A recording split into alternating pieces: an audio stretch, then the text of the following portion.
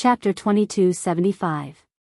The man who spoke was of medium build and dark skin. In the darkness, his eyes shone with a cold light. He was a supporter of the old regime. They wanted to control the city to have more bargaining chips. Now that the entire city was infiltrated by armed forces, they were just waiting for the order to start the war.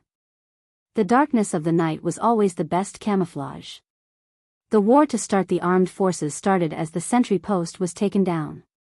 K7 stepped on the brakes slowly. He stared coldly at the flickering fire in front of him. "Is there any other route to take?" he asked V8, who had also noticed the problem. 2 cars passed by them. They continued driving toward the city without noticing anything. V8 shook his head and said in a low voice, "No, we can only continue driving forward." There were only 3 routes to take from the port, but there was no time to go back now. "Keep driving forward." Xianxia, who had just woken up, did not hesitate. He looked at the flickering fire and said calmly, "We have to reach the negotiation point at 6 in the morning." The negotiation was at 7. They had no choice but to drive forward. 10 minutes later, more and more cars turned around. They shouted at the cars that were driving forward, "There are gunshots! There are gunshots! Leave! Leave!" Soon, more and more cars turned around on the road that connected the 2 countries with the most traffic. However, there were also cars that continued to drive forward. When they passed by a car that was parked on the side of the road, Yiqian saw the driver talking on his phone. He was so excited that he did not know what to say. Not long after, the car overtook the car at a high speed and sped toward the city. Most of the cars that were driving forward were city locals. They had families and had to bring them back. The cars that turned around drove very fast. The cars that were driving into the city also drove very fast. This gave K7 the opportunity to speed up and shorten the estimated time to reach the city. The gunshots were especially intense near the edge of the city. As a bomb landed, a huge fire rose from the center of the city with a boom. The entire city was in chaos. Countless civilians who were affected by the gunfire and artillery hurriedly packed up their clothes and rushed out of their homes with the only money they had. As for the civilians who were far away from the war zone, their eyes were wide open. Their families gathered together with their palms together, praying for the war to end quickly and for their families to be safe.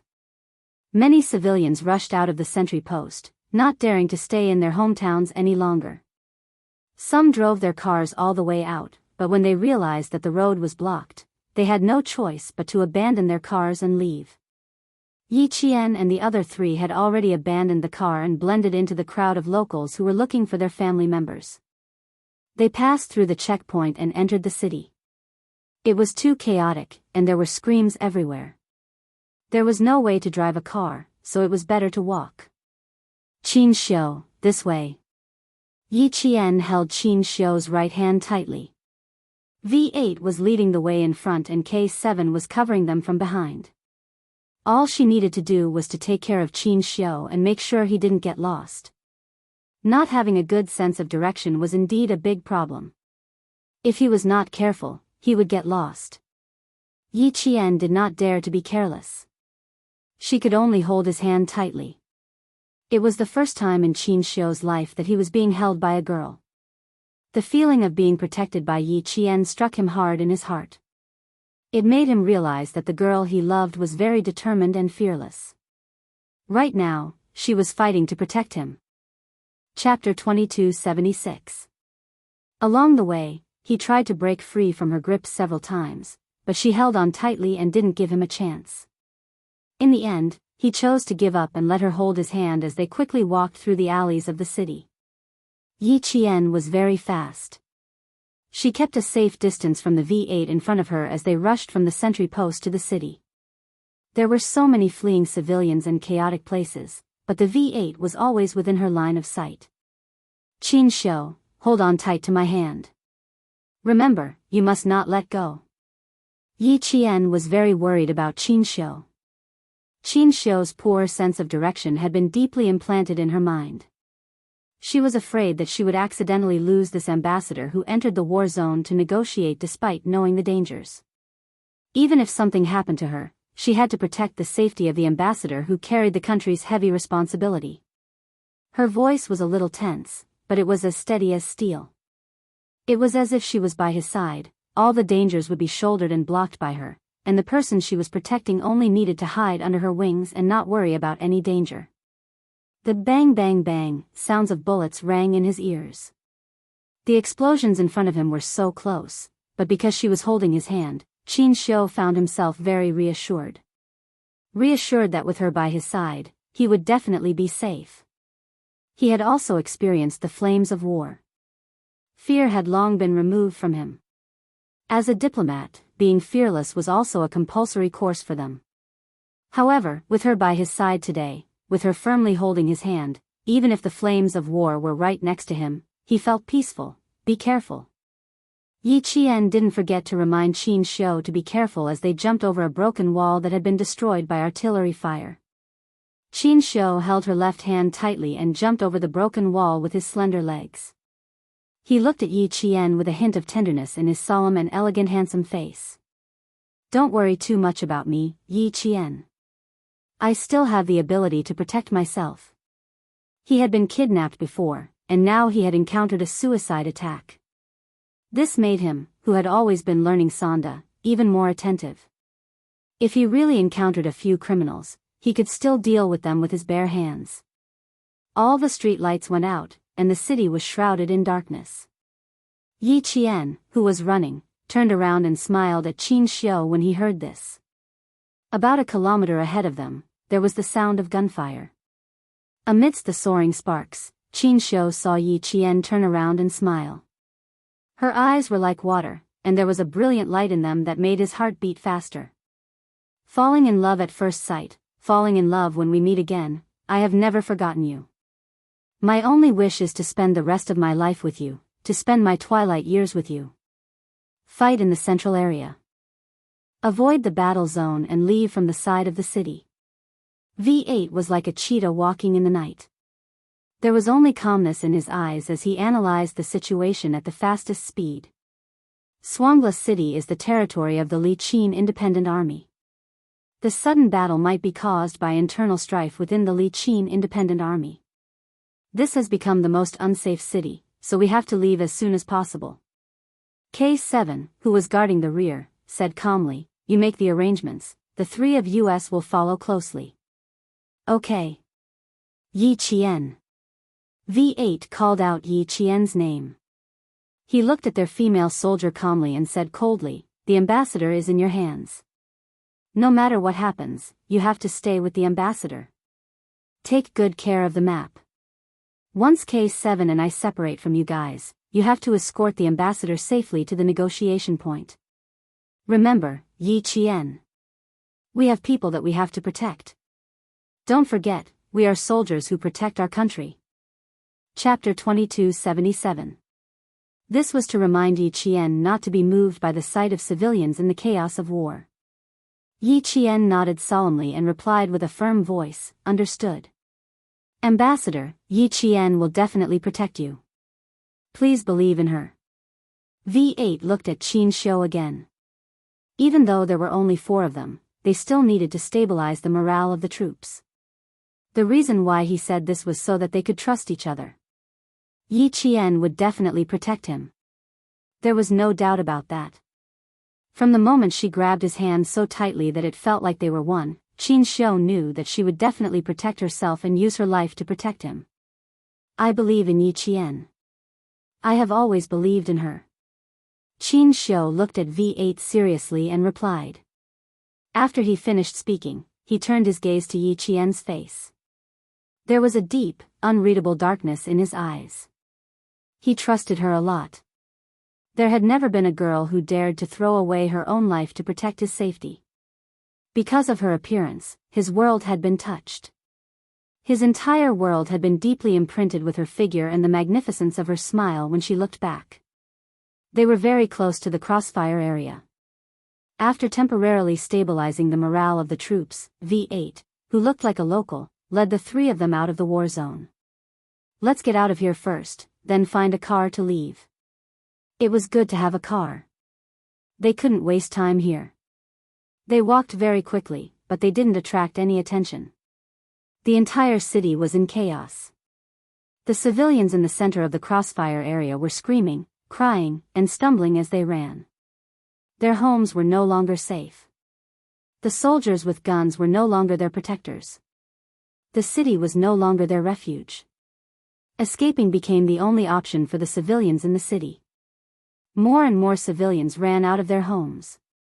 The language of the neighboring country turned into a mournful tide. More and more people screamed, making more and more people feel hopeless. Who can save us? Who can save us? God, please save us. A middle-aged woman from the neighboring country who believed in Christianity hugged her child and cried as she ran into the crowd.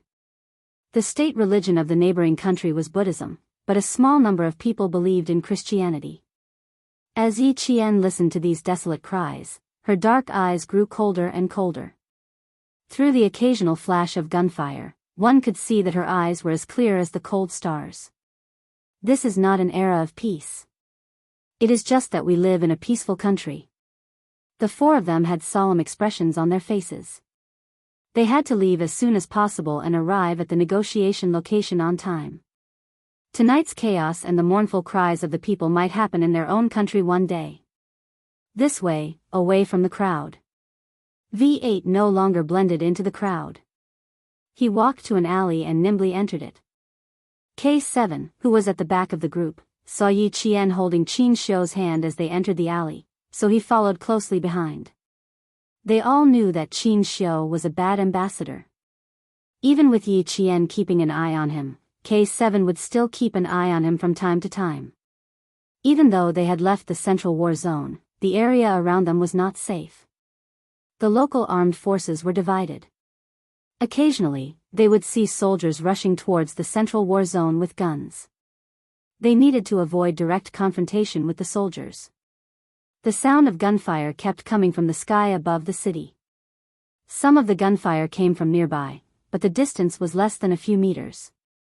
The city in the neighboring country was not a large one. The roads were narrow, and small houses could be seen everywhere.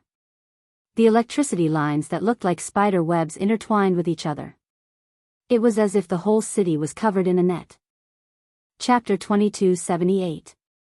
The smell of gunpowder thickened in the air, and the sound of bullets and cannons became more intense. Rushing out of the alley, the four ran into about 10 civilians who were running for their lives. They screamed and ran toward them, and it made the four's eyes turn even colder. This way, follow me. The alley was like a maze, and V8 was like the maze's owner, always able to find the right exit in the shortest time possible. Someone's coming. In the dark, Yi Qian heard several panicked footsteps coming from behind them.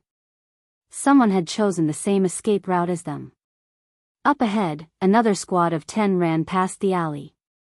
V8 covered the mouth of a 13 or 14-year-old girl tightly, stopping her screams in her throat. All that could be heard was her muffled moans. Next to K7 was a middle-aged couple carrying a child, and behind them was an old man in his 60s.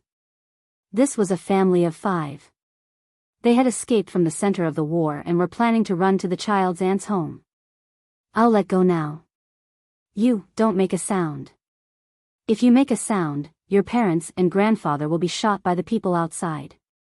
Do you understand? V8 used the local language to communicate with the girl. On the count of 1, 2, 3, let go. The girl, whose eyes widened from fear, nodded in a panic to show that she understood. V8 let go, and she covered her mouth. In the dark, the girl's bright eyes were filled with heart-wrenching fear. She was afraid, but she was responsible for scouting the way and protecting the family. It was only then that Yi Jian noticed that the middle-aged couple, each carrying a child, were unable to walk. Their legs were crippled. Can you take us with you? Can you take us with you? The old man in his 60s said with a trembling voice, if that's not possible, can you take the 3 children with you? Is that okay? The middle-aged couple's eyes were filled with hope. They stared at the 4 people who had saved them with tears. The appearance of Yi Qian's group made them feel safe. V8 looked at the two children who were still in his arms. They were about 4 or 5 years old, young, and crippled. V8 sighed softly. I'm sorry, but we can't take you with us. You'd better find a place to hide. I suggest you don't cross the city. If people run into you, they might shoot you. For your safety, you'd better find a place to hide. They had to refuse. Once they agreed, they would be a burden on their journey. They were not there to represent themselves, and they could not be heroes. The reason they were taking the risk to enter a neighboring country was because the country's border and the safety of its citizens were at stake. There was no choice. V8's answer extinguished all the hope in the eyes of the old man's family. The girl bit her lower lip and gently bowed to V8 with her palms pressed together to show that she had just saved them. It was the first time that Yi Jian had met a civilian who asked her for help during a war. She chose to put national affairs first and turned her head away to avoid making eye contact with the girl. But at least, K7 said softly in English. He then took out his dagger and pried open the lock on the door behind him. Chapter 2279. V8 glanced at them and said to the family of 5, hide here for now. We'll talk again when the sun comes up. At least you're not in danger for now. Thank you, thank you. The old man was the first to express his gratitude. He was very sincere and bowed deeply to express his gratitude. This was the best arrangement for both sides. Whether the family of 5 could escape the flames of war was no longer Yi Qian's concern. They still had their own missions to complete. This small episode didn't affect them much, but it gave Yi Qian a deep understanding of the cruelty of war.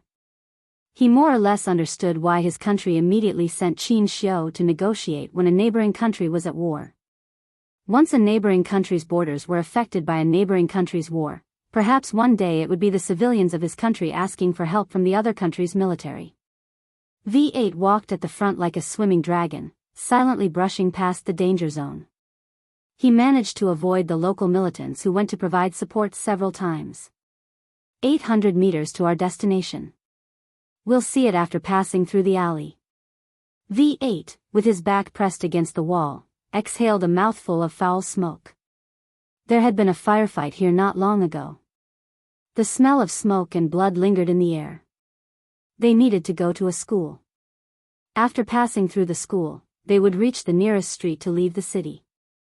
Yi Qian had already loaded his gun and was ready to fire at any moment. Her hand was tightly gripping Xianxia's hand and didn't let go for even a second.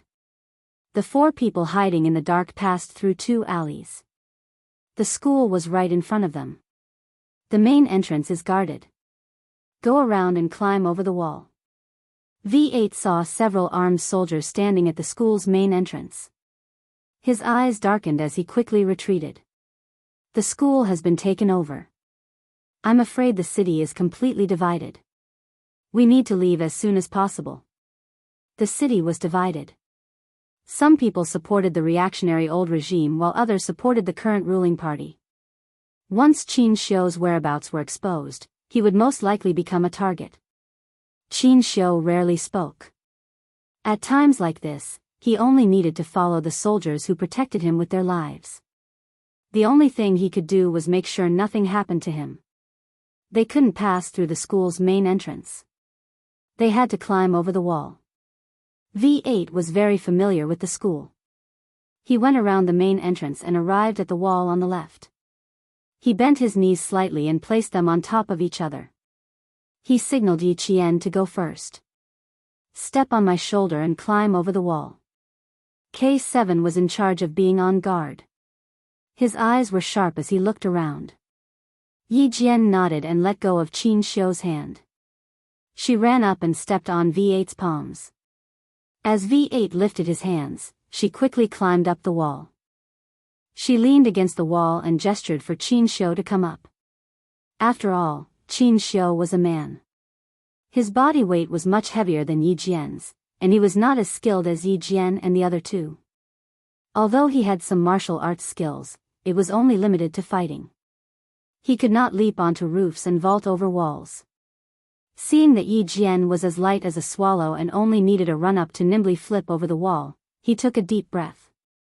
He could only step on the V8's knee and extend his hand to Yi Jian.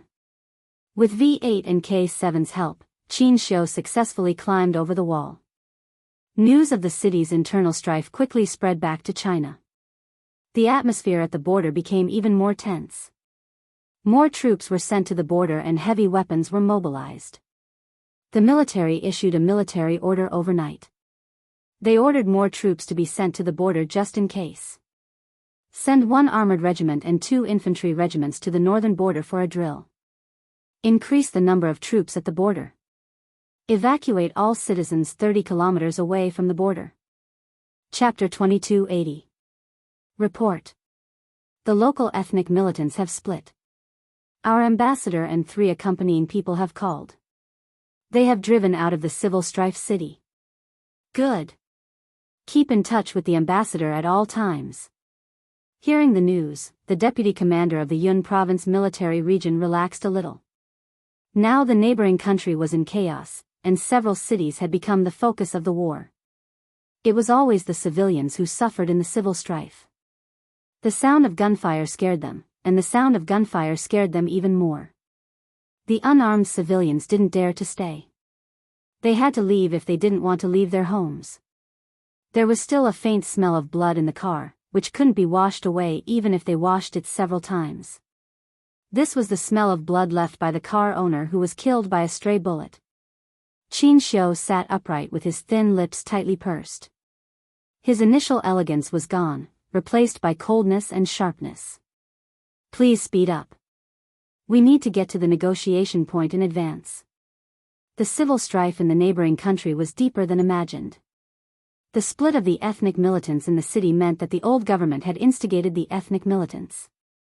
Once the war broke out, the border of our country would definitely be in chaos. Instigated without warning.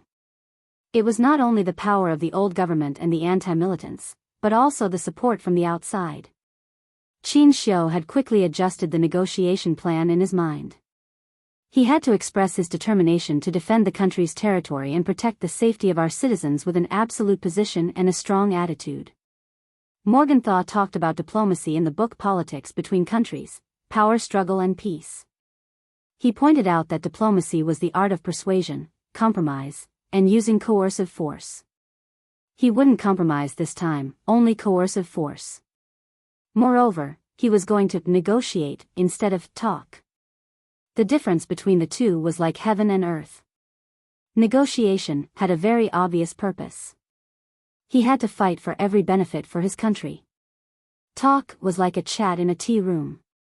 No matter the result or other gains, the whole process was to understand and find out what other people thought. The former was clear, while the latter was vague. Halfway through, the Ministry of Foreign Affairs called and once again clarified the purpose of the negotiation. This is a political negotiation, which involves the homeland security of our country and the safety of our citizens. We hope that the neighboring countries can sit down and negotiate with each other first to achieve mutual understanding and understanding. Our country doesn't participate in the politics of other countries, so we will always adhere to the idea of peace. The neighboring countries must fight with each other and ensure the peace of our borders. If you disturb the peace of our borders, our country will take necessary protective measures when necessary. When the Minister of Foreign Affairs said this, Xianxia turned on the speakerphone, the only phone that could be used to communicate with China, so that the 3 people in the car could hear it clearly. Xianxia was in charge of the whole negotiation, and the 3 of them swore to protect Xianxia with their lives. At 2:00 in the morning, the car with bullet holes on the door finally arrived at the negotiation location on time. Someone had already come to pick them up. Yi Qian saw another familiar comrade. J5. He winked at Yi Qian quietly, and then shook hands with Xianxia with a serious expression. Let's go in first. I'm afraid there might be some changes in the negotiation. A deputy commander came to us 10 minutes before you and only asked if you were here. He didn't tell us the details. There was a change in the negotiation? Xianxia, whose face suddenly darkened, walked with a swift and fierce wind, and the corners of his suit fluttered even though there was no wind. At this moment, as a diplomat, Xianxia attracted everyone's attention. Chapter 2281. Yi Jian followed closely behind him. Xianxia walked quickly and hurriedly. He was calm even in the war zone. When he reached the top of the stairs, he moved his long legs and took 3 steps with each step. He entered the 3-story building that was temporarily controlled by the Chinese soldiers as fast as he could. In the car, Xianxia had already tidied up his clothes. His bow tie was carefully tied and his collar was meticulously smoothed. His black suit jacket was so smooth that it looked like it had been ironed. There was no panic, only calmness. Only then did Yi Qian remember that Xianxia had been running with his suit jacket hanging in the crook of his arm. So when he appeared at the meeting point, his neat clothes made him look even more composed. A diplomat represented the country. The details of his attire and appearance had to be meticulous. Just like a soldier, he gave people a sense of calmness and inviolability. As a diplomat, Xianxia had done everything perfectly from the very beginning. He walked very quickly. His shiny and dust-free leather shoes stepped on the wooden floor, making thump-thump sounds. When he reached the 2nd floor and approached the room where someone was waiting, Xianxia slowed down his footsteps and adjusted his already slow breathing. Then, he turned around and said to Yi Jian, "Is there anything wrong?" He was asking if his attire was messed up. Yi Qian looked quickly and finally pointed at his bow tie. "It's a little crooked to the left. Just straighten it." Yi Qian straightened his bow tie with his fair, slender fingers, then straightened his collar and tugged at the hem of his shirt. Looking at him up close, Yi Qian was full of respect for his details.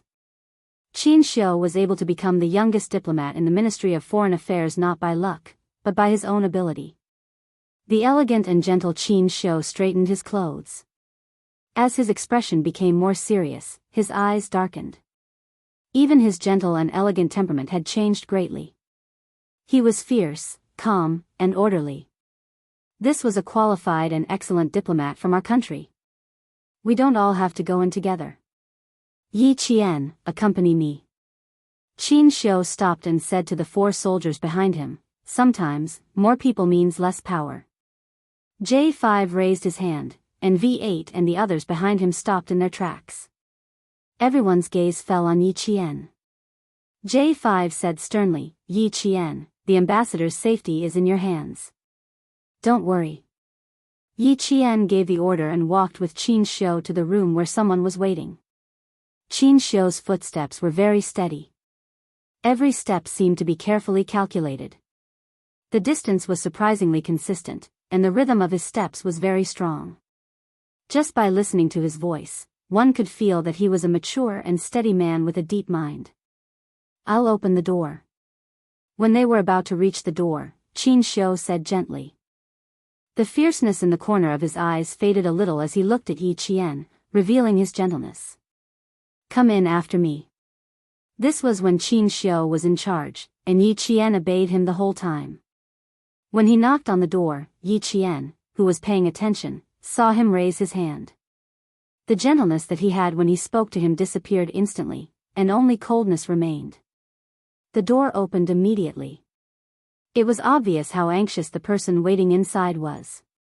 Inside was a middle-aged man in a khaki military uniform. When he saw Xianxia standing at the door, the anxious middle-aged man's eyes lit up. "You're the ambassador sent by China, right?" He spoke fluent Mandarin and was the deputy commander of the Democratic Alliance Army in the 2nd Special District of the neighboring country. "I've received news that the old regime has no intention of negotiating. Mr. Ambassador, for your safety, the commander and I suggest canceling the negotiation at 7 in the morning." This news was undoubtedly a bomb dropped on the already turbulent waters. Chapter 2282. Xianxia sat down without a trace of emotion in his eyes.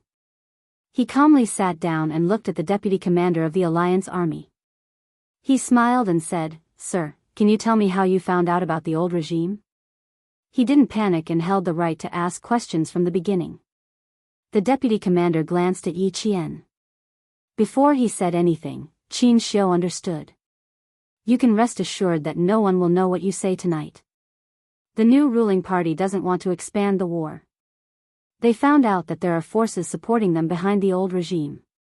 The new ruling party hopes that your country will continue to remain neutral. Our two countries have been on good terms for decades. The leader of the new regime hopes that our two countries can maintain friendly relations. The deputy commander spoke very sincerely, but Yi Qian secretly clenched his fists. Continue to remain neutral? Does this mean that the neighboring country hopes that our country can tolerate it even if it endangers our country's territory? They hope that our two countries can maintain friendly relations. This is a threat.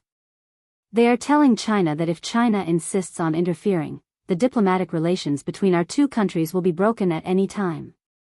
He spoke sincerely, but he couldn't hide his contempt for China. A weak country has no status, and a weak country has no dignity. The bandit logic of falling behind constantly reminds us that if we don't want to be beaten, have no status, and have no dignity, we have to constantly strive for self-improvement. As a soldier, Yi Qian lowered his eyes slightly to hide the anger in his eyes. Xianxia, he must turn his words into a slap and ruthlessly slap the other party's face. He must tell them that China is no longer the same as before. The deputy commander's words seemed sincere, but he didn't realize it himself. Xianxia could naturally hear it and understand the other party's intentions. During a negotiation, the negotiator had to keep a cool head. They couldn't hand their emotions over to the other party just because of a few words. Instead, they had to keep a clear mind and immediately understand why the other party said those words, and what the other party meant by those words. As the youngest diplomat in the Ministry of Foreign Affairs, Xianxia's gaze was firm. He calmly said, "I can tell you very clearly that our country has always adhered to the policy of governing the country peacefully. We don't participate in the political affairs of any other country. However, this time your country's intentions are sinister. It's impossible for our country to not express ourselves and not appear. Your country has already pointed its sword at our territory.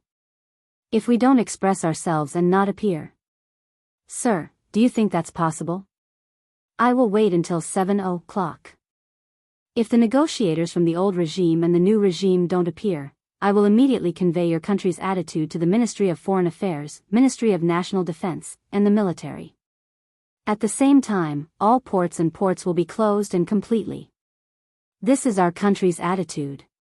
According to the original schedule, 7. I hope, if the negotiators from your country, the negotiations will unconditionally. And our country will immediately take necessary measures to maintain the stability of our borders. The Deputy Commander of the 2nd Special Administrative Region Deputy of the 2nd Special Administrative Region of the 2nd Special Administrative Region Regions. It's at the same time, the Deputy Commander of the 2nd Special Administrative Region was helping him. And the Deputy to the OVs, to the 2nd Special Districts, to the OV, to help, to the Qin. Ts have a S's. Twos to negotiate Zion the domineering Xianxia's every word had a certain degree of intimidation, but he did not suppress it all the way. Instead, he first asked questions with the other party's attitude. While expressing their country's position, he did not forget to tell the deputy commander that their country's position was to protect their homeland from being invaded. Chapter 2283. Maintaining a good relationship with your negotiating partner was a key point in diplomatic negotiations. The deputy commander raised his hand to wipe the sweat off his forehead. In his heart, he was cursing the old regime. However, he also felt that it was not appropriate for him to come here. There was no way he could convince the Chinese ambassador to turn a blind eye to the flames of war in his country. Before he left, one of the leaders of the new regime had told him in a very disdainful tone, "China has always been weak. As long as our attitude is firm, they will endure unconditionally like before. You can tell him directly that our artillery might accidentally land in China's territory, but we didn't mean to offend them. Please remind the Chinese side to evacuate the Chinese residents at the border who might be affected by the artillery to a safe area. China has always been the weak side in diplomacy. Just take the attack on the residents last year as an accidental explosion to resolve such a major incident. As for China, no matter how angry they can only suppress the anger in their heart. China insists on governing the country peacefully. We don't want the two countries to go to war, and we don't want to go back to the era where we can't even fill our stomachs. In the face of artillery fire that accidentally entered our territory, China can only choose to endure now. The deputy commander thought of the leader's words and cursed him countless times in his heart. What do you mean China will be the same as before? Bullshit. Influenced, he also thought this way before he came. He thought that as long as they said a few words and told the Chinese ambassador that they would not attack the Chinese ambassador, the matter would be resolved. Who knew that the Chinese ambassador's attitude was firm, and the calmness he showed made him wonder if the other side had already made arrangements. Everyone wanted to govern the country peacefully. No one wanted war. Everyone was afraid that a war would cause the country's strength to decline, let alone internal strife. Once other countries suddenly interfered, then it would no longer be internal strife within the country, but internal and external troubles. The Chinese side's strength made the deputy commander know that the leaders of the new regime's plan had failed. It was impossible to move the fire of war outward and protect the city from destruction. This was a whimsical idea. Ambassador, we are indeed very sincere. We just hope that the Chinese side will continue to maintain the original attitude of watching. We really don't need any special expressions from the Chinese side. The deputy commander of the 2nd SAR, who also came with a heavy responsibility, couldn't help but lower his posture a little. Our 2nd SAR has always been pro-China. That's why I risked being assassinated by the old regime tonight to communicate with the Chinese side in advance. I hope that the Chinese side can consider our proposal. Consider our proposal? The corners of Xianxia's mouth lifted slightly, revealing a faint smile. The color of his black eyes deepened with the faint smile, almost turning dark and containing a bit of sharpness. Your country has chosen to go against the flow, but you still want our country to continue to abide by the peace treaty.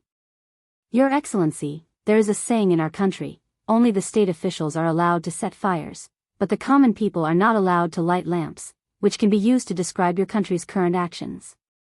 Our country has always adhered to the policy of peace. Our country is benevolent and righteous, and we do not like to destroy the friendship between the two countries. However, this does not mean that our country is giving in. Please do not take our attitude as giving in. The flames of war have already risen and spread to the borders of our country. Continuing to maintain the original attitude of watching is just your country's imagination. The sanctity of our country cannot be violated. This is our country's only attitude. It's getting late. Deputy Commander, you should go back as soon as possible and truthfully convey our attitude to your country's leaders. Chapter 2284. Xianxia stood up with a smile in his eyes. His posture was stern, but he still had the demeanor of a great country.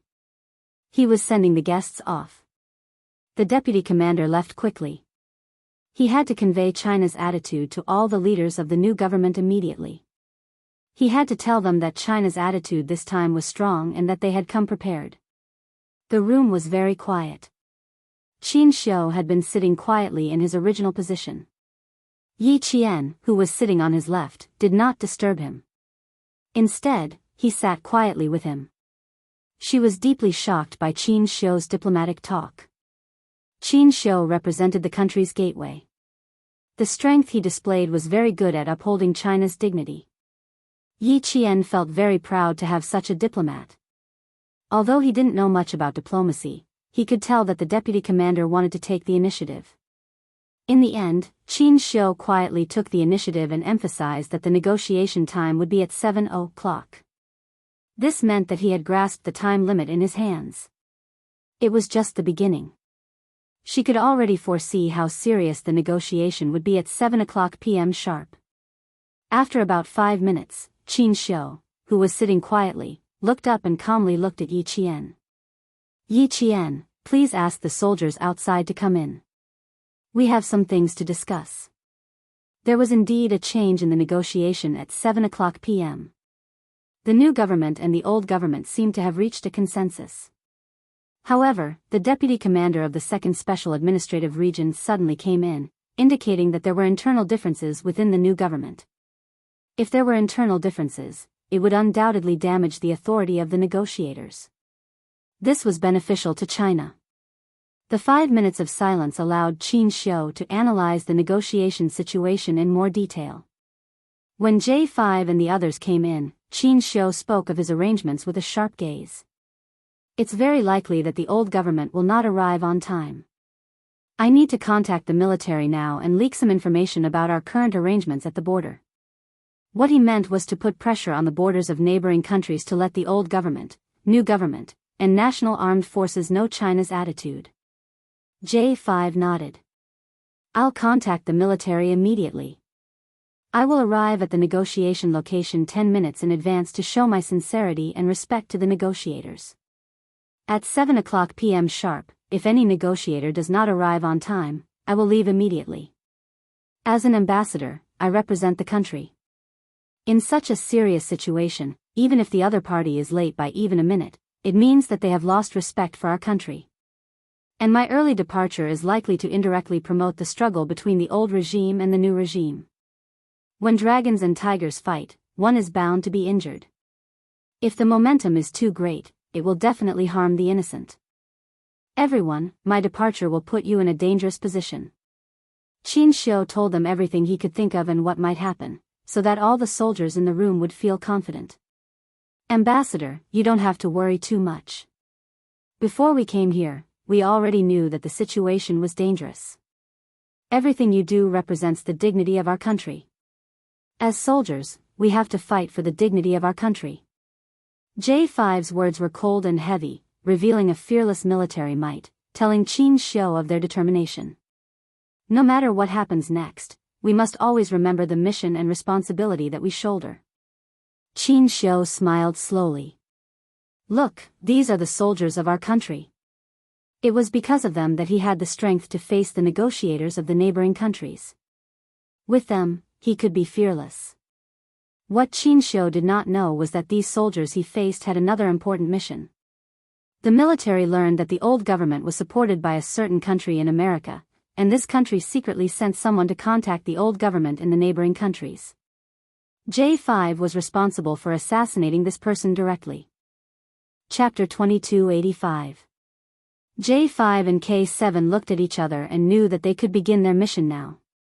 They could tell from Xianxia's words that the negotiation would not go smoothly at 7:00 in the morning. China did not interfere with the politics of other countries.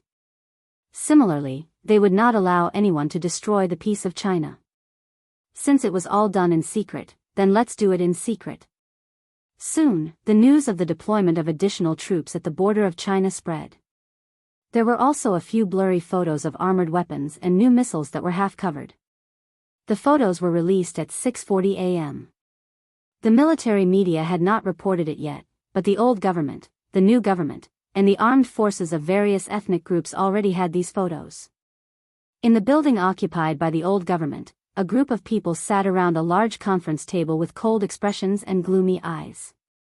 One of the leaders sitting at the head of the table had a dark expression on his face. He threw a few photos on the table and said angrily, "What do you think is our attitude? Do you see it? New missiles, armored weapons, they are all here. What else do you have to say? In Chinese terms, you are a group of frogs in a well. China is weak? Can only endure? Can only swallow this humiliation? Do you see it? These are the surface-to-air missiles that China used during last year's celebration. If a few missiles come, you will all be finished. China says it is a drill. Do you believe that this is a drill? Missiles, tanks, armored weapons, 3 regiments, thousands of people suddenly appeared in a drill. Do you think this is a drill?" The leader was so angry that he slammed the table. The people sitting below all held their breaths and endured the anger silently. The ambassador sent by China told the new government that if he does not see any negotiators at 7:00 sharp, he will leave on time. "Commander-in-Chief, why don't we wait a little longer? If the Chinese ambassador does not leave at 7:00 sharp, we can send someone over immediately." "That's right, Commander-in-Chief. The Chinese ambassador and the others are used to waiting. Since they are used to waiting, let him wait a little longer this time. They want to use a drill to intimidate us. Ha, China is not a Western country. We can let him wait." Our negotiators are leaving now and will arrive at around 7:20 a.m. Call them first and say that there is an emergency that needs to be dealt with immediately.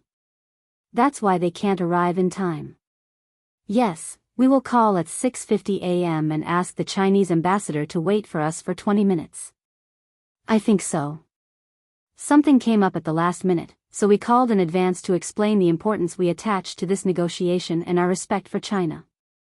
At 6:50 p.m., Xianxia arrived at the negotiation site. At 6:51 p.m., Old Zheng called, saying that there was an urgent matter that needed to be dealt with. He hoped that the Chinese ambassador would understand. He asked the Chinese ambassador to wait for 20 minutes. They would arrive at 7:20 p.m. on time. The call from the old regime made the negotiators of the New Deal and the National Armed Forces heave a sigh of relief. It wasn't that the negotiators of the old regime didn't want to come, but something came up at the last minute and couldn't arrive on time. I'm very sorry, Ambassador. Please wait for another 20 minutes. The negotiators from the old regime will definitely arrive. We are very grateful for the Chinese side's understanding and support. We hope that the Chinese side can forgive us for this hurried meeting. Sometimes, there are some things that can't be avoided. We can only do our best. The negotiators of the old government did not arrive on time. The negotiators of the two sides had already expressed their goodwill to Xianxia and China, hoping that China would continue to support the neighboring countries and jointly maintain the stability of the border between the two countries. Chapter 2286. Before the official time, Yi Qian, who had come in with him, knew that the informal negotiations had already begun. They were facing a pincer attack from two foreign ambassadors from two neighboring countries. They were trying to make things difficult for Xianxia by saying that the two countries should work together for peaceful development. They were even trying to use peace to force Xianxia to agree with them before he even entered the formal negotiations. Yi Qian's expression was calm, but there was anger under it. Now that Yi Qian was facing difficulties, especially those who were trying to make things difficult for him, the more difficult it was for Yi Qian. His expression was as calm as a mirror, without the slightest ripple. Right now, this was Xianxia's home ground. She was only there to ensure his safety. It was up to Xianxia to deal with the difficulties of the foreign negotiators. For some reason, Xianxia's behavior outside seemed to have reassured everyone. J5 and K7, who were guarding outside, were not worried at all. Yi Qian and V8, who were accompanying him inside, were not nervous at all. They believed that Xianxia could handle everything well. Since the Ministry of Foreign Affairs had only sent Xianxia, and only the youngest ambassador in the entire Ministry of Foreign Affairs, wasn't this a strong declaration to the outside world? There was no need to send an experienced ambassador. Our country's young ambassador could fight a group of heroes. Xianxia could indeed fight a group of heroes. Right now, he was no longer an individual, but an ambassador representing his country.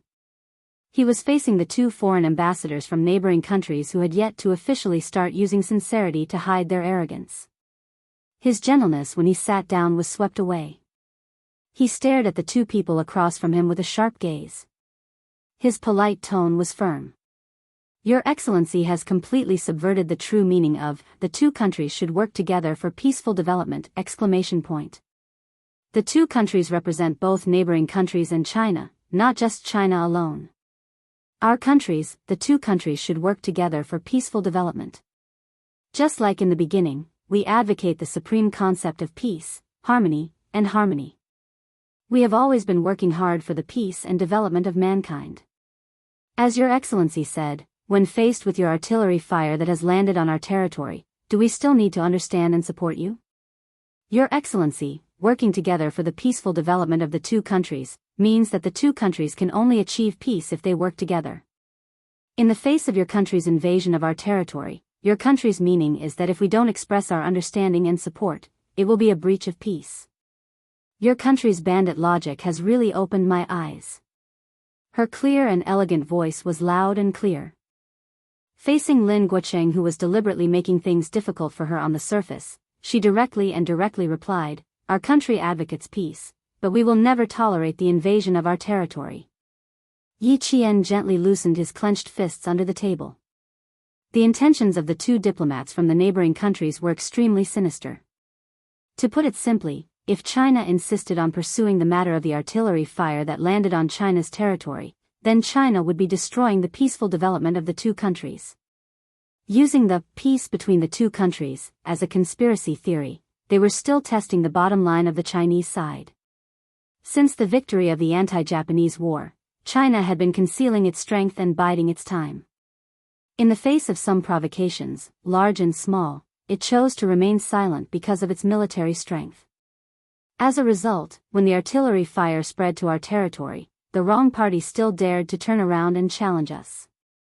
Today, China's military strength had made a breakthrough, and it had developed high-end weapons on its own. Xianxia's strength was to tell the neighboring countries not to take China's, concealing its strength and biding its time, as a step back. The two diplomats from the neighboring countries were indeed shocked. Before this, they had never thought that China would be so strong. It was even several times stronger than last night. Chapter 2287. Last night, the deputy commander of the 2nd Special Administrative Region conveyed Xianxia's attitude. The leaders of the New Deal and the leaders of the Allied forces quickly convened an emergency meeting to discuss countermeasures. In order to suppress Xianxia's strength, the two of them used the excuse of disrupting peaceful development to make the Chinese side have no choice but to agree to their proposal. Unexpectedly, when they launched their attack, the Chinese ambassador's momentum was so strong that it shocked them so much that their backs were covered in sweat. The Chinese ambassador misunderstood.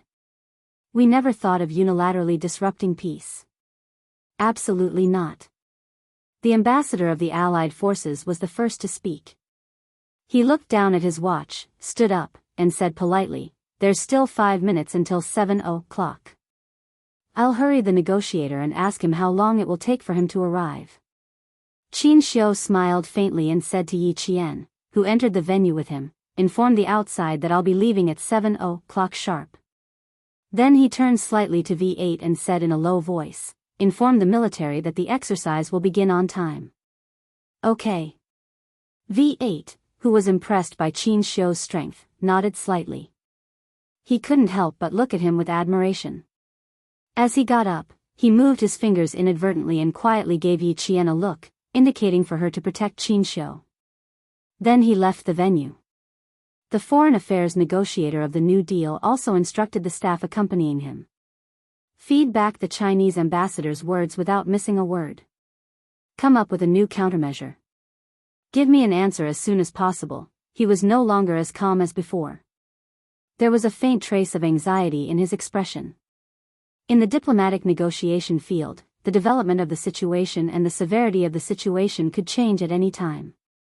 The neighboring countries took the initiative to launch an attack on Xianxia's side with the reason of peaceful development together. As soon as Xianxia's side relaxed a little, the neighboring countries would move forward to attack. Xianxia didn't give them a chance, which was equivalent to blocking their reasons. The neighboring countries couldn't do anything if they didn't get a response. Naturally, they would feel anxious. The sweat on their backs was the first sign of their momentum beginning to weaken. Yi Qian cheered for Xianxia and felt even more proud. There were outstanding diplomats like Xianxia, who fought for the interests of the country, and excellent soldiers like Captain Xia, who protected the country when it was invaded.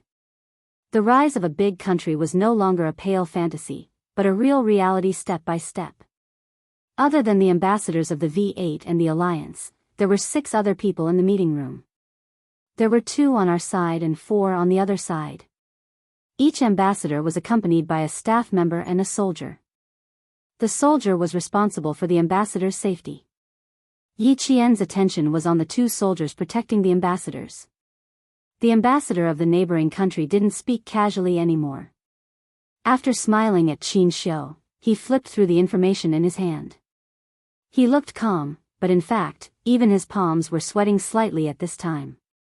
He was a little worried about how the diplomatic negotiators of the Alliance army would communicate with the negotiators of the old government. The old government was influenced by Roy Lila. Their central thinking was quite extreme. They were the only ones who could betray others, but others couldn't betray them. He didn't know if there would be any changes in the future, but the situation at hand wasn't good. The unprecedented strength of the Chinese side came at the wrong time. It messed up all their plans. So much so that the secret agreement between them and the old government would be changed again.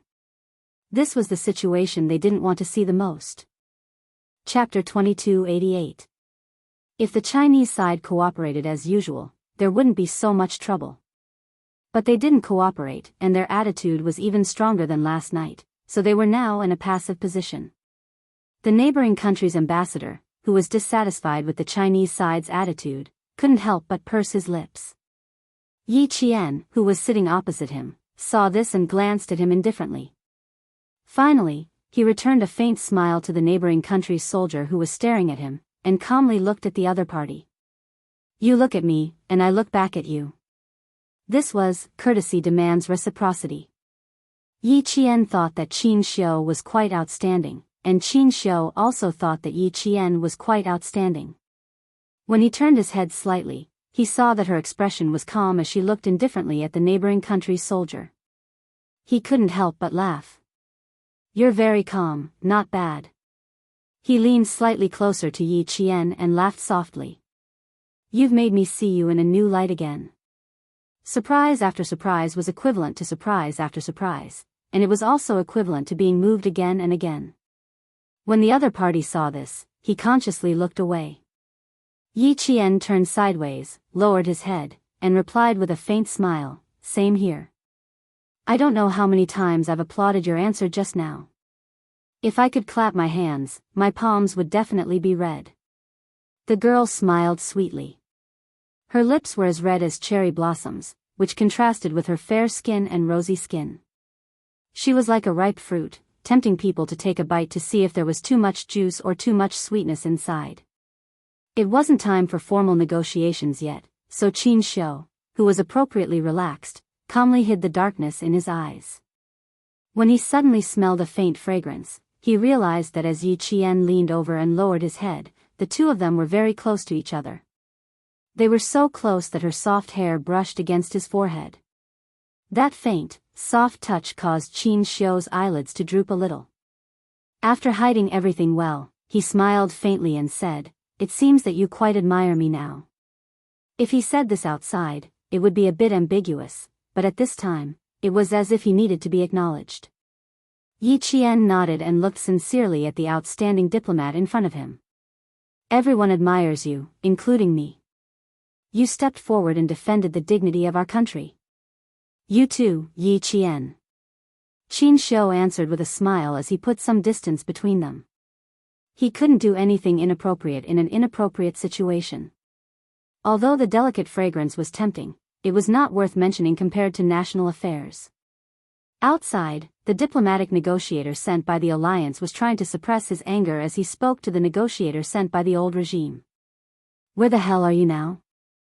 The Chinese ambassador won't budge an inch, and the time will be completely according to the agreed 7 o'clock. Your delay is the most foolish behavior. There are still 2 minutes left before 7 o'clock. If you don't show up immediately, you don't have to come again. No one will wait for you here. You will also pay the price for your foolish actions. The old regime's diplomatic negotiations were still in the car. He didn't dare to be too careless when he entered the new regime's territory. There were a total of 4 cars, but he didn't sit in the most luxurious car in front. Instead, he sat in the staff car in the back to avoid being targeted by the new regime snipers. Hearing this, he snorted softly. The Chinese side's attitude suddenly became strong because you are weak. Do you still need to be afraid of a country that doesn't dare to do anything? Peace, peace. Tell the Chinese side that they hope for peace between the two countries. It's best to cooperate. Chapter 2289. There was nothing to be afraid of. Commander Ruolila had the support of Western hegemonic countries behind him. There was no need to be afraid of a country that didn't even have much international standing. Moreover, it was the new government that was in charge of foreign affairs. If anything happened, the new government would be responsible for it. It had nothing to do with Commander Ruolila. Was the Chinese really not going to cooperate? Ha! With Commander Ruolila's methods, the Chinese ambassador wouldn't be able to leave easily. The old regime's diplomatic negotiator's indifference made the alliance's diplomatic negotiator very angry. There's 1 minute left until 7. If you don't show up, this negotiation will be terminated. If Commander Ruolila doesn't terminate the negotiation, no one will. Tell the Chinese ambassador that I'll be there at 7:20. Since you want to cooperate with the old regime, now is the time to show your sincerity. The old regime's diplomatic negotiator was firm in his words. After he finished speaking, he unilaterally ended the communication. The alliance's diplomatic negotiator was offended. His face turned green and white. There was obvious anger in his eyes. Seeing that there was less than a minute left, he could only jog back to the meeting. There were 40 seconds left until 7. J5 looked down at the change in the time and maintained contact with China. No one from Commander Ruolila's side has appeared. Our military exercise, the countdown began. 10, 9, 8, 7, 6, 5, 4, 3, 2. J5's deep voice suddenly sounded like a sharp sword being unsheathed. With a murderous aura, he said, begin the exercise. At 7 o'clock sharp, if either side of the negotiation didn't show up on time, the Chinese military exercise would coordinate with Xianxia's time and immediately begin the large firepower mountain attack exercise. China had always been benevolent, especially in the international community. It would never do anything that would endanger the friendship between the two countries. China had always abided by international treaties and never violated the terms of the treaties. It had always prohibited everything and worked hard to promote world peace and development. Then, the neighboring countries and even other countries interpreted China's attitude as forbearance, concession, and cowardice. The mortar fired by the neighboring country that fell into China's territory was actually a test to see how far China would go. Xianxia wouldn't allow the neighboring countries to continue testing. China wouldn't allow this kind of testing with contempt. Yi Qian and V8 received Xianxia's order and immediately prepared for everything. He stood up with an imposing aura and said coldly to the negotiator, "Sorry, time is up. Our negotiation has failed. I am very sorry that Commander Herrera does not wish to contribute to the stability of the border between our two countries. I hope that your country can solve its internal problems for the time being and not endanger our borders. Please wait, Mr. Ambassador." When the New Deal ambassador saw this, his expression suddenly changed. The staff he had just sent to ask for instructions from the higher-ups had not returned yet, and the Chinese ambassador had left without even staying for a minute. "Mr. Ambassador." The ambassador of the Alliance Army pushed the door open and entered. He suppressed his anger and said sincerely, "Mr. Ambassador, please wait for another 20 minutes. The representative sent by Commander Rila will be here soon." "Mr. Ambassador, please wait for another 20 minutes. Why don't we go to the banquet room and have a glass of champagne first?" When the two sides saw that Xianxia really stood up and left, the negotiators of the new policy couldn't help but stand up. They didn't expect that the Chinese side would suddenly stop making concessions and become so aggressive. For a moment, they panicked. One of them walked around the conference table and hurried over, while the other stood at the door, trying to persuade Xianxia to stay. Chapter 2290. The two soldiers who were in charge of protecting the neighboring countries' negotiations strode over and stared at Xianxia. They were very rude. The rudeness of the neighboring country's soldiers made Yi Qian's eyes darken. She stepped out from behind Xianxia and swept away her previous calmness. Her dark eyes were filled with a murderous aura. Her gaze was like a bullet as it swept straight towards the two soldiers who were rude to Xianxia. She didn't walk in front of Xianxia but stood side by side with him. She didn't block Xianxia's fierce aura and also let the other party know that she wasn't an ordinary staff member. The two neighboring countries' soldiers probably didn't expect that the Chinese woman who had been silent all this time, who looked delicate and didn't even have a sense of existence, would suddenly have a big change in her aura. She was like a general who had returned from the battlefield bathed in blood. The bloody and murderous aura made the two neighboring countries' soldiers' pupils contract slightly. They ignored this Chinese woman. She wasn't an accompanying staff member at all, but a Chinese female soldier. Moreover, she was a Chinese female soldier whose hands were stained with human lives. Her gaze was like a bullet passing by, bringing with it a sharpness that made the cerebral cortex tense. The two neighboring countries' soldiers' right hands couldn't help but slowly reach for their waists. Yi Qian said to Xianxia, "You go first. They are outside." V8 went out and didn't come in. He was standing at the door to support Xianxia. When he got up, his fingers moved inadvertently. This was a secret gesture to Yi Qian, indicating that he was in charge of the outside and she was in charge of the inside. Hearing her words, Xianxia didn't seem to notice the sudden hostile atmosphere in front of him. He nodded indifferently and calmly walked towards the door. Xianxia had already shown the neighboring country's ambassador the strength that couldn't be offended. At this time, Xianxia's indifferent gaze swept over, emitting a sense of oppression that made the Alliance Army's negotiation ambassador who was blocking the door a little tense. "Mr. Ambassador, you'd better," seeing that Xianxia was about to walk out of the door, the ambassador of the Alliance Army was unwilling to give up and wanted to persuade him to stop again. However, Xianxia, whose handsome face was cold, walked past him without even looking at him. When the New Deal ambassador saw that there was no way to stop Xianxia from leaving, he couldn't help but chase after him anxiously. Yi Qian stopped him and said politely, "Your Excellency, please wait. This is not a problem with our country. It's just that some people are not cooperating. Our ambassador's intentions are very clear.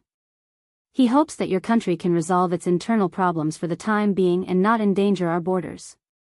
With Yi Qian blocking the way, the V8 escorted Xianxia out. Yi Qian's appearance made the two soldiers from the neighboring country tense up instantly. Their right hands were already touching their waists, as if they were going to pull out their guns and force them to stay in the next second. For a second, the ambassador from the neighboring country's new government did have such an idea in his mind, but he suppressed it. Because it was not a small matter to pull out their guns and force an ambassador to stay. China's attitude was already very strong. If they still forced the Chinese ambassador to stay, a few surface-to-air missiles would land on them. In the end, the New Deal would be at a disadvantage. The New Deal only wanted to democratize the North. They absolutely could not have a conflict with China. Yi Qian quickly caught up with Xianxia with a cold expression and said in a low voice, "They wanted to pull out their guns just now. We have to leave here as soon as possible. You escort the ambassador out first. I'll cover the rear." The V8 immediately arranged and stayed a few steps behind in case something unexpected happened. He could stall for time for Yi Qian and Xianxia to leave. Chapter 2291. Xianxia walked out of the conference hall with a warm expression. He still had a smile on his face. The New Deal and the Alliance Army don't have the guts to do that, but... His smile instantly turned sharp, and even his voice was much tighter. But the old regime's Ruilala side might not. The Alliance Army ambassador at the door chased after Xianxia to the door and watched him leave without looking back. He was very anxious. He really left. The ambassador sent by the Chinese side really left. They were used to the Chinese side giving in. They suddenly became so strong. This kind of unprecedented thing happened to them. Things are getting tricky. He returned to the conference hall and spoke to the New Deal ambassador in a deep voice. The Chinese side's attitude will become a stumbling block to our country's democratization. If there is no way to take back the northern land, we will first eliminate Ruilala's group. I will go back and report to the commander-in-chief now. You should report our situation to them. We need to express our position as soon as possible and come up with the next step of the plan to completely eliminate the old regime's Ruilala armed forces. Report the current situation as soon as possible. Otherwise, we will be passive. Hearing this, the New Deal ambassador's eyes flashed with a haze. He said in a deep voice, "Now the old regime is giving us a big problem. I don't know if Ruilala will be able to appease the Chinese side's anger by coming out personally." "You mean?" The Alliance Army ambassador seemed to have guessed something. He frowned and showed a disapproving expression. "No, this is undoubtedly..." Someone hurried in and interrupted the Alliance Army ambassador. It was the staff sent out by the New Deal ambassador who had returned. He looked at the conference hall where the Chinese ambassador was no longer present. He walked over to the New Deal ambassador and said a few words softly. The Alliance Army ambassador saw the New Deal ambassador's frown disappear. The haze on his face also gradually faded. In the end, he even smiled. Could it be that the New Deal leaders have a solution to the current predicament? The Alliance Army ambassador's eyes narrowed. Seeing that the other party was afraid that he would hear, his eyes flashed with a dark light. He simply sat aside and watched coldly. Okay, tell the higher-ups. I know what to do. The New Deal ambassador nodded. The smile on his face deepened. After the staff left, the New Deal ambassador sat back in his chair with a smile. He smiled at the Alliance Army ambassador who had a cold gaze. The higher-ups already have a countermeasure. Did he have a countermeasure? The ambassador sat up straight and asked, "What's the plan?" It's similar to the countermeasure I thought of before. The moment the New Deal negotiator opened his mouth, the Allied Army negotiator on the other side frowned even more. However, the new policy negotiator was very excited. He lowered his voice and said, "If we want to eliminate the old regime and temporarily stabilize the Northlands, this is the best way." The old regime broke the agreement first and offended the Chinese ambassador. It's also the best time for us to send troops to wipe out the old regime. But this is not a very good countermeasure, a countermeasure that will put our country at the heart of the struggle. Did General Wu Wenu of the New Deal military group say anything? I would like to hear what the general has suggested. The ambassador of the Allied forces knew that their commander was close to the Chinese side, and he was opposed to the new policy of playing dirty behind the scenes. However, if General Wu Wenu of the New Deal military group agreed, then the alliance would have nothing to say. At most, they would not participate. Chapter 2292. Before he came, Commander-in-Chief Dan Su had told him that if the negotiations failed, the alliance would not participate. The Northern Territory could be dealt with later. The ambassador laughed and nodded. That's right. General Wu Wenu agreed. He was the one who first proposed the countermeasures here. The Allied Army's diplomatic ambassador's heart sank. Even the military group dared to do this. Did they eat a bear's heart or a leopard's gall? Even if they wanted to achieve national democratization, they shouldn't use such a radical strategy to offend China. Outside, a soldier from the neighboring military group strode into the venue with a cold expression. He met Qin Xiao and Yi Qian face to face and walked straight toward the venue. Then the soldier met V8 who was a few steps behind. Both of them were wearing military uniforms. They nodded to each other as a sign of politeness and left after a brief exchange of glances. The ambassador who was about to leave opened the door of the conference room and met the person from the military group. Seeing the other party's serious expression, his heart sank and he immediately turned back to the conference room. This expression was not a good one. One look at it and one would feel that something was wrong. The Chinese side is 50 kilometers away from our border and is conducting a strong firepower exercise. According to the report, this exercise is an army exercise and there are no air exercises for the time being. However, there are air-launched missiles at our border, so we can't rule out air exercises. The soldier with a cold expression described the current situation at the border to the two negotiators. At the same time, he conveyed the opinions of the two top leaders. Immediately leave the war zone, what? The ambassador who was smiling just now was shocked. He looked at the equally shocked ambassador and asked anxiously, "Did you send someone to keep an eye on them? Is there any other news? Are there any signs of them advancing toward our border?" Now, he was anxious. Two exclamations came from the conference room. V8, who was a few steps behind, had a ruthless sneer in his eyes. You want the Chinese side to continue to remain silent? What a joke. The door of the conference room gradually closed, cutting off the sound of the soldiers of the neighboring country. Yi Jian, who had walked a few meters away, walked beside Qin Xiao. Her pace was a little fast. Now they needed to leave the heavily guarded negotiation point as soon as possible. J5 greeted the three and walked side by side with V8 as they escorted Xianxia out of the building. Outside, the K7 had already opened the door for Xianxia. There was a certain distance between the venue and the outside. Xianxia noticed that Yi Qian's expression was exceptionally cold as a sword. He deliberately slowed down his steps and asked with a smile, "Were you nervous for a few seconds just now?" It referred to whether they were nervous when they pulled out their guns. "A little." Yi Qian pursed his lips and smiled. Then, he asked with some doubt, "Why do I feel like you were referring to something when you said that you wanted Lin Gua to solve the problem internally?" Xianxia, who had a cold expression on his face, stared at Yi Jian for a moment. Then, he smiled and said, "When you stopped the negotiator for the new policy and said those words, I thought you understood my intention. It turns out that you didn't. You were just following along with what I said. I hope that your country can solve its internal problems for the time being and not endanger our border." Yi Qian was indeed following Xianxia's words, but his intentions were unclear. He needed to explain. Chapter 2293. Xianxia walked down the stairs calmly and left calmly.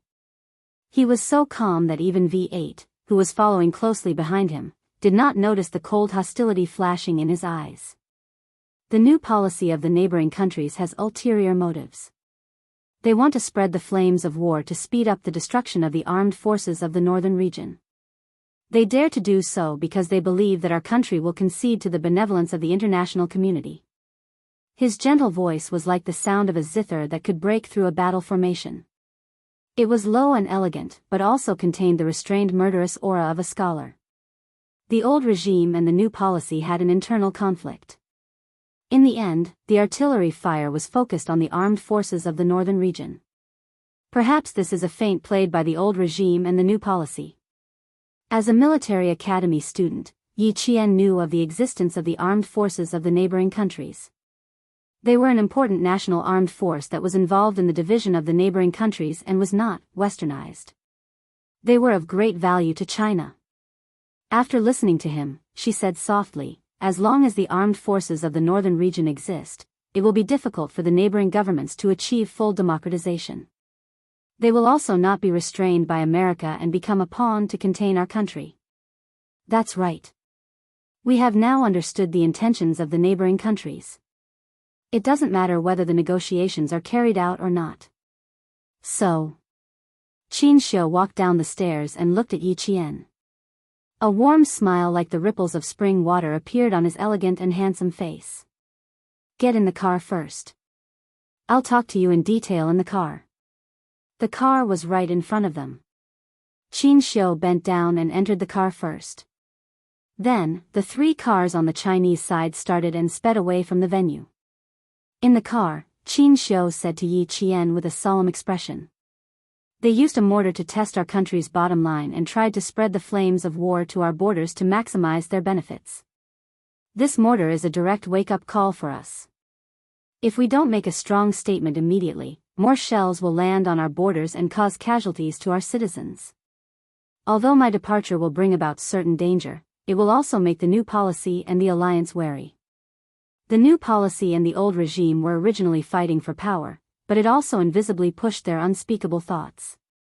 So, I've completed half of my mission." This was an explanation to Yi Qian and the others in the car. It was also a form of consolation.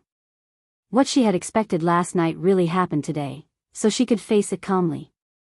What Xianxia said now was the height that Yi Qian lacked. His explanation opened a window that had never been opened before for Yi Qian, broadening her vision. Diplomacy is to deal with countries all over the world. A good diplomat not only has to understand the world, but also has to have a certain understanding of the overall situation and have their own unique views. When it came to diplomatic negotiations, he could immediately analyze the other party's intentions and fight for the benefits that his country should get from the overall situation. Confucius said, "A gentleman is slow in speech, but quick in action." It was indeed not suitable for a diplomat. A diplomat indeed needed to think thrice before speaking, but this thrice had to be done quickly. Otherwise, it would be easy for the other party to take control of the situation. Qin Xiu's words were sharp and sharp. Even if the deputy commander of the 2nd Special Zone of the neighboring country came prepared last night, he could easily face him. However, there were too many twists and turns in this matter that Yi Qian couldn't understand with her 2 lives of experience.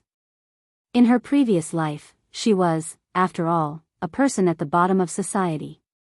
Although she had a good memory and outstanding intelligence, she had been oppressed for too long and had never received a proper education. With her limited vision, how could she understand politics and diplomacy? After Qin Xiu's advice, Yi Qian suddenly felt that the depth of the situation was too deep for her to see through. She had never thought that perhaps the new policy and the old regime were working together to eliminate the armed forces of the Northlands. If that was really the case, wouldn't they really be targeting the Chinese side? Chapter 2294. In that case, Qin Xiu said that he had completed half of his mission. Then what was the other half? Next, let's look at the next steps of the old regime, the new regime, and the alliance army. When 2 regimes fight, one side has to be defeated. Yi Qian asked a question, but Qin Xiu didn't end the topic out of courtesy. Instead, he continued to chat with her with a smile. Now, can you guess which half of my mission is unfinished? Guess the other half of Qin Xiu's mission? Although it was difficult, Yi Qian still thought about it seriously. After a moment of silence, Yi Qian deliberated and replied, I don't know if I'm right. You're waiting for the 2 regimes to fight again and pass on the old regime and the new regime to the Northland ethnic armed forces.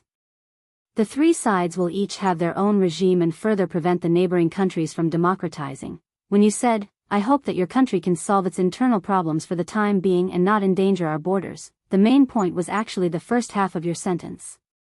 After saying this, Yi Qian pursed her lips and smiled. I feel like I'm showing off in front of an expert. I didn't get it right. Please don't take offense. Discussing politics in front of an excellent diplomat, she really lacked confidence. She felt like she was showing off in front of an expert, but Qin Xiu was deeply shocked. He had only asked her to join the conversation out of politeness. Who knew, the girl he had fallen in love with would really answer. It really shocked him. This was the girl Qin Xiu had fallen in love with. She was outstanding enough, confident enough, and capable enough to look down on those delicate girls who only knew how to flirt. Yi Qian, you're very smart. So smart that I'm shocked. Qin Xiu smiled and shook his head. He was very good at hiding his thoughts. He praised, what you said is indeed the other half of my mission. But there's one thing you're wrong about. It's not that we passed on the old regime and the new regime to the Northland ethnic armed forces, but that the Northland ethnic armed forces figured it out themselves. Don't forget, our country is a country that never interferes in the politics of other countries. Now it is, and maybe in the future, it will be, but it's not certain. If the country's strength increased in the future, it might be able to influence a country. With a smile on his face, Qin Xiu thought to himself, once our country reaches the status of being able to control another country, we will be the overlord of the world. He was also looking forward to that day. His answer caused Yi Qian's eyes to gradually darken. Qin Xiu, he wanted to spread the news that he had entered the neighboring kingdom to negotiate, so as to achieve the goal of letting the armed forces of the Northlands guess the conspiracy of the old government and the new government. Qin Xiu was putting himself in danger. If he released the news now, he would have a slim chance of survival. For the country, he had disregarded his own life and death and did everything to protect the dignity and interests of the country. Such a diplomat made the 2 special forces soldiers in the car respect him. V8, on the other hand, looked deeply at the diplomat who was also fighting for his country through the rearview mirror and said in a low voice, Ambassador, Yi Jian and I are here to ensure your safety. Please rest assured that we will return to our country safely. I always thought that we would return to our country safely. Qin Xiu smiled. This diplomatic negotiation process was not very pleasant. However, with these special forces soldiers protecting him by his side, his mood would always recover quickly. Qin Xiu's phone kept vibrating. When he saw the number, he knew it was from the Ministry of Foreign Affairs. He did not answer the call. V8 and Yi Qian consciously shifted their attention away to give Xianxia some personal space. Only the Ministry of Foreign Affairs would call at this time. Chapter 2295. Xianxia pressed the answer button. As soon as the phone was pressed to his ear, the familiar voice of the Minister of Foreign Affairs came through. Xianxia, you have completed the important task given to you by the country.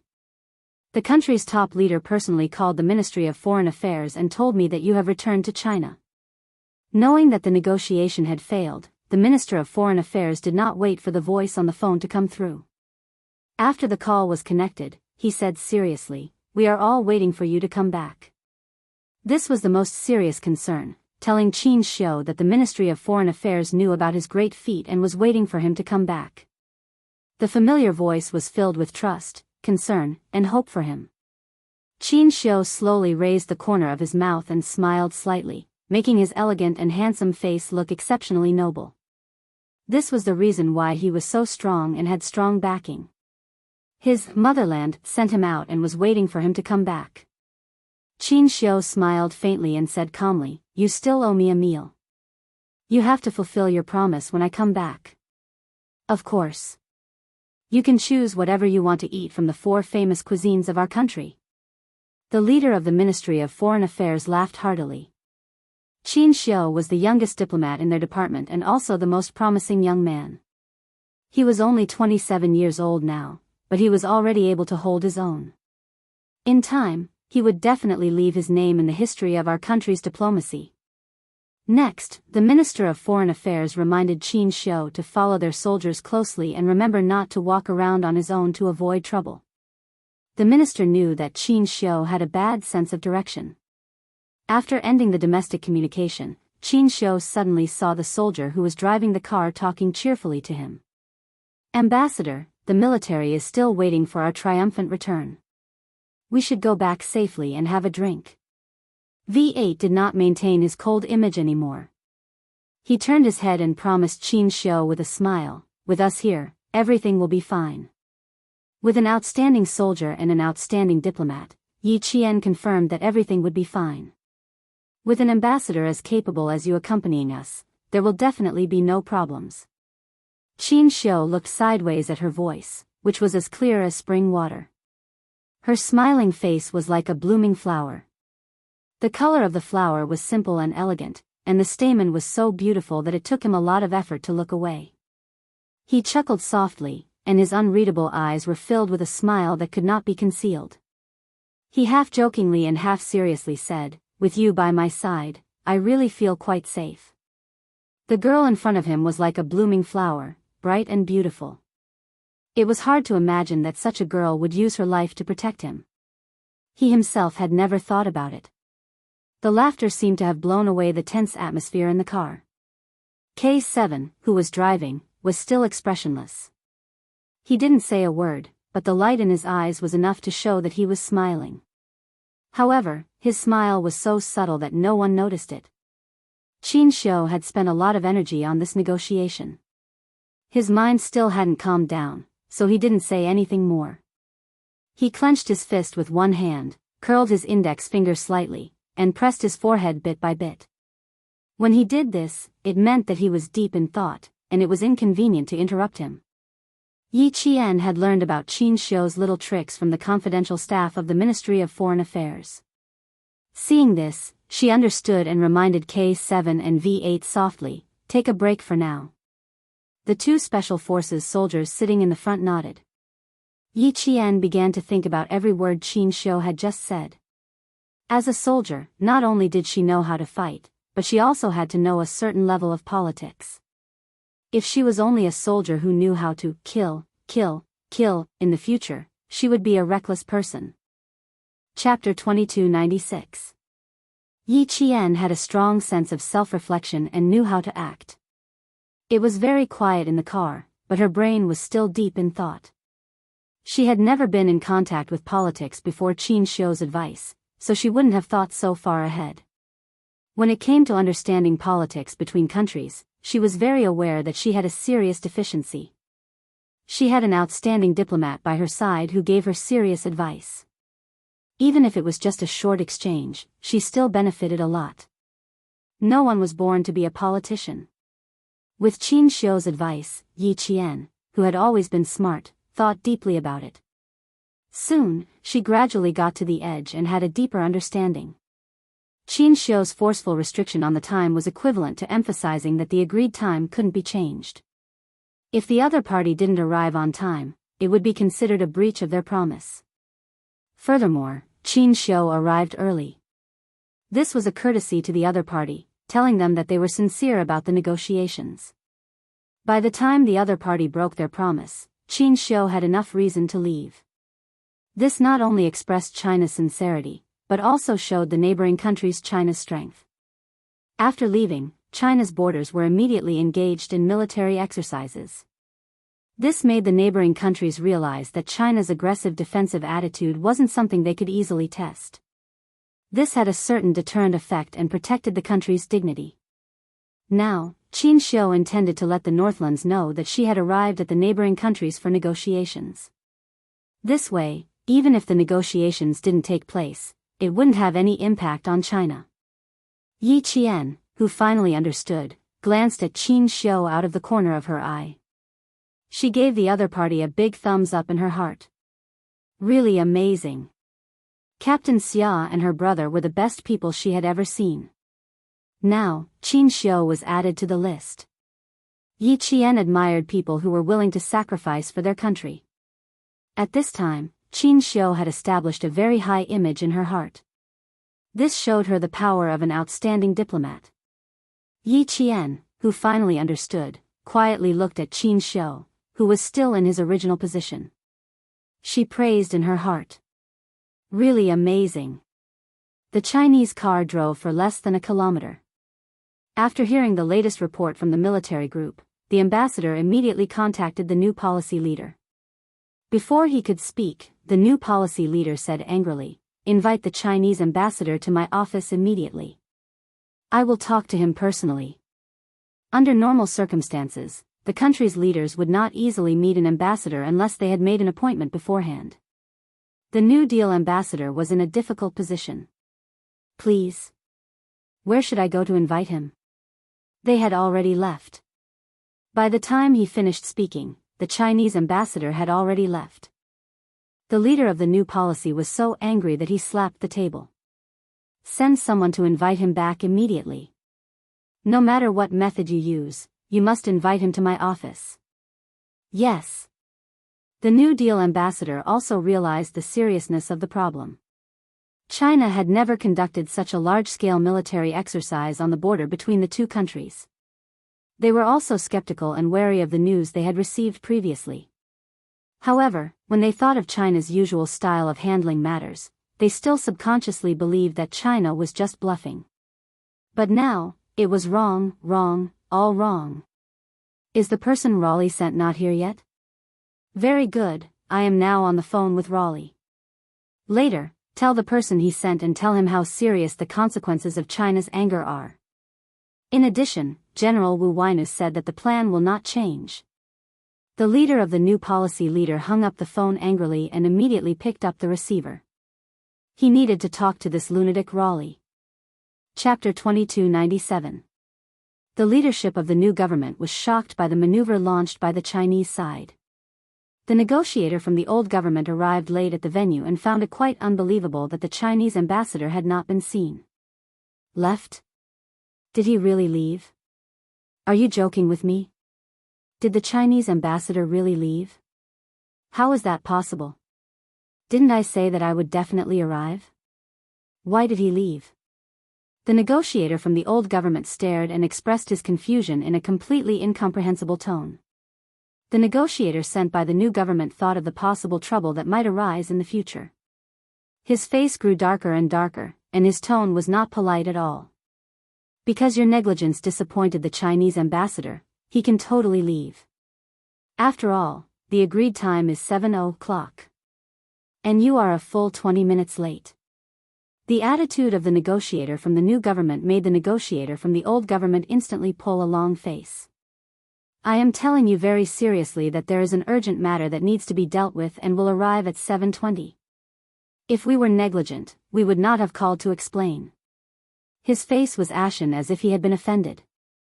The more he spoke, the angrier he became. A few years ago, the Chinese ambassador negotiated with our diplomatic personnel. He waited for nearly an hour and did not leave. When he went to the Western countries, he gave in step by step. We have already called to apologize and explain seriously.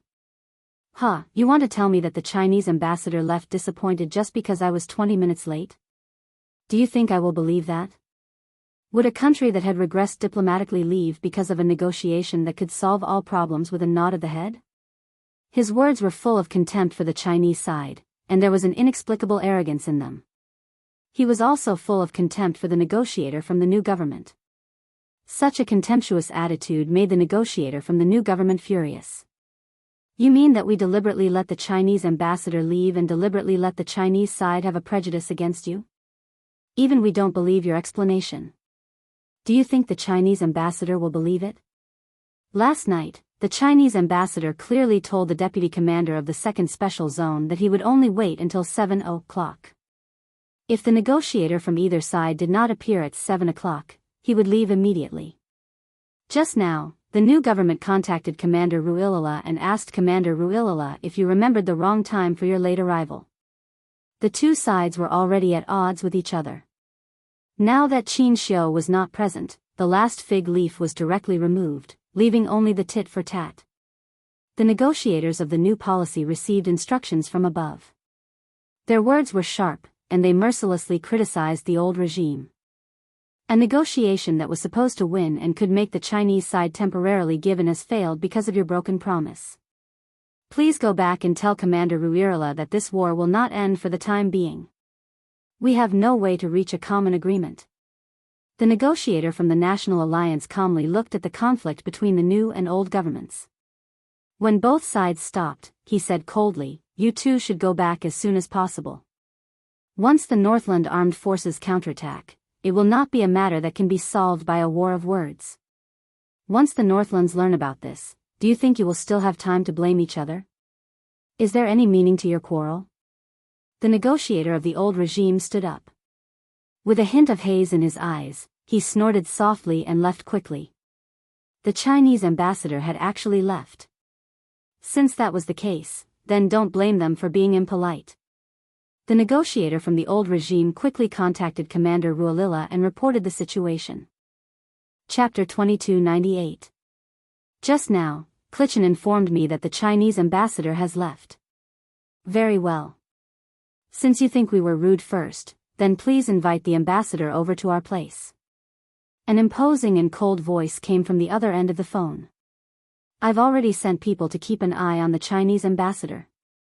When he leaves the New Deal's sphere of influence, I'll send troops to invite the Chinese ambassador over for a chat. This meant that they wanted to detain Xianxia. Commander Raleigh of the old government was an extremist. He was a hegemonic figure who would rather betray the world than betray him. He wanted to detain Xianxia, but he did not know that Xianxia, Yi Qian, and J5 had already taken precautions against Linguo after the deputy commander of the 2nd Special Zone left. After getting into the car, V8 drove directly to the city center. The roads in the city center were complicated and there was a lot of traffic. Linguo was also a big motorcycle country, so there were many motorcycles on the streets. Although the old government started a gunfight, it did not affect the city. It was still very crowded and lively. When the car drove onto a flat road, they realized that there were cars following closely behind them. Pay attention to the back. There are 4 cars following closely. 3rd intersection down. Split up. Roger. Roger. V8 saw a black car following closely behind them from the rearview mirror. He said to Yi Qian, "Pay attention to the left and right." Xianxia, who was sitting on the side of the seat, leaned slightly to look at the situation behind the car through the rearview mirror. His eyes darkened. "Can you see how many groups of people are following us?" "Only one for now," V8 answered. He frowned slightly and asked J5, "Is there a group of people following you?" "The ambassador suspects that there may be several groups of people following us." Xianxia said in a low voice, tell them that Raleigh of the old government is a person who likes to kill and has a crazy personality. Once the new government, the Alliance, and the armed forces of the Northlands attack him at the same time, he may do something even crazier. Now, it was up to the armed forces of the Northlands to figure out the conspiracy between the old and new governments. Once the armed forces of the Northlands retaliated, the new government would definitely take advantage of the situation and turn around to take advantage of the opportunity to wipe out the old government led by Ruilala. In this way, Ruilala might as well go all out and wipe out the Chinese ambassador at the same time. Even before he died, he would make it difficult for the neighboring countries to explain to the Chinese and the international community. Xianxia had already planned for the worst-case scenario. He had told the Ministry of Foreign Affairs everything last night after Yi Qian left. If things really came to this, he hoped that he would sacrifice himself and not implicate Yi Qian and the Special Forces soldiers who served the country. The minister was silent for a long time. Finally, he said in a heavy tone, "We are all waiting for you to come back." How dangerous was it? There might be endless danger here. Ruilala's troops were all fierce soldiers, and there were also some residents in the mountains who supported him. Therefore, even if he was forced to step down by the New Deal military group, the troops in his hands did not decrease by much. For example, in the previous rebellion, he only sent out a regiment of troops. The loss of a regiment of troops did not affect Ruilala at all. It was like a small demon causing trouble, it did not affect him at all. The only impact was the military support of the national power. J5 and the Snowfield Brigade member codenamed Snow Eagle, who was driving the other car, both answered V8 at the same time. "Please tell the ambassador that no matter how many groups of people they send out, we will leave safely. They would return to their country the same way they came. Not one less." Chapter 2299.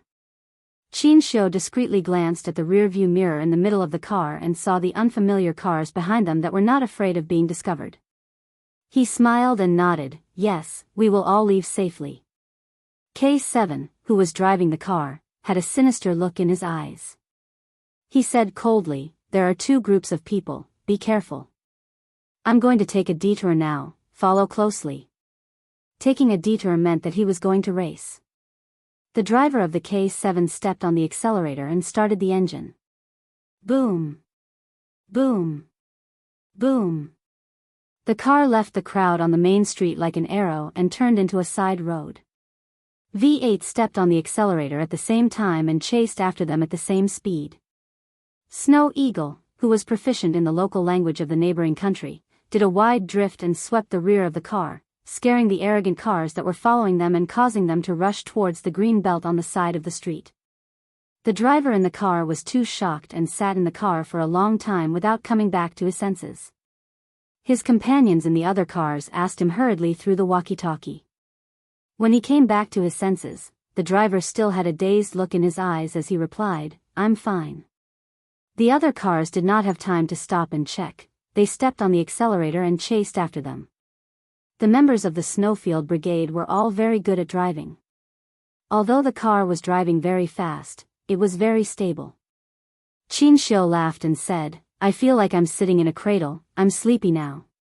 If he could say something like that, it meant that he trusted V8 and Yi Qian very much. He was indeed tired. When Yi Qian and the others went to rest in the wee hours of the morning, he had been talking to the head of the Ministry of Foreign Affairs, who was also his mentor, without any rest. In the morning, he had been arguing with the two ambassadors from the neighboring country. As he swayed, he really did feel sleepy. He did not mean to say that he wanted to sleep. Yi Qian saw this and laughed, "It's still daytime now, you should rest well. Otherwise, you won't have the energy to sleep at night." This was because they would use the night to meet up with G3 and the others who had completed the assassination mission and then fly back to China. Although Xianxia was young, he had also experienced a lot of bloodshed. Hearing this, he nodded. "Okay, I'll sleep for a while." After saying that, he closed his eyes and began to rest for a short while. V8 at the front wanted to whistle. This ambassador, there was nothing to say. He was very much to his liking.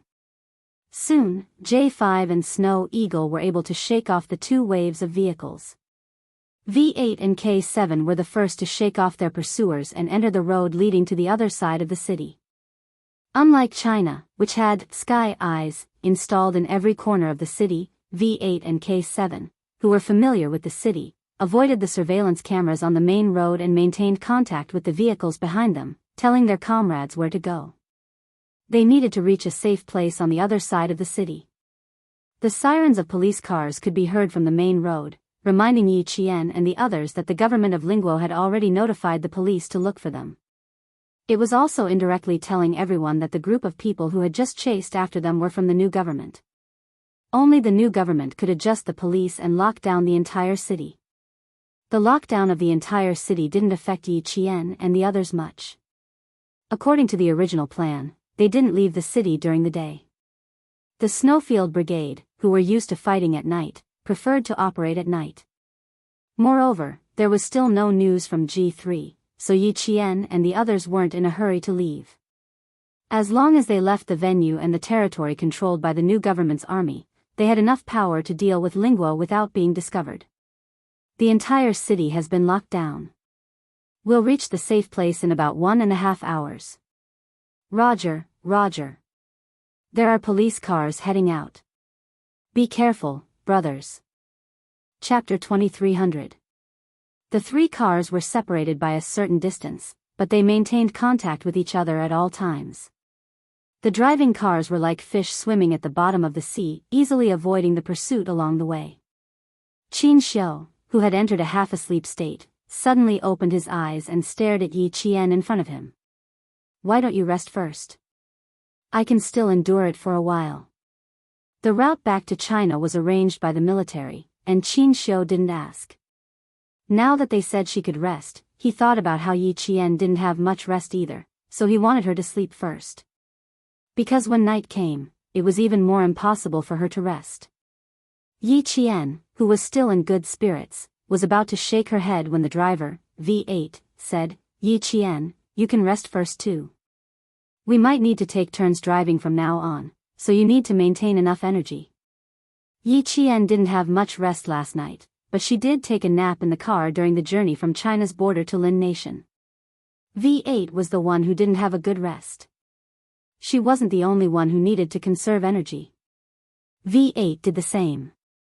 She didn't feel sleepy at all, because she was all excited by Qin Xiu's brilliant negotiations. She asked V8, I'm not sleepy now. Why don't you rest and I'll drive? Qin Xiu smiled and reminded her, you need to be good at driving. Can you handle it? He had never seen Yi Qian drive before, so he had some doubts about it. The road conditions in Lin Nation are not as good as in China. I'm sure everyone knows about my return trip. Although it's misleading, the armed forces of Lin Nation shouldn't be underestimated. Since they have their eyes on me, they won't give up and will track me to the end. Yi Qian, our journey back to China won't be smooth sailing.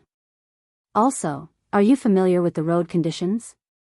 He was worried that Yi Qian wouldn't be able to handle the driver's duties if something happened because she wasn't familiar with the road conditions. He couldn't be blamed for being worried. The situation was grim, and it was better to be cautious. Not being familiar with the road conditions was indeed a problem. Yi Qian laughed. She was so focused on letting V8 rest that she forgot that she wasn't familiar with the road conditions. Now that they were not on the main road, even if she wanted to take care of the V8, there was nothing she could do. V8 really wanted to see Yi Qian's driving skills. He had worked with her many times, but he had never seen it before. According to Q King, he was also a master and his standard was quite high. It was obvious that he had trained hard. There was a training ground in the southern province that specialized in sending motorized soldiers to Zhongnanhai. They had everything from motorcycles to trucks. Because these motorized soldiers were driving for national leaders and foreign guests, the training was quite harsh. Not many people could endure it. If Qing Miao walked out of this training ground, then her driving skills were not ordinary. As for the fact that he wasn't familiar with the road conditions, it wasn't difficult and could be easily solved. He wanted to meet Yi Qian's V8. He steered the V8 steadily with one hand and maintained the same speed. He agreed to Yi Qian's suggestion. You can drive even if you're not familiar with the roads. We're taking the city's auxiliary roads now. Come over here first, I'll draw a driving route for you. It wasn't difficult for V8 to not be familiar with the road conditions. He just had to draw a road map. With Yi Qian's ability, he could understand it. Xianxia drew a driving route the moment he heard him. His gaze shifted slightly. He believed Yi Qian based on this Special Forces soldier's tone and demeanor. Could he assume that this Special Forces soldier was actually acquainted with Yi Qian? Xianxia didn't ask. Instead, he stared at Yi Qian, who had a light smile on her face as she answered the Special Forces soldier. A confident girl was indeed very charming. Just like her at this moment, her eyes were sparkling. It was as if there was a ball of fire in her eyes. If he stared at her for a little longer, he felt like he would be burned to ashes by that ball of fire. Chapter 2301. Okay, I'll come over now. When you're done, you can rest at ease like the ambassador. I promise you won't get lost. Yi Qian was still worried that Xianxia would be worried about him, so he specifically said to him, since I dared to take over driving, I definitely have my own confidence. You can rest at ease. He was confident enough, calm enough, and the expression in his eyes was enough to attract attention. Xianxia's smile deepened, and the color in his dark eyes deepened. He said with interest, when I heard you say you were going to drive, I was so sleepy that I flew away. Now, I want to see how good your driving skills are. If he wanted to get closer to her, he needed to understand her better. Since he had the chance now, he naturally wouldn't miss it. Xianxia and Xia Jinyuan were undoubtedly the same type of people. They were both very quiet and powerful people who knew everything in the palm of their hands. They didn't make a move easily and liked to plan before making a move. They would slowly encroach on the opponent's territory until the opponent had nowhere else to retreat to. Only then would they appear and take down the opponent in one fell swoop. Although Yi Qian had lived 2 lives, he was still a little inexperienced in front of the two of them. He had a pair of eyes that could see through people's hearts, but he couldn't instantly see what Xianxia, who could chat and laugh with other countries on diplomatic occasions and fight for the interests of the country, was thinking. She couldn't see through him in time, and Xianxia, an excellent diplomat, couldn't let her see through him either. The V8 and Yi Qian didn't even need to stop the car when they swapped positions. The car was still moving, so the two of them quickly and smoothly completed the swap. It wasn't rare for a SWAT member to swap positions to protect himself, but Yi Qian was only a military school student. For him to be in such a position and be able to work so well with the SWAT member, this surprised Xianxia. There wasn't the slightest bit of unfamiliarity. One look, one movement, and he knew what the other was thinking. Xianxia was even more certain that the SWAT member and Yi Qian actually knew each other, but for some reason, they couldn't publicly know each other. Yi Qian was just a military school student, but he actually knew a Special Forces soldier. Xianxia raised his eyebrows slightly. His interest in Yi Qian did not diminish. We'll let Yi Qian drive now. Brothers, stay close to her. She looks like a pro too. The V8 who was sitting at the back did not forget to inform his brothers in the other 2 cars. J5 raised his eyebrows. Is that so? Then I really want to see it for myself. There was no doubt, only trust. This was Shui Ying's first time working with Yi Qian, and they had only exchanged glances with each other this time. When he heard that it was Yi Qian's turn to drive, his interest was piqued. I'd like to see it too. They all believed him and did not question him at all. They did not even ask him if he was familiar with the roads. Xianxia was already certain that Yi Qian was a Special Forces soldier and came from the same unit as these Special Forces soldiers. A military school student entering the Special Forces in advance? It was definitely a special case. Xianxia narrowed his eyes slightly when he thought about the first time he met Yi Qian. It was at a Chinese hotel in Pakistan. The leader had summoned Yi Qian and had a cordial conversation with her. At that time, the leader was accompanied by SWAT members. Facing the leader and a group of murderous special forces soldiers, Yi Qian was not afraid at all. She faced them calmly. At that time, Qin Xiu couldn't help but notice her from the side. Now that he thought about it, as a high school student, Yi Qian must be extraordinary to be able to accompany the leader on an overseas visit. Furthermore, based on the company this time and the calmness she showed last night, he was afraid that the Yi Qian he saw was not the real Yi Qian. Chapter 2302. No, it couldn't be said that it wasn't the real Yi Qian. It should be said that the Yi Qian he saw was only the Yi Qian that people could see on the surface. It seemed that it wasn't easy for him to pursue Yi Qian.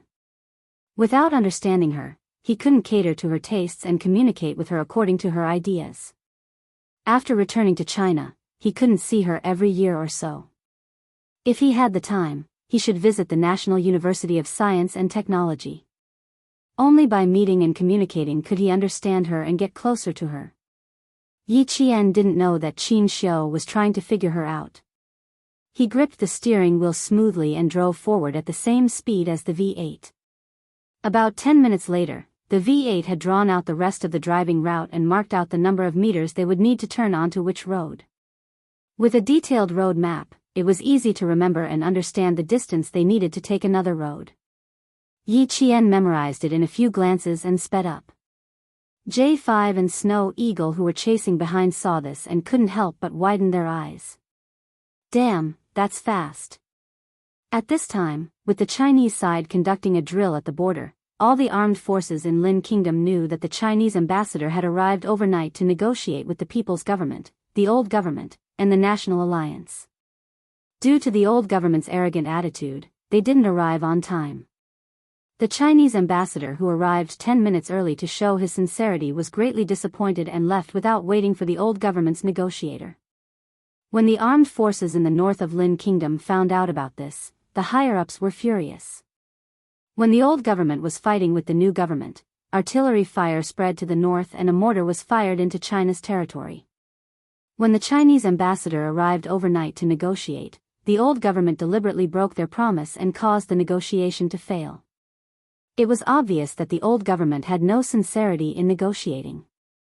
Behind their lack of sincerity was that they didn't want to solve the actual problem and let the artillery fire continue to spread to the north. The war between the old and the new government was between the two governments. But what did it mean when they fired into China's territory and didn't want to negotiate? It meant that they had made up their minds to start a conflict in the north and deliberately let the artillery fire into China's territory. What was their reason for doing this? They wanted China to remain silent. So silent that they didn't stand up even when the old government and the new government's artillery fire occupied the north and accidentally entered China's territory. This was their shameless and self-righteous scheme. In the end, the Chinese side displayed an unprecedented display of strength and directly sent their troops to the border for an exercise. Furthermore, the border was less than 30 kilometers away from the Northland's armed forces. Once the artillery fire of the new and old governments landed on China's territory again, and if it accidentally landed on the Northlands during China's military exercise, the senior leaders of the Northland's armed forces in the emergency meeting had solemn expressions. The upper echelons of the Northland armed forces had a heated discussion about the Chinese military exercise. Obviously, the reason why the Chinese suddenly started the exercise is to remind us to be careful of the conspiracy of the old and new governments. The old regime is trying to provoke a firefight between our armed forces and the Chinese. Once the two sides exchange fire, the new and old governments in the northern lands will take advantage of the situation and attack the northern lands. Both the new and old governments have a common goal, which is to realize the full democratization of our country. Judging from the current situation, it is very likely that the new and old governments have reached an agreement that is unfavorable to the Northlands. They want to divide the Northlands. Chapter 2303. They must not be allowed to do this. The military group fears the American hegemonism and wants to achieve democratization through hegemony. They want to divide and eliminate all of our armed forces. This is a conspiracy against the people of the North. We cannot remain silent. The upper echelons of the armed forces of the North gathered together and started a new round of intense discussion about the war between the old and new governments. Soon, they came to a conclusion. The old and new governments had reached a conspiracy agreement against the North. The Chinese maneuver was a reminder to the North. With a clear result, the armed forces of the North naturally could not sit still and wait for death. While secretly deploying, they told the old government, new government, and allied forces that they already knew about the conspiracy of the three parties. What? How did they know? Who leaked the news? Who? The leader of the new government jumped up from his office chair. His expression was very bad, so gloomy that the official who reported the news lowered his head. Investigate this thoroughly. Who is the one who leaked the information? You must find this person and sentence him to death. Only a few people knew that the Chinese ambassador was coming. How did everyone know about it now? The official did not dare to look directly at the leader. He lowered his head and replied, I'm afraid that even the armed forces of the North already know that the Chinese ambassador has arrived in our country. We are a little passive now. It was not a little passive, but rather quite passive.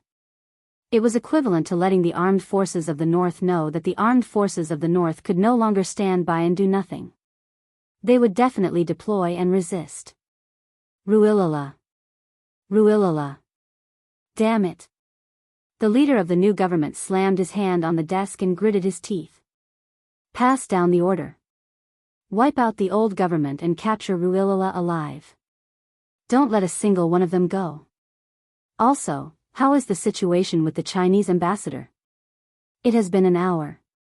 Why is he not here yet? The Chinese ambassador. The official lowered his head even more.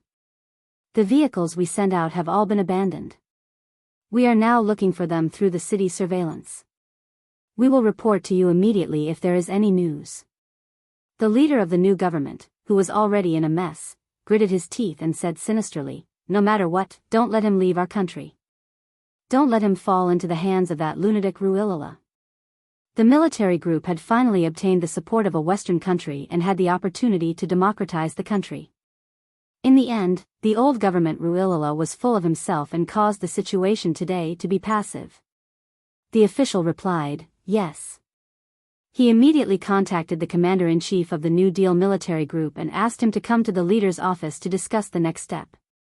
At this time, the government had already forgotten what they had said about the Chinese side at the time. They had completely forgotten that they had also thought that the Chinese side would endure and give in like before, turning big problems into small ones, and small ones into nothing. In the end, the Chinese side acted out of character and didn't give them any chance to negotiate at all. They showed an unprecedented strength, which instantly made the neighboring countries panic. At this moment, they could only immediately adjust their strategy and stop testing China's bottom line to avoid being attacked from the front and back, causing the collapse of the new policy and allowing the old regime to regain control of state affairs. The new government quickly called for an emergency meeting.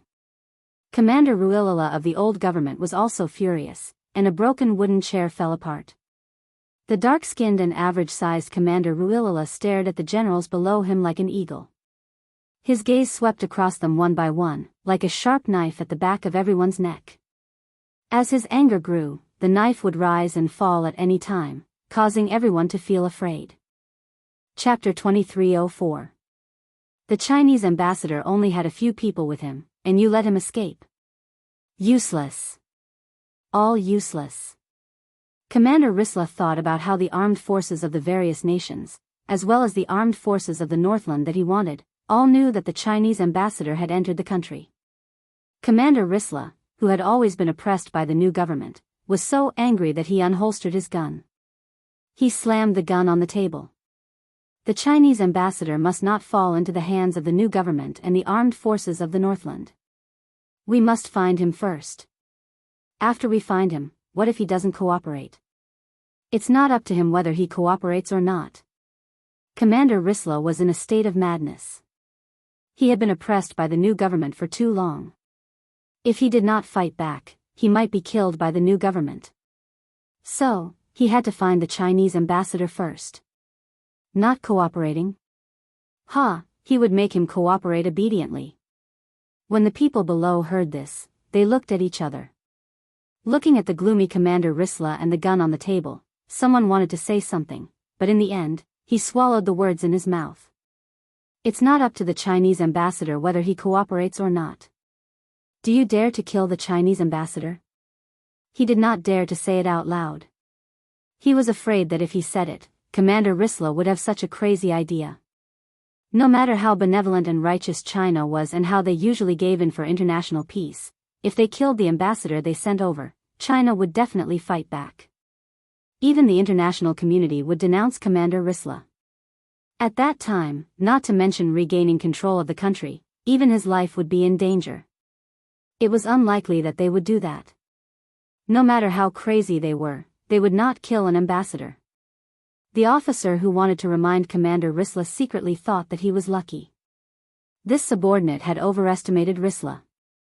With the armed forces of the Northland as the main force, they directly attacked the new government and the old government at the same time. Risla was like a mad dog that would bite anyone he caught. In his words, no matter who it was, as long as they were targeted by him, he would bite off a piece of meat at any cost. Yi Qian and the others became one of the targets of Risla's crazy revenge. Boom! Boom! Boom! The sound of car engines came from all directions. The sound came from afar and approached at a speed that would make one's face change color in shock.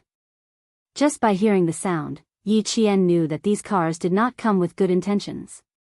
As the vehicles converged into an intersection, the J5 found that something was wrong and immediately shouted, "It's another wave of people."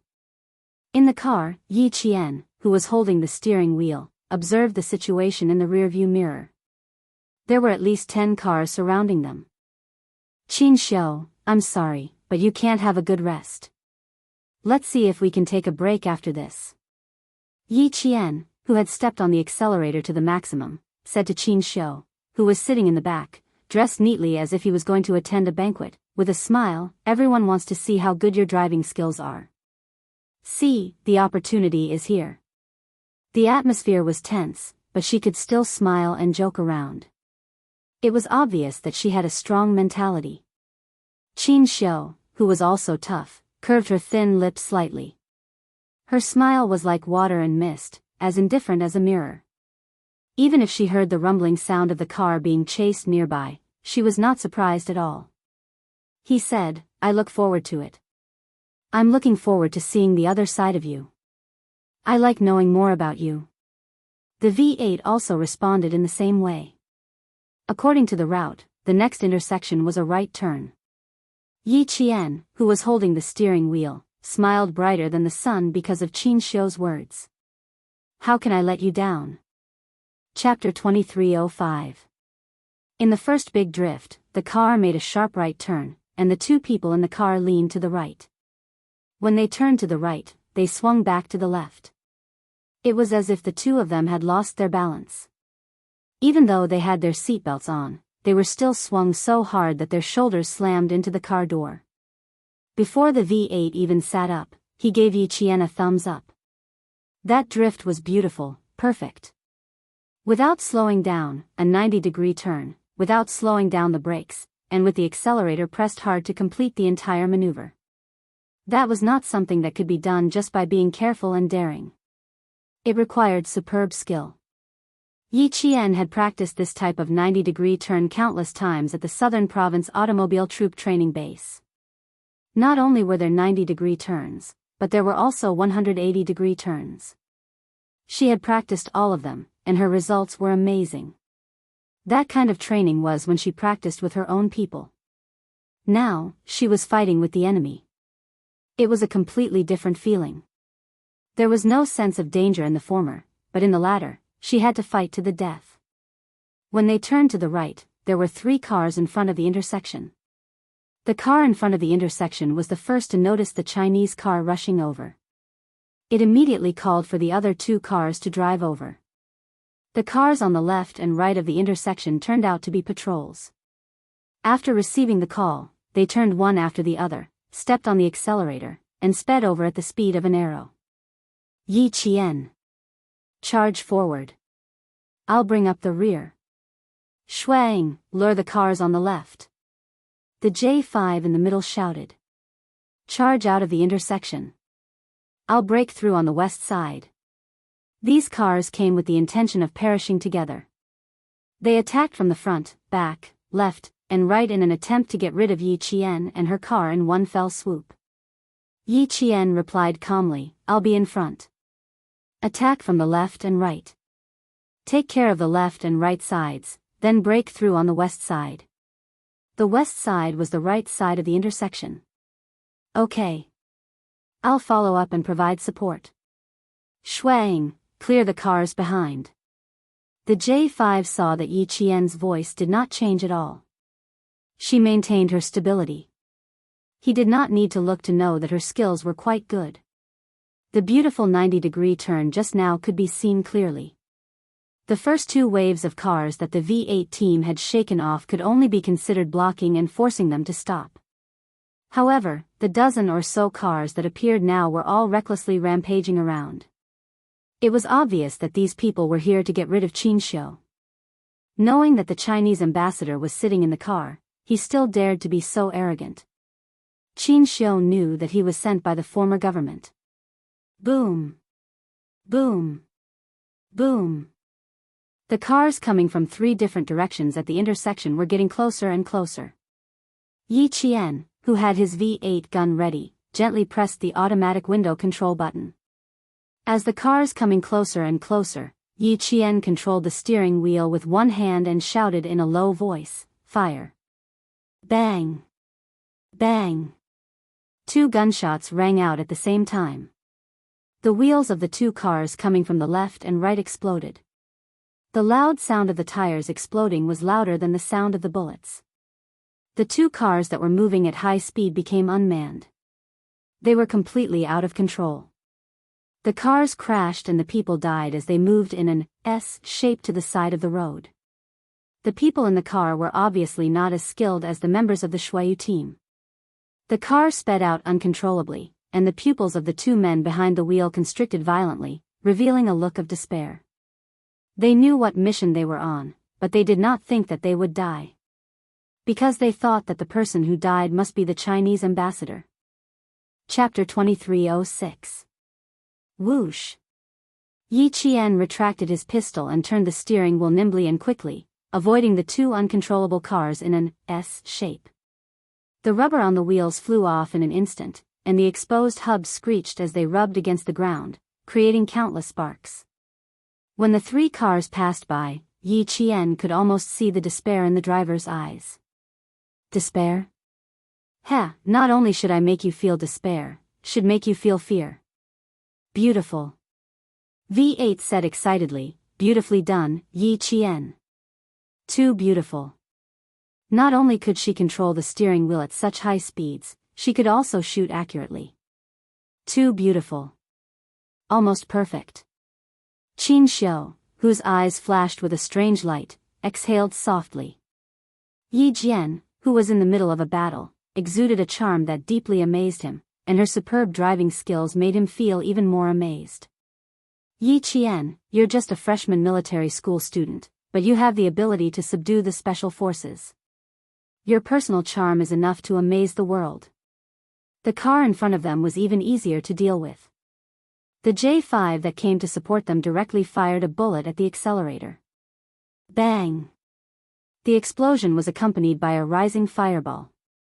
Yi Jian turned the steering wheel, and the wheels made a terrible screeching sound as they turned to the left. Behind the car was a raging fire.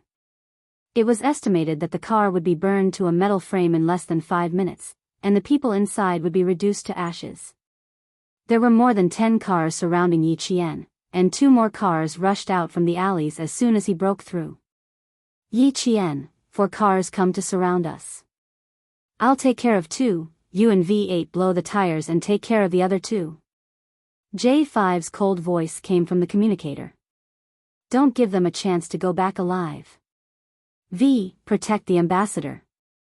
Don't worry, they won't be able to return. V8's lips curved coldly, revealing a wolf-like ferocity. Vroom vroom vroom, I'm going to charge out, sit tight.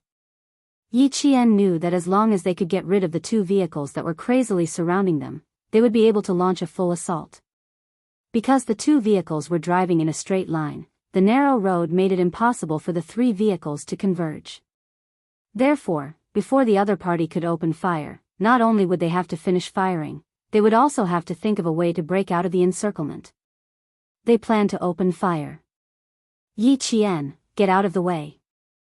V8 gritted his teeth and fired continuously with his submachine gun when he saw that the two vehicles were acting strangely. There was no need for Yi Qian to shoot again. The car that was shot at by the V8 dodged to the side and crashed into their own car. The two cars collided, and the car that was hit was instantly flipped upside down. The two cars stuck to each other, and sparks flew everywhere as they headed towards Yi Qian and the others. Sit tight. Hold him properly. Xianxia and V8 only heard Yi Qian say 4 words before the car suddenly drove up a small slope on the side of the road. Then, the car didn't drive on 4 wheels, but 2 wheels on each side. Squeak squeak squeak, the chassis of the 2-wheeled car almost brushed past the 2 vehicles that were charging towards them. After charging for tens of meters, Yi Qian turned the steering wheel to the side again, and with a thud, thud, thud, thud, thud, the 2-wheeled car returned to its normal 4-wheel driving mode. After the car was stabilized, V8 and Xianxia bounced a few times from the impact. Their expressions were like a string of ellipses. Behind them, Shuang, who had watched the entire process, said in a low voice, "That works too. This isn't an ordinary feat, it's so much better than the male soldiers." Chapter 2307. In the end, not a single one of the dozen or so cars was left intact. They were either burnt to a crisp, or their headlights were compressed and couldn't start at all. There were also a few cars that were lying on their backs with their drivers covered in blood. No one knew if they were dead or alive. The burning cars were still on fire. When the fuel tanks were about to explode due to the high temperature, the ground trembled with the sound of explosions.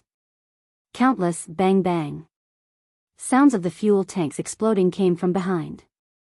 Shuang, who was the last to leave, looked back through the rearview mirror. It was his first time working with Yi Qian, and he finally understood why J5 said that. Yi Qian, you can't underestimate her just because she's a female soldier. You can't underestimate her just because she's a female soldier. Female soldier Yi Qian, she's even stronger than male soldiers. Anyone who thinks she's just an ordinary female soldier is making a big mistake. J5 wiped the sweat off his forehead. As expected of Qing Miao, she was full of surprises. There were no pursuers behind the cars for the time being. The comrades in the 3 cars reported to each other that they were safe. J5 specifically asked if Xianxia was okay. The ambassador had raced before, but he probably hadn't raced like this before. Qing Miao's last move was really not something an ordinary person could do. He had been in the Snowfield Brigade for a few years, and to be honest, he hadn't done this before. Xianxia knew what he meant by okay. He pressed his stomach and didn't try to be brave. He smiled and said honestly, "My stomach is churning. My brain is extremely stimulated. My brain is secreting dopamine directly. My whole body and mind are experiencing a feast of stimuli. A feast of visual stimuli, a feast of sensory stimuli." They were all excited by Yi Qian's extraordinary driving skills.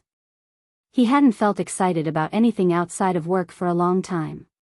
Today, because of Yi Qian's existence, because of her driving skills, he was so excited that his heart was still beating faster.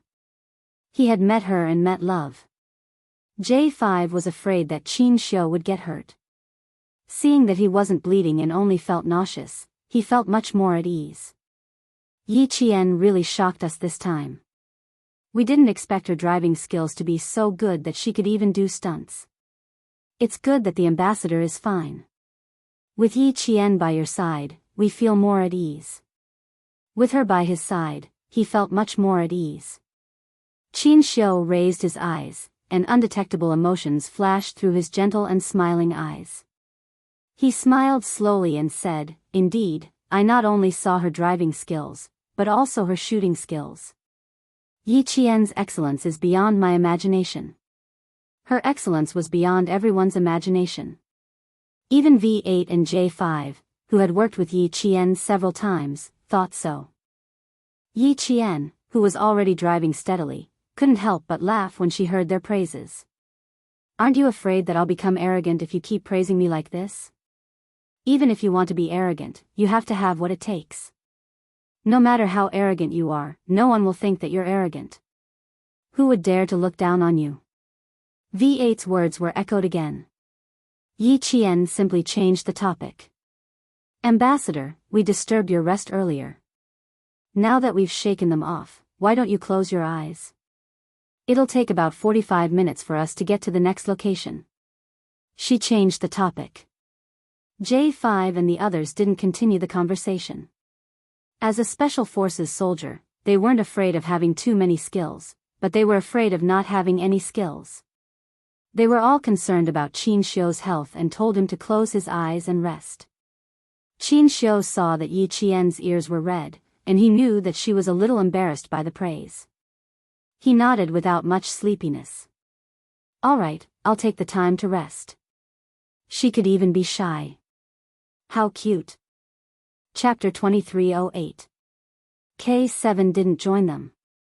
According to the plan last night, K7 would support them secretly and wouldn't appear casually. K7, who had already arrived somewhere, looked at the time.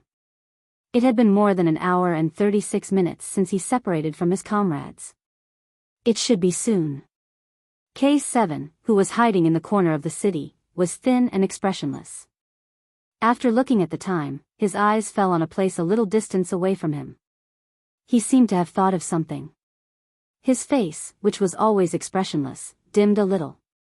Not long ago, he passed by the location of the black smoke. His eyes flashed with worry. He sat quietly in the car, his eyes locked on the location of the black smoke. He was still patiently waiting for his comrades to arrive. The thick black smoke didn't disperse for a while. The huge commotion scared the nearby residents. They hid in their homes and shivered. There were gunshots, explosions. These were the sounds they were most afraid of. No one dared to leave their homes. Even if they were scared to the point of hiding in the closet, no one would leave their homes. Home was always safer than the outside. More than a dozen cars surrounded the Chinese ambassador. None of the cars returned. Half of them were even injured. When the news reached the New Deal side, they were naturally very happy.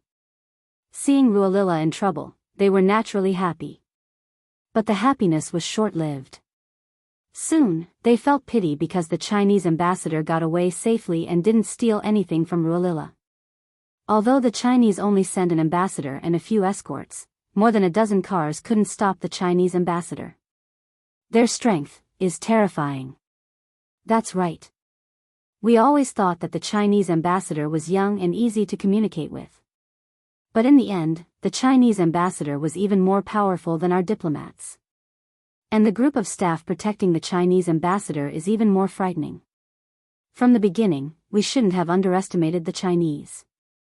Now that the Chinese suddenly showed a strong attitude, we can see the growth of their national power and military power. Because of the growth of their national power and military power, they have today's dominance over us. A backward country gradually becoming stronger is not a good thing for our neighboring countries. Our country should also speed up its development. I hope that with the help of the American hegemonic countries, we can democratize our country and become a big country in South Asia. While the New Deal was reflecting on himself, he firmly believed that they must maintain a good relationship with the American hegemonic countries and become a big country in South Asia.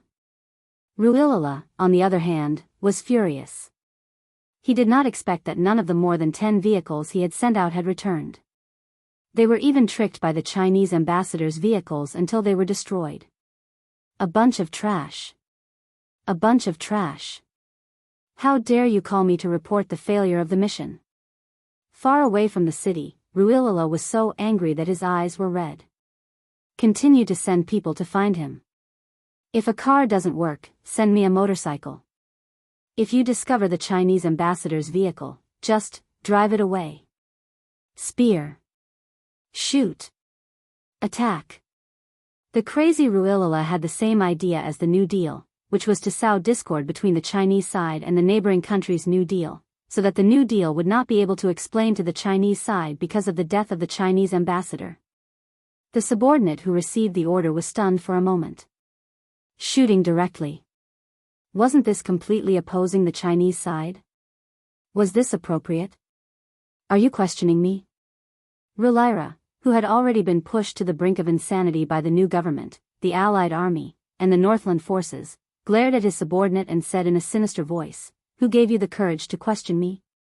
New Policies. Chapter 2309. How dare they question Ruilala's decision? No matter what, their leader, Commander Ruilala, was always right. Because of the existence of people like Ruilala, the war in Lin had never stopped. Although there was a ceasefire agreement with the armed forces of various ethnic groups, Ruilala's rebellion broke the situation and made the ethnic forces who were not satisfied with the new policy move. For the new policy, both the old government and the armed forces of the Northland were forces they wanted to eliminate. When the Northland opened fire on the old government, the new policy's military group immediately opened fire on the old government. At this time, the civil war in Lin had reached its climax. The new government, Clichin, and the old government, Ruilala, were engaged in a fierce gunfight. Xianxia, who originally only wanted to help Yi Jian out of trouble, fell asleep in the midst of the gunfight. He didn't care about the progress of what happened outside. He was sleepy because there were special forces soldiers in the car and Yi Jian was beside him. Even if the car bumped a few times, he didn't wake up. After some time, he heard Yi Jian gently nudging him. "Xianxia, let's get out of the car and rest first." They had arrived at their destination. They could get out of the car and rest. Xianxia opened his eyes. His brain had already walked out of the chaos and he was completely awake. "We've arrived?" He had just woken up and his voice was low and slightly lazy. "Not yet.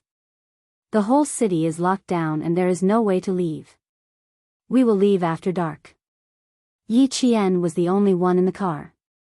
She unbuckled her seatbelt and explained, "The others will leave first. We will leave when they come back." The 3 cars could not be used anymore. After leaving the cars, they would leave on their motorcycles and head to their final destination. Commander Ruilala learned that the Chinese car was abandoned in a remote road in the woods. He, who was attacked by the new policy, the Alliance, and the armed forces of the Northland, began to retaliate like a madman. "The Chinese ambassador's car has been found? Where is he? Where is everyone?" When the civil war began, the leader did not even have time to go home. He, who was always paying attention to the situation, received the latest news and his face lit up with joy. "How is it? Is everything solved?" Ruilala was crazy, completely crazy. He might do something even crazier. He was a madman. There was nothing he did not dare to do. Since he was crazy, he might as well go crazy for once. He would give the Chinese side a warning. "You want to be strong? Let's see who will lower their heads first." However, the new government had underestimated Rulira's madness. He, who had been hiding in the Northlands all this while, faced the new government and the Northland's armed forces and launched a terrifying counterattack that seemed to want everyone to die with him. The ethnic armed forces that supported him also began to take action. At 4:00 in the afternoon, gunfights broke out in 4 densely populated areas of Lin country. The originally bustling streets were deserted during the day, and all the civilians hid in their homes, not daring to go out. Chaos broke out in the country, the transportation hub was disrupted, and all the ports leading to China were closed. The street was empty, as if it had been ransacked. Half an hour ago, there was no one on the street, not even the beggars dared to stay. For their own safety, they all hid. The civilians of neighboring countries who were affected by the war could only flee to temporarily safe cities and villages. Then, the crazy Ruilala extended the cannons to the point that even the forest had a sound that stopped the clouds and shook the earth. Wherever the war spread, the gunshots did not stop, and the thick smell of gunpowder filled the air. J5, who had abandoned the motorcycles, brought Yi Qian and the others to a motorcycle repair shop in the slums of the city. The shop was not big, but there was a 2-story wooden house at the back. Not many people came out, and J5 brought Yi Qian and the others to the wooden house at the back. Chapter 23:10. J5 was very familiar with the place. The unattended repair shop seemed to have been emptied due to the war, leaving only piles of scrap metal. There were also various scattered parts stained with black engine oil in the corner. Even the air was filled with the oily smell of engine oil, which was worse than the smell of gunpowder. From the outside of the repair shop to the inside, no one else went out except for the few of them. J5 was so familiar with the place that it was as if he owned the shop himself. They passed through a triangular canopy made of raindrops, passed through a small house made of wooden planks, went around a stone wall, and pushed open a self-welded iron door. Finally, they arrived at the second floor of the small wooden house that they could see from the outside. This place and the place they passed through were like two different worlds. The outside was dilapidated and messy, but here, an unknown tree with thick branches supported a peaceful green space in the backyard. The front yard was messy, while the backyard was quiet. It was clear that the owner of the repair shop was very particular about life. Climbing up the wooden ladder to the second floor of the small wooden house, J5 pushed open the door to the second room and smiled at Yi Qian. Yi Qian, you can rest in this room. We will stay next door. It is very safe here. You can take a nap and get some rest. Yi Qian looked into the room. The furnishings were very simple. There was only one bed, 2 bedside tables, and a coat rack. However, it was very clean. Even the floor was so bright that it reflected light. It is so clean. I should take a shower to get rid of the dust. V8 leaned forward and looked into the room. He could not be more satisfied with the temporary place to rest. Yi Qian was about to take off her shoes when she heard him say that. She sneered. Then I will have to take a shower first. There is a private bathroom inside. J5 said as he pulled V8, who was about to take off his shoes. Yi Qian is going back to her room to rest. Why are you taking off your shoes and following me in? Caught off guard, V8 staggered. He was at a loss. I am resting. Why else would I go in? Shuang had already taken the initiative to open the door next door. He stuck his head out and said to V8, I'm going to take a nap. You guys can continue chatting. K7, who was the last to arrive, was the same as before. As soon as he exited the combat zone, he pushed open the door and walked into the first room. He needed to catch up on his sleep. J5 patted V8's back and said, This is Yi Jian's room. You're a man. What are you trying to do by going in? With his comrade's reminder, V8 immediately realized how stupid he was. She slapped herself hard on the forehead and hurriedly explained to Yi Qian, I'm sorry. I'm sorry. I thought everyone was resting in the same room, so I didn't think too much about it. Sorry. I'm sorry. He really did not think too much about it. Usually when he was on a mission with his comrades, he would not consider who was sleeping in the same room. He had forgotten that even though Yi Qian was his comrade, they were of different genders. Yi Qian saw the embarrassment on his face. Her eyes moved slightly and she vaguely guessed what was going on. She pursed her lips and smiled. I can understand. You forgot that we are of different genders, right? V8 was a little embarrassed after his thoughts were seen through. He smiled awkwardly. Yes. Yes, I really forgot. It was mainly because in the battle just now, Qing Niao's ferocity made it easy for people to forget that she was actually a female soldier. She was more like a male soldier than a male soldier. Chapter 23:11. Xianxia, who was standing next to him, couldn't help but cough lightly to hide the smile on his face. It was obvious that Yi Qian had a good relationship with this group of Special Forces soldiers. Only comrades who had fought side by side could have such a harmonious camaraderie. J5 raised his hand to cover his forehead as he felt a headache coming on when his comrade admitted that he really thought of Yi Qian as a male soldier. He said to V8 helplessly, Why are you talking so much nonsense? Rest with the ambassador for now. I'll go down and look for someone. He then said to Yi Qian, sometimes he's not very bright and sometimes makes stupid mistakes. You have to be more forgiving. If you really can't take it anymore, find a chance to settle old and new grudges together and teach him a lesson. V8 agreed, of course, of course. Next time if I do anything wrong, don't hold back. Just tell me. He just made a stupid mistake earlier and didn't think too much about it. Xianxia, on the other hand, understood V8's behavior earlier. It was just a habitual reaction. It meant that Yi Qian wasn't a female soldier in his heart, but a true comrade who had fought side by side with him. Yi Qian didn't feel offended. Just as Captain Xia said, on the battlefield, it didn't matter if you were a male or female soldier. Gender didn't matter. Soon, everyone went back to their rooms to rest. Shuang went back to his room alone for the time being, while V8 accompanied Xianxia to the next room to rest. J5 had something to do, so he didn't let his comrade accompany him. He went downstairs alone. Knowing that there was still a fierce battle ahead, they went back to their rooms and took the time to recover their energy to prepare for the upcoming battle. J5 said it was safe enough to sleep here. Yi Qian went into the room and immediately laid down on the bed without taking a shower. Although the repair shop was located in the slums and the outside was dilapidated, the room was clean and tidy. Even the bedding had a faint fragrance of soap. The temperature in the city was pleasant, neither hot nor cold. The temperature in the wooden house was also very comfortable. Yi Qian, lying on the bed, smelled the faint fragrance of soap and fell asleep in less than 3 minutes.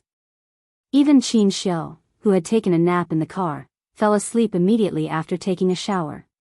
In terms of combat ability, he was worlds apart from them. Now that his home ground was over, he had to work hard to not be a burden to the special forces. No matter how he spent the night, he had to keep up with them. Yi Qian and the others arrived safely at their destination. Ruilala, who had nowhere to vent his anger, took out his pistol and fired randomly at the window of his office. Bang, bang, bang. The sound of dozens of bullets rang out. The subordinate who came to report the matter was so scared that his face turned pale and his legs trembled. When the guards outside heard the gunshots coming from the commander's office, they broke through the door almost at the same time and aimed their guns at the subordinate. There were less than 10 people in the Chinese cars. What about you? Even if you didn't send 100 people, at least 50. The cars were destroyed and the people were gone. In the end, you don't even know where the Chinese ambassador is now. I sent you out to solve the problem, not to create more problems for me. I'll give you one more chance. If you don't find the Chinese ambassador tonight, you can kill yourself. Ruilala smashed the empty pistol directly into the office. He smashed it so hard that the pistol bounced up and fell to the ground. The black hole happened to be right in the forehead of the subordinate, who was so scared that he lowered his head and didn't dare to make a sound. The subordinate, whose back was covered with layers of cold sweat, didn't say anything. He turned around and his knees went weak and he almost fell. Chapter 23:12. The guards who rushed in also hurriedly retreated. No one dared to make their commander angry at this time. Cultivation, the leader of the New Deal, frowned when he finally received news of the Chinese ambassador. It's one thing for the 10 cars Ruilala sent out to surround the Chinese ambassador, but now even the people we send out don't know where the Chinese ambassador went. So many people surrounded the Chinese ambassador, who had less than 10 people with him, but they were all annihilated. Although the results sounded unbelievable, he felt a little better when he thought about how the people who died were sent by Ruilala. Now, even the people sent by the new government couldn't find the Chinese ambassador. What kind of people were the people around the Chinese ambassador? How powerful were they? Since when were the people sent by the Chinese side so powerful? They were so powerful that he couldn't sit still. We also find it unbelievable. After all, the people sent by Ruilala weren't elites. It's normal for them to fail. However, the people we sent out were the elites of the military group, and even they lost track of them. Leader Cultivation, the people around the Chinese ambassador are more powerful than we thought. The situation of the new government official was much better than that of Ruilala's subordinate. Although he was also reporting bad news, Cultivation, the leader of the new government of the neighboring country, would not pull out his gun and shoot. He secretly wiped the fine hair on his forehead and said softly, "General Wu Wainu is very angry." He ordered his men to block the sentry posts outside the city. No one is allowed to leave. In the city, the war between the old government and the new government was not over. The whole city was locked down, and even the civilians couldn't leave. They could only stay at home.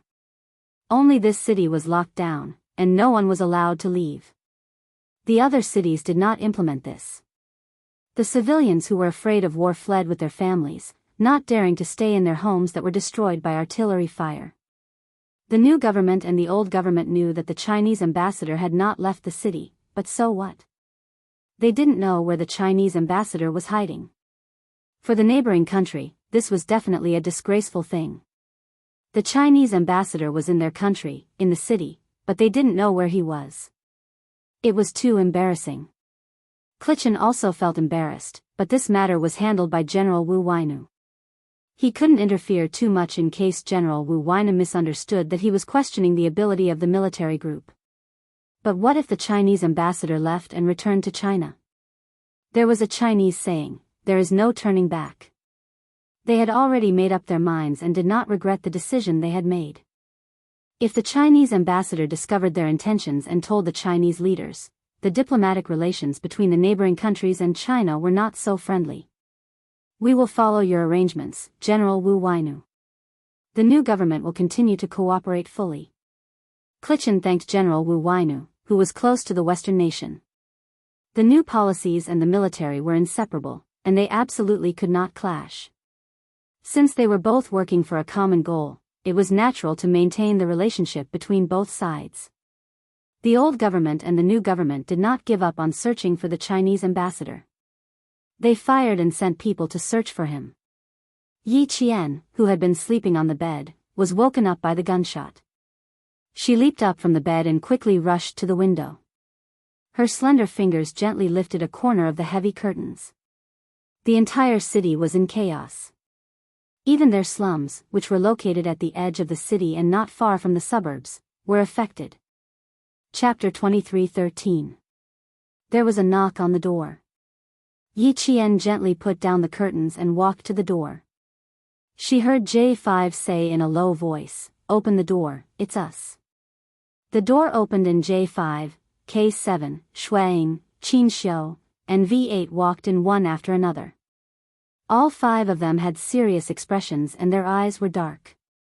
It was obvious that they were not optimistic about the current situation. Everyone underestimated Ruilala's madness. He has already started a civil war on a large scale. The entire neighboring country has fallen into a civil war on a larger scale than 1994. Sitting down, Xianxia's elegant and handsome face was dark and gloomy. Even the habitual gentle smile at the corner of his mouth had disappeared. He might have known that he would be defeated, and before he died, he dragged the new policies of the neighboring country down with him. "Our current situation is the worst that I had imagined." His gaze slowly swept across the faces of the special forces in front of him and slowly stopped on Yi Qian's face. He stared at her deeply. "I actually had a call with the Ministry of Foreign Affairs in the early morning. Ruilala's existence is a threat to our country. He dared to instigate a rebellion because he has the support of the Western hegemonic countries. He has enough ammunition and military support behind him. Therefore, he must be eliminated. He must not be allowed to contact any of the neighboring countries' armed forces. Especially the new policy. The new policy has always wanted to gain the support of the Western hegemonic countries. If the Western hegemonic countries want the new policy and the old policy to work together, the combined forces of both sides will further democratize the entire country. This is not necessarily a good thing for our country." V8 seemed to have thought of something and nodded in understanding. "What you said to Yi Qian in the car before was actually a warning to us in advance, right?" In the car, he told Yi Qian that the other half of his responsibility was to see the new policy and the old policy cross fire again. In fact, it was not a last-minute decision made during the negotiation, but a joint decision made with the Ministry of Foreign Affairs in the early morning. V8 was completely convinced by the courage and insight of the diplomat in front of him, who was no less than a soldier.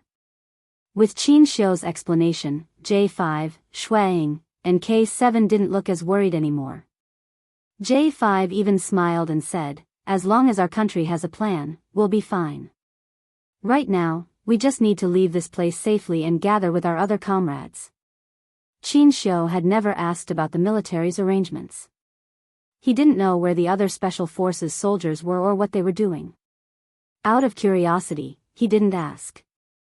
Just like how the special forces protecting him did not ask about his arrangements with the Ministry of Foreign Affairs, these were all secrets of their respective professions. Outside the room, there was a series of thuds. It sounded like something was hitting the wooden floor. It came from afar until it finally stopped outside the room. The J5 in the room said in a low voice, "It's the sound of the shop owner. It should be the things we asked for." Just as he finished speaking, the owner of the motorcycle repair shop hissed, "Everything you need is here. Come down and have a look." After the innkeeper finished speaking, he left without waiting for a response. When Yi Qian heard this, he understood that the innkeeper was also a person who could not walk. There seemed to be a lot of people who could not walk in Linzhou, both men and women. J5 walked away. V8 smiled and said, "He's pretty good. No wonder we took such a long detour to find him." He was referring to the shop owner. After leaving for a while, J5 came back. "Everything is here. Come down and have a look. Ambassador, come down and have a look." This was an inconspicuous motorcycle repair shop. The outside was as run down as a house in the slums. However, when they walked in, they realized that it was a completely different world. Chapter 23:14. J5 led Yi Jian downstairs to the basement of the small building. After passing through a dim underground passage, she turned right and saw a snow-white light in front of her. It gave her the illusion that she was at the entrance to heaven from hell. Compared to the darkness of the building, the light in the basement where the guns were placed was so white that it was somewhat blinding. Yi Jian saw the owner of the shop. He was a middle-aged man whose right leg was broken and his pants were tied in a knot. He was slovenly dressed. Although the middle-aged man was disabled, he had a pair of eagle-like eyes. His gaze gave off an inexplicable sense of eeriness. 6 submachine guns, 6 pistols, each with 3 magazines. "You, compare the numbers yourselves. Come out and tell me. The gun testing room is next door. There aren't many bullets. Try your guns sparingly." The owner with damaged vocal cords spoke slowly and limped away with his cane. When he passed by Yi Jian, he suddenly turned back to look at her. Yi Jian noticed his gaze and immediately turned back to look at him. He did not expect to be caught by Yi Qian the moment he turned back. After a short pause, he looked into Yi Qian's eyes. His eagle-like eyes flashed with a strange light. "You are very beautiful." He did not offend or flirt with Yi Qian. His voice was low and hoarse, as if he was reminiscing about something. He sounded a little sad. Yi Qian did not know how to answer for a moment. Finally, he nodded slightly. "Thank you." He has a daughter. When she was 10 years old, she was burned to ashes by artillery fire. J5 handed an American-made submachine gun to Yi Jian. Before his daughter died in the explosion, he had about 4,000 soldiers under his command. After his daughter was killed, he disbanded the 4,000 soldiers and went to seek revenge on Ruilala alone. Unfortunately, he didn't get his revenge. Instead, he lost a leg. After recovering from his injury, he became the biggest arms dealer in this area. He's a man of his word. Otherwise, he wouldn't have brought Xianxia here to stay. The man didn't seem to understand English. When he saw Yi Qian take the gun, he nodded very lightly as if to show his appreciation. Yi Qian did not look at him again. He lifted the gun with both hands to check if it was okay. As he lifted his hand, the silver wire wrapped around his wrist flashed a silver light under the snow-white light. Behind him, the man who had not left said, "You better not show the silver wire in your hand to us and the Sun Island." Yi Qian, who didn't understand the language of the neighboring country, realized that the man who hadn't left was talking to him. He looked at the J5 who had been communicating with him in the neighboring country's language. J5 was looking at the silver wire in Yi Qian's hand. He always thought that it was Yi Qian's favorite silver jewelry. He didn't expect that it was actually a self-defense weapon. Seeing Yi Qian's questioning look, J5 pointed to the silver wire on her wrist. He said that you'd better not show the silver wire on your wrist easily when you arrive at the neighboring countries and the Japanese island. Yi Qian was shocked. He turned around and looked at the man with his dark, clear eyes. You know where it came from? J5 translated. The man nodded. His dark lips, which had been smoking all year round, moved slowly. I know. It's very powerful. It's very good that you have it. This time, he didn't speak the neighboring country's language. He replied in broken Chinese, pausing every word. Here, it's best not to show it. It's not good. The Silver Wire Summer team had investigated its origin before, but they didn't find anything. A few years later, they didn't expect that an unremarkable arms dealer would recognize it at a glance. Yi Qian was shocked, but at the same time, he became vigilant. Chapter 23:15. You're going back to China. You, come with me. The man said in a hoarse voice as he limped out of the basement with his crutches. When he suddenly said, back to China, J5's expression did not change. Yi Qian and the others' expressions turned cold. V8 even raised the gun in his hand. J5 pressed down on V8's hand and stared at the man's back as he slowly walked away. He said to Yi Qian, he doesn't mean any harm. Yi Qian, go with him and see what's going on. His name is Kuan Dan. You can call him by his name. Anyone who knew Kuan Dan knew that not only was Kuan Dan good at keeping secrets, but he also never chatted with the customers who came to him. If the customers wanted guns and ammunition, he would provide them. The guns were good and the money was clear. He would continue to live in this motorcycle repair shop that few people would come to. Yi Qian did not trust the man, but he trusted J5. He nodded and stepped forward to catch up with the man who had a strange expression and behavior. Let's go test the guns first. J5 waited for Yi Qian to pass through the dim underground passage before he said to V8 and the others, hurry up. I'll go take a look. I'm a bit worried. V8's thick eyebrows furrowed. You test the guns with them. Trust me, brother. Yi Qian will be fine. J5 smiled and patted his comrade's shoulder. I can guess why Kuan Dan said Yi Qian is very beautiful. Yi Qian's eyes are a bit like his daughter's. I've seen his daughter's picture. Xianxia was also very worried. Someone who could provide firearms, even if one of his legs was disabled, was still a dangerous person. Ambassador, let's test the guns first. Don't worry, I promise that Yi Qian will be fine. J5 had already seen Yi Qian walk out of the basement just now. Even an excellent diplomat like them subconsciously took a small step forward, intending to follow him. He smiled and said, although he's a dangerous person, he can guarantee the safety of all the customers who come here to take guns. Shuang had already finished checking the numbers. They took the pile of lethal weapons and entered the gun testing room. It was a very professional shooting room. Xianxia put on his earmuffs, held the gun in a very standard posture, and fired a bullet.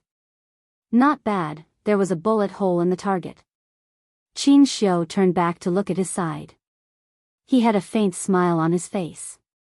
He had held the gun and tried it out, but these Special Forces soldiers had checked the inside and out of the gun before they started shooting. Bang bang bang bang, the few of them finished shooting at the same time. The sound of the gunshots was so loud that he could hear it even with his earmuffs.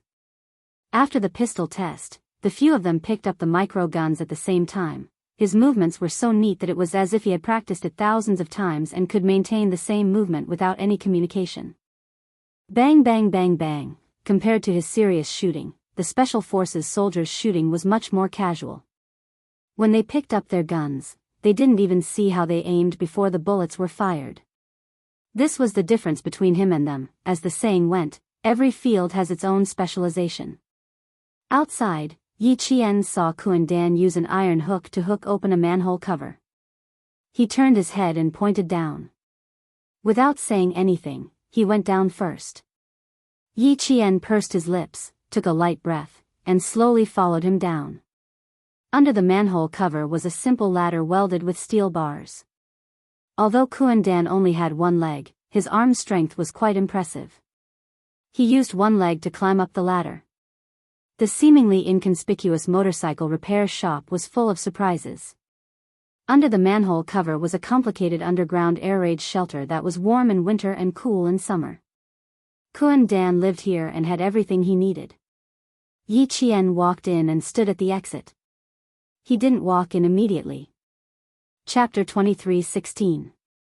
J5 said that Kuan Dan meant no harm, but since he knew about Silver Thread's background, it was better to be cautious. Sit. Kuan Dan pointed at a leather sofa that was neither new nor old. He walked into another bomb shelter as if he didn't see Yi Qian standing at the exit. When he came out, he had a common black plastic bag in his hand. He said to Yi Qian, "It's not easy for you guys to escape. The leaders of Ruilala, New Deal, military group, and a few ethnic armed forces are looking for you." Kuan Dan's Mandarin was not fluent, and his vocal cords were damaged. When he spoke, he paused for a few seconds before continuing. It took him twice as long to finish a sentence compared to a normal person. Yi Qian was a very vigilant person. When he suddenly said these words, a fierce look flashed across her eyes. She looked at Kuan Dan quietly and pursed her lips slightly. She remained silent and did not respond to what he said. "You're so beautiful." Kuan Dan, who was looking into Yi Qian's eyes, suddenly said this. His voice was hoarse and slightly sorrowful. He had been looking into Yi Qian's eyes the whole time. It was as if he was trying to recall another person's face through Yi Qian's eyes. Could it be that she looked like an old friend of his? Yi Qian couldn't figure out what he was thinking. She lowered her eyes slightly and replied with a faint smile, "Thank you for your compliment." "You're welcome. What I said was the truth." "Qian, your eyes are the most beautiful." Kuan Dan put his walking stick aside and opened the black plastic bag with both hands. He took out a stack of photos and slowly selected them before handing them to Yi Qian. "Look at them. They're all people who want to look for you guys." "I know." Yi Qian was shocked when she took a look at the photos. These people were all faces that the Ministry of Foreign Affairs had asked her to remember when she was in China. And now, Kuan Dan said that these people were looking for them. How did he know? Yi Qian concealed the sharpness in her eyes and asked politely without showing it on her face, "Mr. Kuan Dan, how did you know that these people were looking for us?" Yi Qian didn't want to admit their identities at first, but Kuan Dan was clearly aware of their identities and had deliberately reminded him. Yi Qian didn't sense any malice from the beginning to the end. He asked, "Other than knowing that they're looking for us, what else do you know?" "Many of them don't want you to leave. Clichin, the new government, does not want to. He wants to stop you and let Ruilala suffer." Although Kuan Dan spoke intermittently, the amount of information that was revealed was enough to make Yi Qian's heart sink. He looked at Kuan Dan with a cold and sharp gaze. Just now, Xianxia only mentioned that Ruilala would attack crazily, but he didn't mention anything about the new policies. And now, Kundan was telling him that the new policy was actually so despicable. They took the opportunity to fish in troubled waters and frame Ruilala. The temperature in Yi Qian's eyes dropped rapidly. They were so cold that they were like a ball of snow that never melted. He exuded a chilling aura. "Mr. Kuan Dan, how do you know so much?"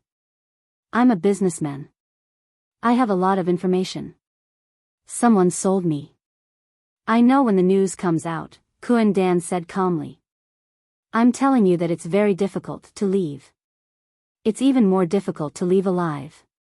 You can listen to my arrangements. It'll be easier." The entire city was locked down.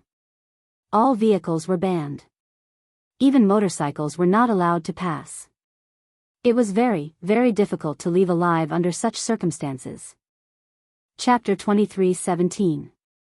Yi Qian was a little tempted, but she didn't trust Kuan Dan. However, she didn't mind listening to his arrangements first. She asked politely, "Mr. Kuan Dan, can you tell me about your arrangements now?" Then she would go back and discuss it with her comrades to see if it was feasible.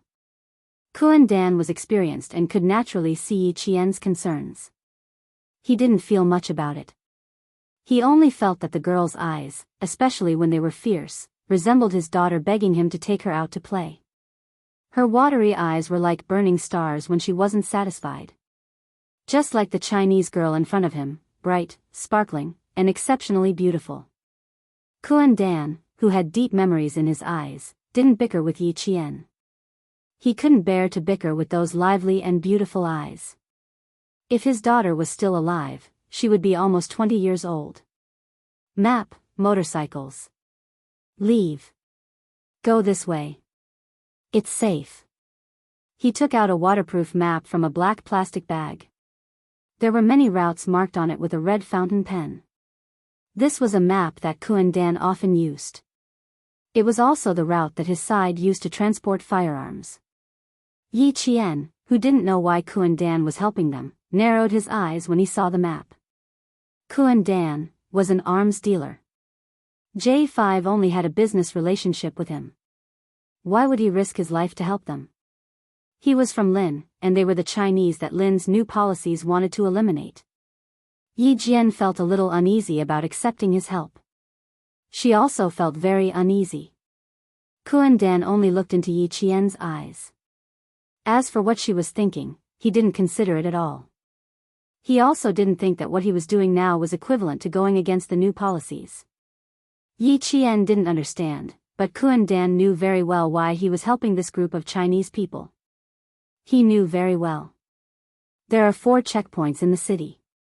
You guys, from here. He pointed at the map with a finger covered in black grease. He immediately looked up and stared unblinkingly into Yi Qian's eyes. On the mountain, there are secret routes for illegal immigration and drug trafficking. It's much safer than other places. You guys, get on your motorcycles and rush out. He pointed out a secret route for Yi Qian. It was a secret route used by drug and arms dealers. Finally, he told Yi Qian where he could enter Chinese territory. Yi Qian felt that the map in her hand was a little heavy. She pursed her lips and said softly, "Thank you. You're welcome. This is my daughter. Look." Kuan Dan took out a picture from his pocket. His hands were dirty, and there was grease between his fingers, but the picture in his pocket was clean like a new one. Actually, this was a photo from 10 years ago. The date was very clear at the bottom right corner of the photo. Yi Qian looked at the little girl in the photo. She looked to be about 11 or 12 years old. Her hair was tied up in a ponytail, and she was holding a big cotton candy in her hand.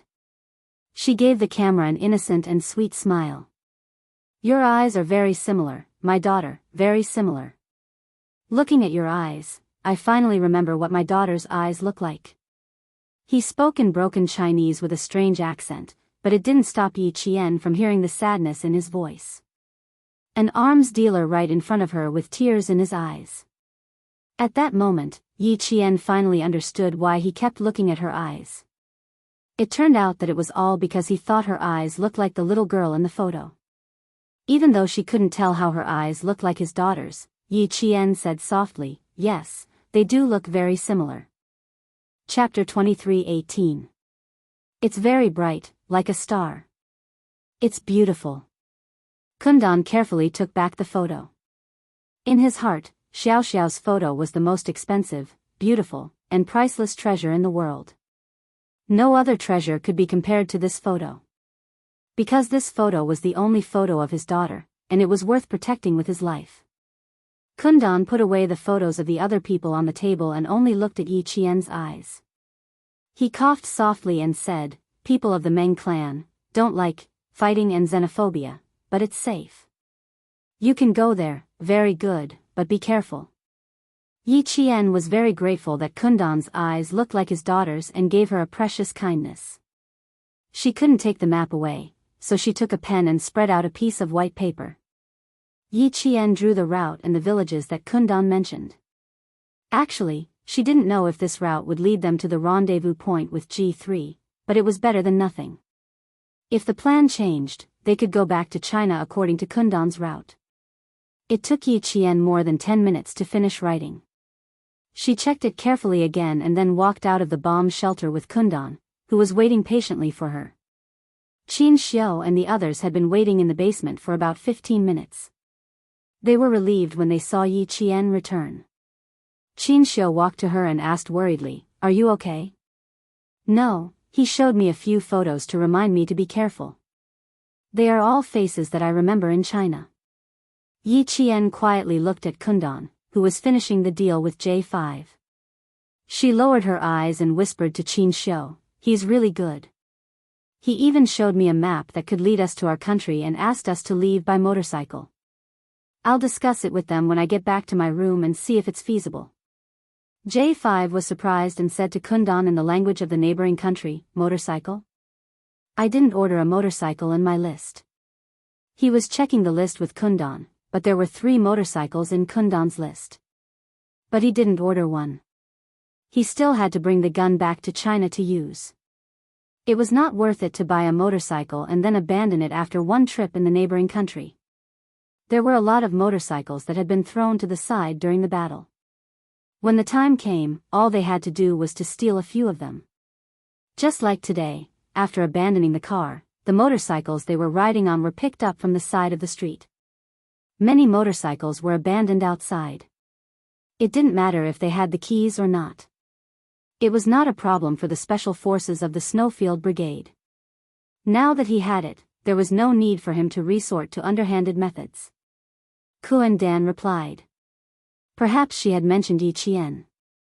J5 turned to look at Yi Qian, who was talking to Xianxia, and said to Kuan-dan solemnly, "Thank you very much." Because of Yi Qian, Kundan promised to give them 3 motorcycles with full gas for free to help them leave. "Is it because my friend and your daughter have similar eyes?" J5 asked with a sigh. In return, he nodded without hesitation. That pair of eagle-like eyes flashed with a very bright light. "You also think, her eyes, look like my daughter's?" "That's right, her eyes are exactly the same as my daughter's." Switching to the language of her own country, although Kuan-dan spoke slowly, she was much more fluent. "If my daughter was still here, she would be, almost the same." "Thank you very much for your generosity." J5 thanked him again. Kuan-dan was a strange person. He had a lot of resources in his hands, but he never took the initiative to help others. The buyer paid, and he supplied the goods. No one knew each other when they walked out of this place. Chapter 23:19. But today, because of Yi Qian, he had made an exception. Not only did he provide them with motorcycles, but he also provided them with a secret route for the arms and drugs trade. For them, this was exactly what they needed. When they came out of the basement, they heard sporadic gunshots nearby, but the gunshots in the center of the city were still intense. When they returned to Yi Qian's room, J5 asked Yi Qian to take out the road map that he had prepared earlier. He then took out the city map for reference. The map was drawn on white paper that was neither waterproof nor fireproof, so Yi Qian was extra careful when he took it out. He was afraid that he would tear it. Start from the auto repair shop and walk along the west side of the city. This way, we can avoid the old government and the new government. J5's finger gently traced the road map that Yi Qian had drawn, then he looked at the city map and said solemnly, "The route that Kuan-dan gave us is a secret route for the arms and drugs trade. It's much safer than the route that I had prepared earlier. The route that he pointed out is the same as the one that we left the city in, so it's much faster to leave the city. The way back to China is also very short. If we don't need to meet up with our comrades, the route that he pointed out is indeed a good way to get back to China. Unfortunately, we can't choose to go back to China." In the end, they needed to meet up with their comrades, not go back to China directly. Therefore, they could only use half of the route that Kuan-dan had pointed out. The rest of the route remained the same. It's much more convenient to have motorcycles. If everything goes well, we will arrive at the Shan village around 2:00 in the morning. The village is semi-sealed.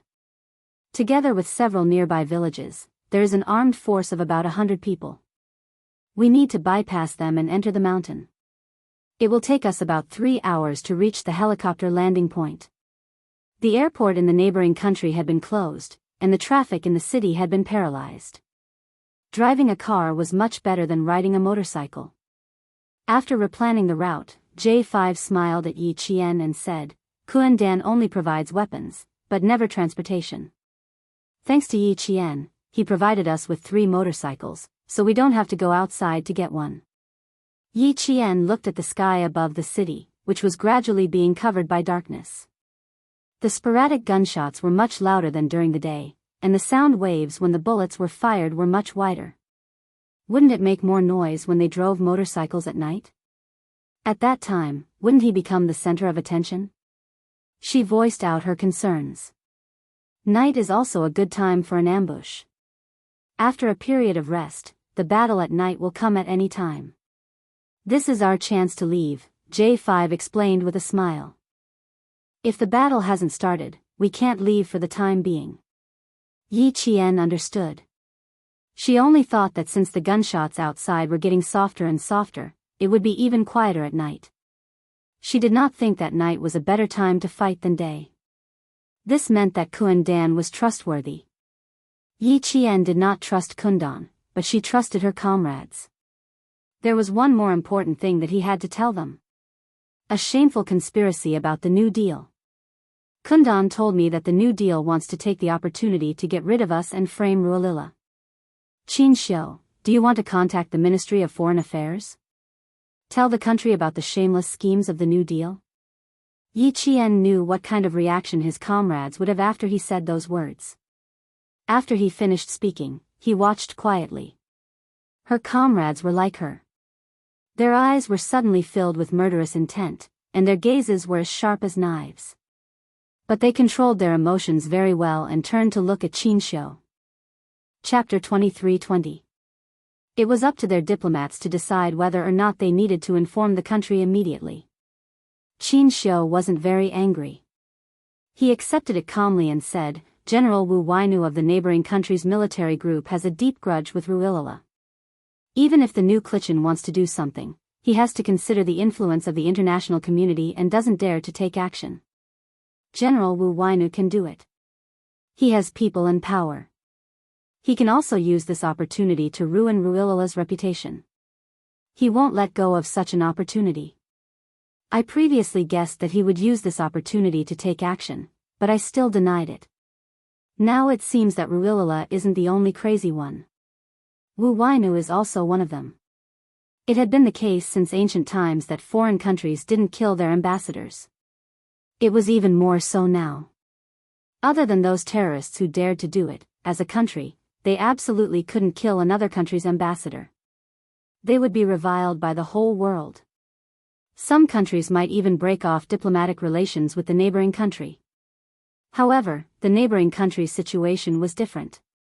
There was a civil war. If the Chinese ambassador died, they could only express regret and apologies. They didn't want that either. J5 laughed coldly. We will make them pay for their shamelessness. He then asked Xianxia, do we need to inform the country? Yes. If something really happens to me, our country can respond immediately. Facing death, Xianxia smiled calmly and said, whether I die or not, the neighboring country will pay for their conspiracy. Xianxia was referring to the foreign trade between the two countries. J5 was referring to the actions of G3. V8, K7, and Shuang didn't say anything, but the murderous intent in their eyes was as cold as an arrow. As a hot-blooded soldier, they absolutely couldn't stand the neighboring country's shameless conspiracy that didn't care about the Chinese country. Our country is weak and has no status. Our country has kept a low profile for so long, it's time for us to slowly raise our heads. Xianxia said softly. That elegant and handsome face revealed a cold sharpness that changed the entire temperament of a cultured person, becoming very strong. It's time to slowly raise its head, his words touched the hearts of the hot-blooded soldiers. They clenched their fists and loosened them. It will be fine. Everything will be fine. They had grown up in this era and served this era. They had witnessed the burdens of China when it was weak, and at the same time, they had witnessed the majesty of China when it was strong. There was a song that went like this: the great Chinese side will invite congratulations from all sides. They were looking forward to this day. As the sky gradually darkened, the sporadic gunshots outside seemed to have stopped.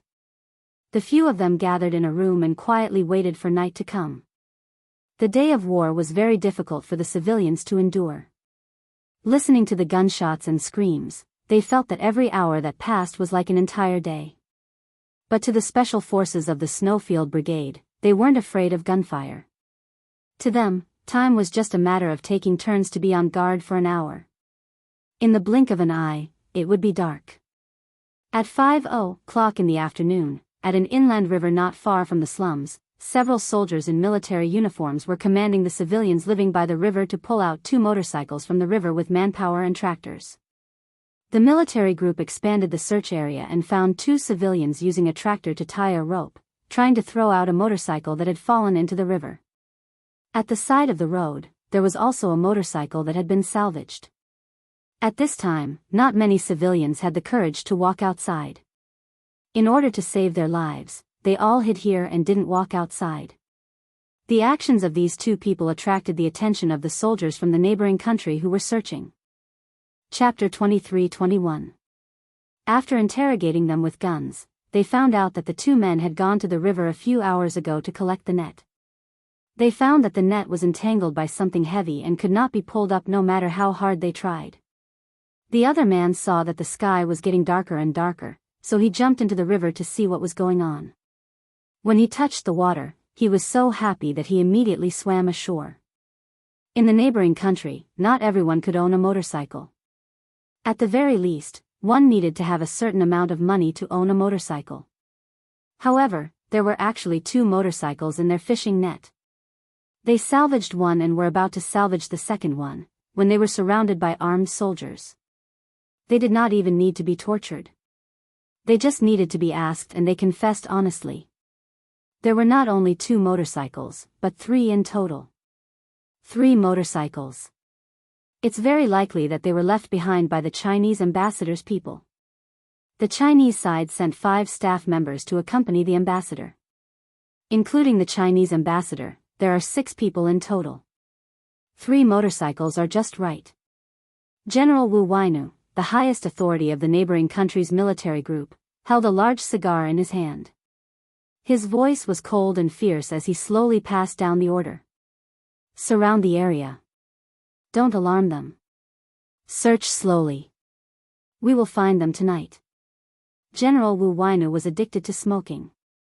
He smoked 4 or 5 cigars a day. His stubby fingers and middle fingers were smoky yellow from the smoke. Even his fingernails were smoky yellow. He was not tall and had a typical short stature. However, he had the ruthlessness of a soldier, which was intimidating. With his orders, Klitschin, the leader of the new government, even sat more lazily. The string in his heart was loosened, and the heavy stone pressing down on him was gone. He naturally felt more relaxed. The sky was very dark. It was so dark that it was as thick as ink. There was not even a single star in the sky. The city with the power cut was completely shrouded in darkness. Everywhere was dark. The atmosphere was so oppressive that it was difficult to breathe. There was a sense of despair everywhere. A young son was afraid of the dark.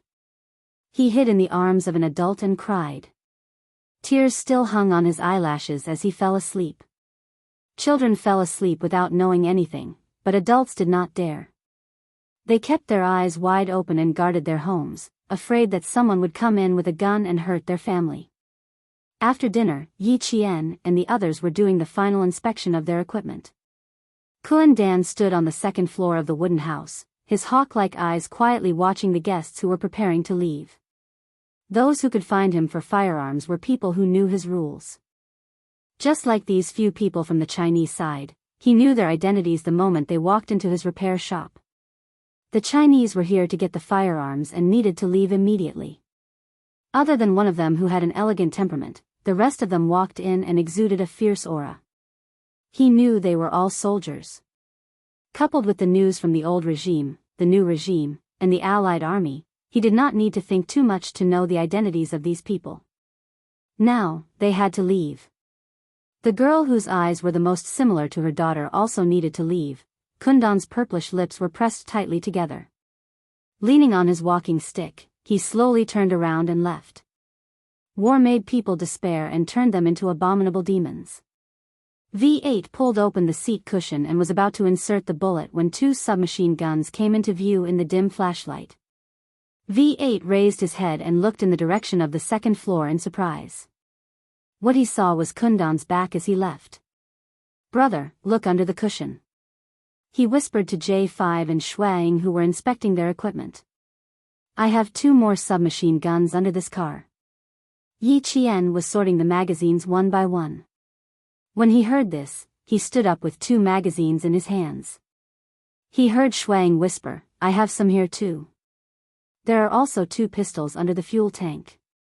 Chapter 23-22. There were 2 submachine guns and 2 pistols under the cushions of the 3 modified motorcycles. These were the extra guns that Kundan had given them. Yi Qian picked up the submachine gun that Kundan had given them. It was an Uzi 9mm submachine gun. When the stock was unfolded, it was only 460mm long. When the stock was folded to the right, it was only 250mm long. It had a muzzle velocity of 350 meters per second and a firing rate of 1,250 rounds per minute. That was equivalent to 21 rounds per second. This type of submachine gun was most suitable for sitting on a motorcycle and firing directly. It was light and fast, and could fire in an instant. It was a grade higher than the German submachine gun that J5 had ordered. Yi Qian put the submachine gun back on the cushion and turned to J5. "I'll go and thank Kundan." "Of course, Kundan. He made an exception for us again." J5 nodded slightly. If Yi Qian hadn't taken the initiative to mention it, he would have done the same. Kundan is a loner, but many people are willing to work with him. He has a good character and abides by some unspoken rules. You don't have to feel burdened. This was to tell Yi Qian that Kundan was a trustworthy arms dealer. Xianxia, who couldn't get involved in the inspection of the guns, said in a low voice, "I'll go with you." "Okay." Yi Qian handed the 2 magazines in his hand to J5 and quickly walked up to the second floor with Xianxia. Kundan thought that she had a pair of eyes similar to his daughter's. The extra weapons were exactly what they needed, so she should say, "Thank you." Kundan was a little surprised that Yi Qian came, but it was obvious that he was very happy to see Yi Qian. After he heard what Yi Qian said, he got up from his chair with the help of his crutches and limped over to Yi Qian. This somewhat famous arms dealer only looked into Yi Qian's eyes. After a while, he asked in a hoarse voice, "Can I touch your eyes?" He looked at Yi Qian expectantly. Even when he asked carefully, afraid that Yi Qian would reject him. A slightly famous arms dealer like Kundan could be very forceful when it came to what he wanted. However, when it came to Yi Qian, who had a pair of eyes that resembled his daughter's, this arms dealer who was known as the fierce bandit was just a father who missed his daughter dearly. He let go of his identity and forgot that he was just an ordinary father. Yi Qian didn't refuse. She knew that she couldn't bear to refuse when tears welled up in his eagle-like eyes. Because she understood Kundan's feelings too well. He had lost his daughter, and she had lost her mother and father. When she was young, she saw Sun Dongqing, who resembled her mother. Even though Sun Dongqing hated her and scolded her, she missed her mother and still approached her again and again. Yi Qian did not know what kind of person Kundan was, nor did he know what he had been through. At this moment, he only knew that the person standing in front of him was just an ordinary father. She nodded gently and said, "Okay." Kundan, who was standing in front of her, was so excited that his purple lips were trembling. The fingers that covered her eyes were rough and filled with the smell of engine oil. His fingers were trembling violently, but he didn't stop for long. After a short caress, Kuan Dan retracted his hand. Yi Qian, who had her eyes closed, could still hear him sigh heavily. Thank you. When she reached the door, she heard Kuan Dan's choked voice behind her. Yi Qian didn't turn around. When he opened his eyes and turned his back to her, Yi Qian knew that this arms dealer didn't want others to see his weakness. Chapter 23:23. It didn't take long. 5 minutes later, Yi Qian and Qin Xiu came down together. They nodded slightly to their comrades waiting for them, expressing their gratitude to Kundan. J5 and the others had already finished their pre-battle preparations. When they saw Yi Qian coming down, they asked her if she wanted to be the rider or the shooter. Yi Qian's flying skills during the day had once again refreshed everyone's understanding of her. J5 had already taken it for granted that Yi Qian would definitely know how to ride a motorcycle. Either is fine, but I don't have actual combat experience, Yi Qian replied with a smile. She could ride a car or a motorcycle.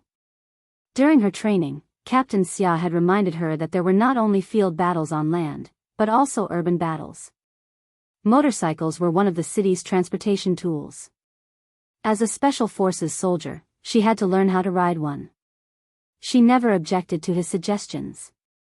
She had also learned how to ride a motorcycle when she was learning how to drive a car. You will be the shooter before the breakout.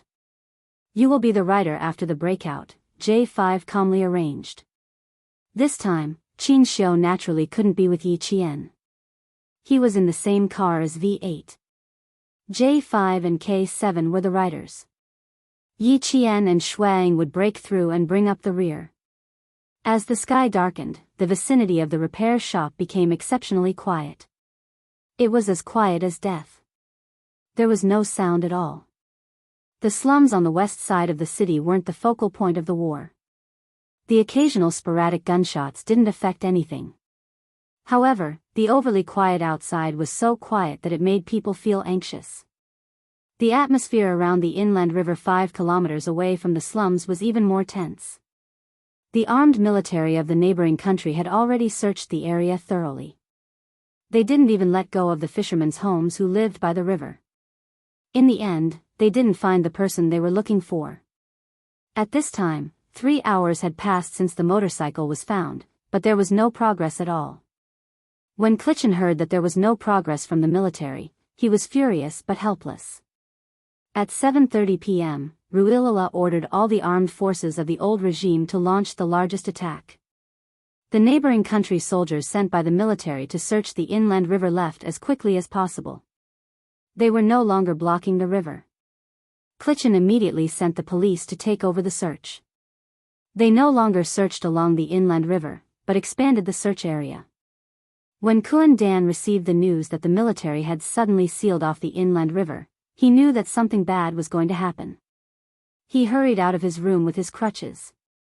His footsteps sounded urgent, and Yi Qian and the others, who were waiting downstairs, could not help but look up. J5 and Shui Ying's expressions changed drastically upon hearing Kundan's words. Yi Qian didn't know what he said, but the sudden change in her comrades' expressions made her heart sink. Before he could ask, Shuang said in a low voice, 3 hours ago, the military of the neighboring country found the motorcycles we threw into the inland river. They started a search in the vicinity of the inland river and just withdrew their troops. Once the military left, the police who sealed off the news expanded their search area. We are only 5 kilometers away from the inland river. The police could come at any time. As soon as Shuang finished speaking, the old regime fired the first shot at the new regime. With a boom, it was like a raging flood rushing out of a dam and wreaking havoc in the entire city. Yi Qian, who had a slightly gloomy expression, gradually smiled when she heard the sound of the gunfire. The military left in a hurry because the old regime had already opened fire. The police came too late. She looked at her comrades with a smile. We should go. That's right. We should go. J5, who had finished communicating with Kuan Dan, turned his head and smiled at his comrades. The police came too late. Chapter 23-24. For the Snowfield Brigade members, who were good at fighting at night, it didn't matter even if the police came. Before leaving, Yi Qian bowed slightly to Kundan, who had helped them a lot, to show his gratitude. Kundan smiled. He seemed to see his own daughter smiling at him. The night battle in the city was even scarier than during the day. The dense gunshots and the rumbling of gunfire shook every corner of the city, making all the residents tremble. For the civilians, the gunfire that broke the peace made them feel even more hopeless. They wanted to escape, but the military forbade them from leaving. If they didn't escape, the gunfire would start at their doorstep, and their lives would be in danger. They had no choice but to stay at home and listen to the terrifying gunfire. The entire city was shrouded in despair. Even the air became extremely suffocating. It was as if there was despair everywhere. Yi Qian and the others didn't stay any longer. Since the war had begun, it was time for them to leave. At that moment, the Linguo police had parked their motorcycles outside the slums and set up barriers at several exits, preventing anyone from entering or leaving the slums.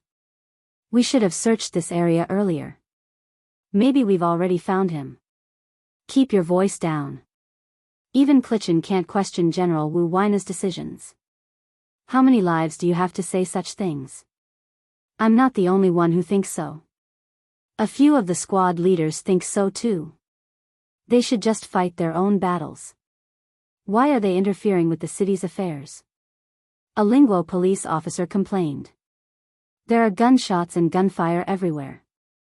We have to come out at night to look for him. What if, shut up. The police officer who was working with him interrupted his colleague. If he didn't interrupt him, he would have said something unpleasant. The police's search was much louder than the military's. They were all on motorcycles, and the alarms on their motorcycles had never been turned off. The woo-woo-woo sound had already alerted the residents of the slums and broken the peace there. The police came late, and not all exits were blocked. With Kundan's help, Yi Qian and the others rode their motorcycles around the narrow and complicated slums. Linguo's transportation was already backward, and the slums were located on the west side of the city. Needless to say, the traffic was even worse. The roads were so narrow that even a car couldn't pass through. Not only was there the smell of gunpowder in the air, but there was also a foul stench. Garbage and excrement could be seen everywhere. The low bungalows, the messy world, and the passing of motorcycles made these people, who had been tortured by poverty, shudder with fear. They were afraid that the motorcycles would rush into their homes in the next second. The stench got thicker and thicker. The K7 at the front opened up a narrow path and saw a small black river. The stench came from this small river. Kundan told them to go from here, so they rushed to the east of the slums. From the east, they reached the wide road into the city. If not for Kundan's guidance, they would not have known that there was such a shortcut. Sit tight, Yi Qian. The K7 said in a low voice. He felt Yi Qian's arms around his waist. He sped up and the motorcycles rose into the air. With a loud boom, they rushed toward the other side of the small river. Yi Qian, who was sitting at the back, saw the situation on the road through his helmet. It was similar to the road they had just passed. It was narrow and uneven. On both sides of the road, there were bungalows with low roofs made of grass and tarps. If they were not careful, they could crash into one of the bungalows. Chapter 23-25. The motorcycle landed steadily. When the rear wheel touched the ground, Yi Qian bounced up and fell back down. The motorcycle didn't stop for even half a second, it continued to rush down. Yi Qian had already let go of K7's waist. She turned around and looked behind her. She saw J5's motorcycle flying over the river and landing steadily on the other side of the river. He caught up with her in the blink of an eye. Kundan's motorcycles were all modified, so they were as fast as racing cars. K7's motorcycle sped up to its maximum speed. With a whoosh sound, the motorcycle rushed out dozens of meters in the blink of an eye. Before the civilians who heard the noise could react, the motorcycle left a trail of exhaust and disappeared. It didn't take long for them to escape from the slums. When they reached a wide road, the police who entered the slums already knew that 3 motorcycles were heading towards the slums in the east. Motorcycles found, 3 motorcycles found. 3 motorcycles found, heading towards the slums in the east. Block all routes in the east, block all routes in the east. The police from the neighboring country didn't find any trace of the 3 motorcycles, and they didn't know who was driving them. However, they were certain that the people who escaped from the slums were their targets. But after all, it was a battle between the old regime and the new regime. The police didn't dare to chase after the motorcycles with their sirens blaring as usual. After the new regime's General Cultivation and Wu Wainu found out, they only had one request: don't let the Chinese ambassador leave the city. The police on the west side of the city were mobilized. The east side of the city was filled with war. The new regime and the old regime were fighting to the death. Yi Qian and his men were fighting to the death with the neighboring country's police. With the cover of the artillery fire, the sound of the motorcycles was quickly drowned out by the sound of the war. It only brought a slight ripple to the night. Boom, boom, boom. Countless motorcycles chased after the 3 motorcycles that disappeared in front of their eyes. They were too fast, so fast that they didn't dare to chase after them. Yi Qian and K7 were the vanguard. V8 was protecting Xianxia in the middle. J5 and Snow Eagle were covering the back. The 3 motorcycles were like dragons, turning corners and rushing into another road. They didn't want to take the initiative to fight with the neighboring country's police. They wanted to find a way to get rid of the motorcycles that were chasing after them. But if they couldn't avoid them, then they would open fire. Can you confirm which outpost they plan to leave the city? Confirm and guard this outpost to the death. Cultivation's face darkened.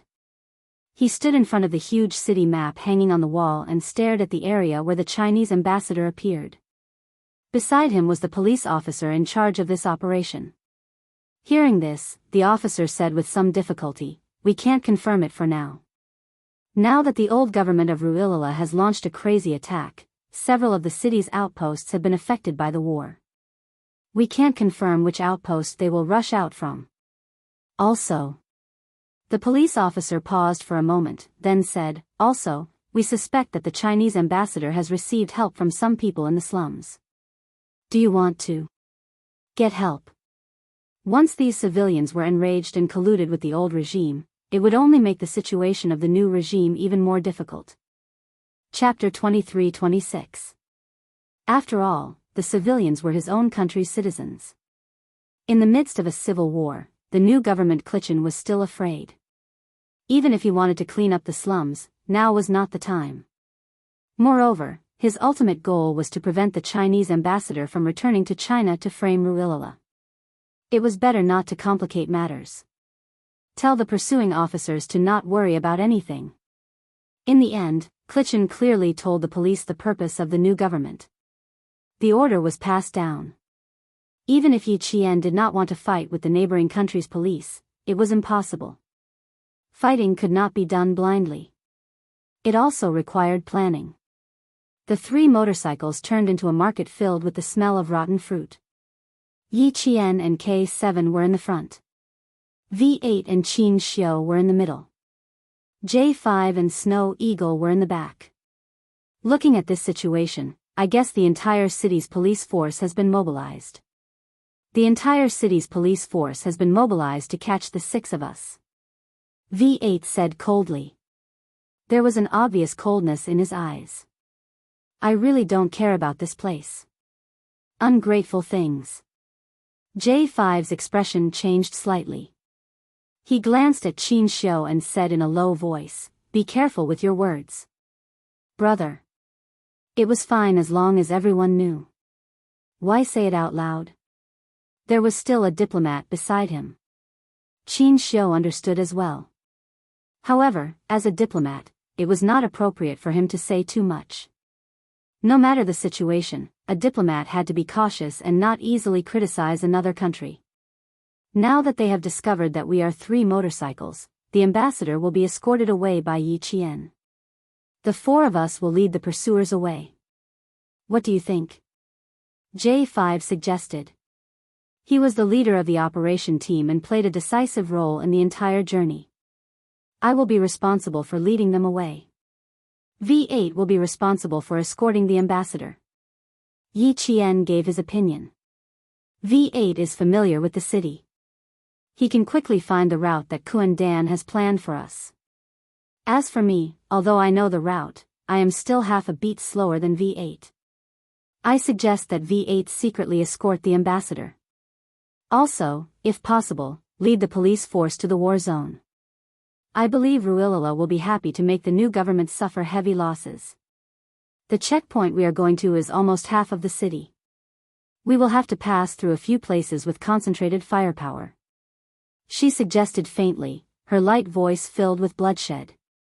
Since they were so shameless, why should they think for the other party? In the end, a civil war would endanger the neighboring countries, not the Chinese. K7, who rarely spoke, agreed. I agree. I believe it will be very interesting. Yi Qian's suggestion struck a chord with his comrades. J5 raised his eyebrows. Sure, but we have to be careful ourselves. He was well aware of Yi Qian's combat ability. J5, who also wanted to teach the police a lesson, nodded in agreement. Then he turned to Qin Xiu and asked, Ambassador, what do you suggest? If not, then it's settled. Qin Xiu glanced at Yi Qian discreetly. He would listen to the arrangements made by the special forces. I don't have any suggestions, just follow the arrangements. Since he did not object to it, the matter was settled. V8 would then shoulder the heavy responsibility of secretly escorting Qin Xiu away. Before leaving, Yi Qian smiled at Qin Xiu. Then she left on the motorcycle without looking back. It was as if what she was about to face was not danger, but a journey that would allow her to indulge herself. Qin Xiu sighed softly. He wanted Yi Qian to stay, but he could not bring himself to say it. Ambassador, don't worry. Yi Qian is very capable. V8 heard his sigh and laughed. She will definitely come to meet us and return to China together. Chapter 23-27. Qin Xiu, who was hiding in the dark, pursed his lips. This was the first time he asked about Yi Qian. You guys are close with Yi Qian, right? Are you guys in the same unit? He couldn't easily tell anyone about Yi Qian. V8 smiled. Not really. The last time we went to Pakistan, wasn't the ambassador there too? We also met Yi Qian that time. It's even more impossible to be in the same unit. She's also a military school student. But why do I feel like the ambassador is closer to Yi Qian? The change of topic was equivalent to telling Qin Xiu that he didn't want to talk about Yi Qian anymore. Qin Xiu stopped asking and replied with a faint smile, I met her once when she was in her second year of high school. She had a bad sense of direction and had to trouble her to lead the way. We can't say we're close, just that we've met before. They weren't close, and the number of times they met was less than 5 times, but he was actually moved. So that's why. V8 understood. The sound of the motorcycles outside became fainter and fainter until only the sound of gunfire could be heard. V8, who knew that they had left, turned his head. As he spoke, he seemed to be biting something in his mouth. It's about time. V8 quickly left with Qin Xiu. Yi Qian's group went from 2 motorcycles to 4. 2 of the motorcycles were stolen from the motorcycle shop. The 4 of them moved left and right, suddenly turning and suddenly moving. First, they lured the police far away from Qin Xiu's hiding place. It's about time. K7, who was driving alongside her, made an OK sign. The 2 of them suddenly turned left and disappeared from the headlights of the motorcycles chasing them. Snow Eagle and J5 continued to move forward, luring away another wave. The scene of a motorcycle chase was quite spectacular. When the police saw that their targets had split into 2 groups, they immediately adjusted their tactics and split into 2 groups to chase after them. What they didn't know was that as the police split into 2 groups, the nightmare that everyone couldn't forget began. Yi Qian and K7, who turned left, circled behind the first group of police. They stopped and directly aimed their submachine guns at the motorcycles chasing after J5 and Snow Eagle. Shoot, shoot. Everyone shoot. Quick. Quick. Behind. Behind. Turn around and shoot. Turn around and shoot. Even though they were suddenly ambushed, the neighboring police who were chasing after J5 were still able to maintain their composure and quickly sent out a portion of the police to deal with the rear. Yi Qian and K7 did not want to face them head-on.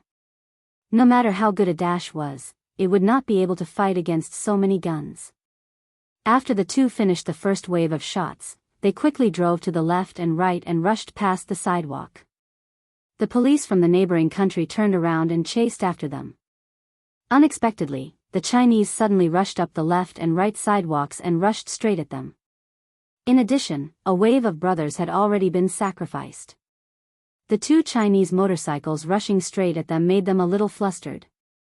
One of the motorcycles reacted quickly and turned around, wanting to give chase.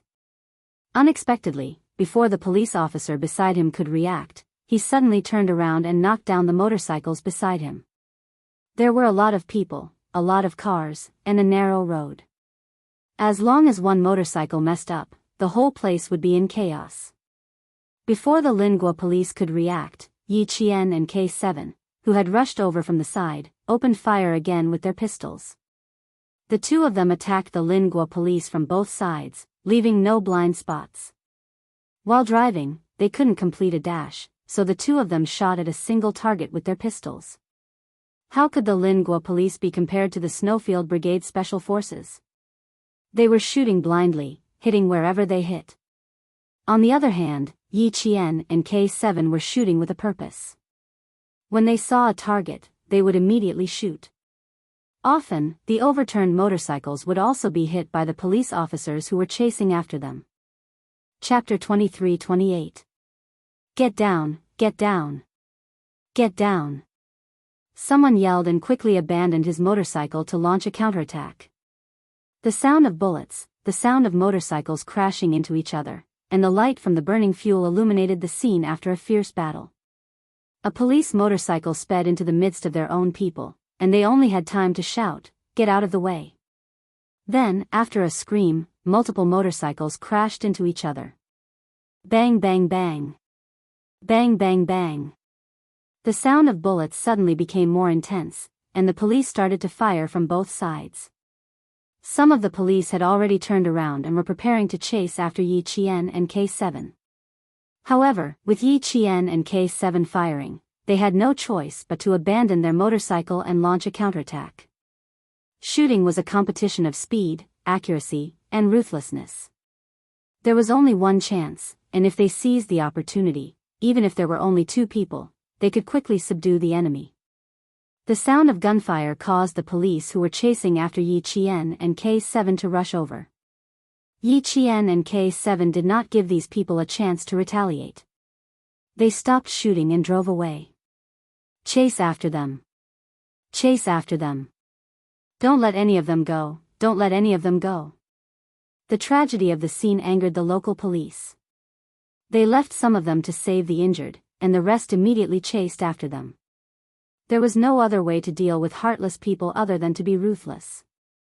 Since Yi Qian and K7 wanted to teach the local police a lesson, they would not let them go so easily. J5 and Snow Eagle had already lured a group of people into the crossfire, and Yi Qian and K7 would take care of the rest. Motorcycles were smaller than cars, and they were more agile. It was Yi Qian's first time riding a motorcycle, and she was not unfamiliar with it at all. She brought out her usual training skills and controlled the motorcycle in an S-shaped trajectory to avoid getting shot. When she turned a corner, she suddenly threw her motorcycle into the center of the road, rolled to the side, and jumped off easily. Then, K7 drove Kuan Dan's modified motorcycle over. When he passed by Yi Qian, he reached out his hand. Yi Qian reacted quickly and grabbed his hand. As the motorcycle sped forward, she was as light as a swallow. She easily straddled the back seat of the motorcycle. With the helmet on, she leaned toward K7's ear. The helmet touched the helmet, and her cold voice drifted into the wind. Once the last wave is dealt with, the mission will be completed. The pursuers behind them had caught up. Yi Qian, who no longer needed to drive, turned around and aimed at the motorcycle she had abandoned in the middle of the road with both hands. 1, 2, 3, the police officers from Lingua, who were hot on her heels, were closing in on the motorcycle in the middle of the road. Yi Qian silently chanted the number 4 in her heart, which sounded like the word death, and pulled the trigger. Bang! The bullet tore through the air, and the air was squeezed into an invisible sharp shape by the bullet.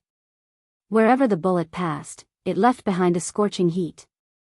Finally, it hit the full fuel tank of the motorcycle. Boom! The fuel tank exploded, and a raging fire surged up. Dark clouds of smoke rose and spread rapidly. The motorcycle with the fuel tank exploded, and its parts flew everywhere. The few policemen at the front were engulfed by the fire before they could even scream. Out of the way. Retreat. The incident only happened for a second. The policemen from Lingua saw their comrades being engulfed by the fire with their own eyes. They didn't even have time to scream before they died. The policemen who witnessed everything screamed at the top of their lungs, but it was too late. The motorcycle behind them didn't brake in time, and it crashed into the back of the motorcycle in front of them with a loud crash. Chapter 23-29. Bang! Bang! Bang! The repeated collisions flipped countless motorcycles over. Some of the motorcycles even had their rear and front wheels separated and fell apart. Open fire! Open fire! Don't let them leave alive. The police officers from the neighboring country were completely enraged as they screamed. They might not know who they were chasing, but they knew that these people were under the orders of Cultivation, the leader of the new government. They were a group of dangerous people who would destroy the peace and stability of the neighboring country. They had to be eliminated. They only knew that these people had to be eliminated. Some of the police officers drove their motorcycles around the fire and rushed over. Yi Qian's submachine gun never moved. In the midst of the fire, she aimed the gun at the fuel tanks of the 3 motorcycles. Some of the survivors were still struggling, trying to pull their right leg out from under the car. Yi Qian's eyes flashed with anger. She pressed her lips together and fired without hesitation. This time, it was not 1 bullet, but 3. With Yi Qian's shooting skills, the 3 bullets seemed to have been fired at the same time. There was only a 1-second gap between when the bullets hit the fuel tank. The explosion was louder than before, and the fire was more intense. The smoke spread and the scene was filled with billowing smoke. Yi Qian and K7 had already driven away. The tragedy of the scene had nothing to do with them. This was war. It was either you die or I die. There was no mercy, only shooting. On the other side, V8 left without a hitch. Wearing a helmet, he and Xianxia were like those troublemakers in Beijing racing in the middle of the night. They drove the motorcycle at top speed and headed towards the sentry post ahead. Xianxia, who was sitting behind V8, was very calm. The motorcycles drifted and swerved, but the elegant and handsome face under the helmet was calm. Back in the day, he used to race too. A group of friends rode imported modified motorcycles and whistled. There were a few girls behind them who thought they were amazing and drove their motorcycles across the viaduct. At that time, he also thought that it was very exciting. He was so arrogant that it was as if he could destroy the entire world. What really woke him up was the 2 people who were racing with him. One day, they went out on a rainy night looking for excitement. Their minds were in a mess, and they actually played with their cars in the heavy rain. As a result, the 2 cars hit the bridge one after the other, and they fell off the bridge with their cars. He went to take a look and saw a pile of charred scrap metal. As for his 2 friends, there was nothing left of them. At the age of 17, he suddenly realized that his life was so insignificant in the face of excitement. Who knew when he would die? From then on, he, who had entered the rebellious period, returned to the right path and continued to be a genius who was praised by others. He continued to live in the golden cage that had locked up his youth during the rebellious period. He also understood that the so-called golden silk cage was just an excuse for the weak to think that they were trapped and could not walk out of a free space. He also wanted to understand how many people envied him for having a golden cage, and how much they wanted to live in a golden cage like him. The existence of the golden silk cage was not to trap your youth and lock up your freedom. The existence of the golden silk cage was to tell you that before you were truly strong, before you truly stood at the top of the pyramid, you could only be trapped forever. Because you had never thought of using your strength to open the enviable golden silk cage. Xianxia, who had used his strength to open the golden silk cage, turned around and looked behind him. He could not see Yi Qian's figure, only darkness. Chapter 23:30. 10 minutes later, V8 and Xianxia arrived at the rendezvous point less than 2 kilometers away from the sentry post. This was also Kundan's place, a bungalow where motorcycle wheels were stored. In the room filled with the smell of tires, the sound of gunfire whistled past their ears. This was the sentry post they had to rush out of. It was also the place where the new and old policies clashed. Yi Qian and K7 arrived half an hour later. The moment she knocked on the door, Xianxia, who was resting on the wheel, actually got up before V8 and rushed to the welded metal door. Xianxia, Yi Qian heard the commotion inside and called out softly. Then, the metal handle was pulled and the metal door creaked open. Xianxia saw the slender figure he was worried about standing in front of him. There was a faint smile in his eyes. Yi Qian came over first, followed by K7 pushing the motorcycle. While waiting for J5 and the others to come over, Yi Qian told V8 about the situation on their side. When V8 heard V8's fists clapping, his wolf-like eyes shone with a fierce light. They want to play dirty, so we'll play along. Let's see who can outplay who. From the looks of it, it was clear that our side had a slight advantage. As a diplomat, Xianxia had been smiling ever since Yi Qian mentioned her battle with the police. Yi Qian, a military academy student from our country, used her hot-bloodedness, courage, and strength to fiercely retaliate against a neighboring country's disrespect to our country. She used her strength to protect our country's dignity. She represented the countless cadets of our country who were still studying. From her, he saw the future, he saw hope. It was because of a cadet like her that no matter how many difficulties there were, no matter how high the mountain, it would not be able to stop our dream of becoming a powerful country. The two special forces soldiers standing next to her used their own paths and beliefs to tell Yi Qian, this future military leader, that everything he did was his responsibility as a soldier. Good job, Yi Qian. Your school is proud to have a military academy student like you. We are also proud of you. V8 looked at Yi Qian with sparkling eyes and extended his fist. You're the best military academy student I've ever seen. It's my honor to fight with you. It's also my honor. K7, who had finished refueling the motorcycle, walked over. It turned out that the 2 punches had turned into 3 punches and congratulated each other for escaping death once again. Xianxia didn't join them. He knew that he couldn't join them at this moment. He understood the glory they shouldered as soldiers, and he also knew the responsibility they shouldered. Although he was also a diplomat who fought for his country, their fighting styles were too different. He needed to restrain that kind of bloodthirst. Even if he couldn't join, he would still be satisfied just by watching.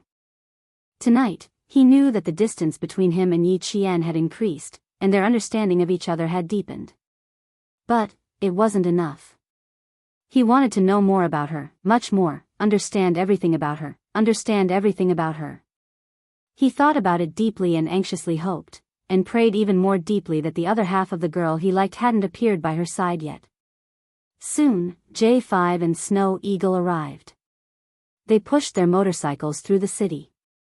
The moment they took off their helmets, they both let out a long sigh of relief.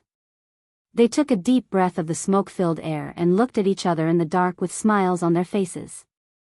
The way comrades in the Snowfield Brigade greeted each other was with a few high fives. Everything was conveyed without words. Chapter 23:31. J5 didn't mention how they dealt with the other half of the police force.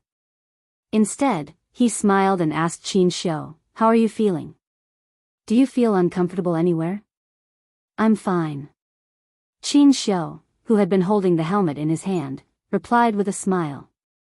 With the cover of the darkness, his gaze fell on Yi Qian, who was standing side by side with the special forces.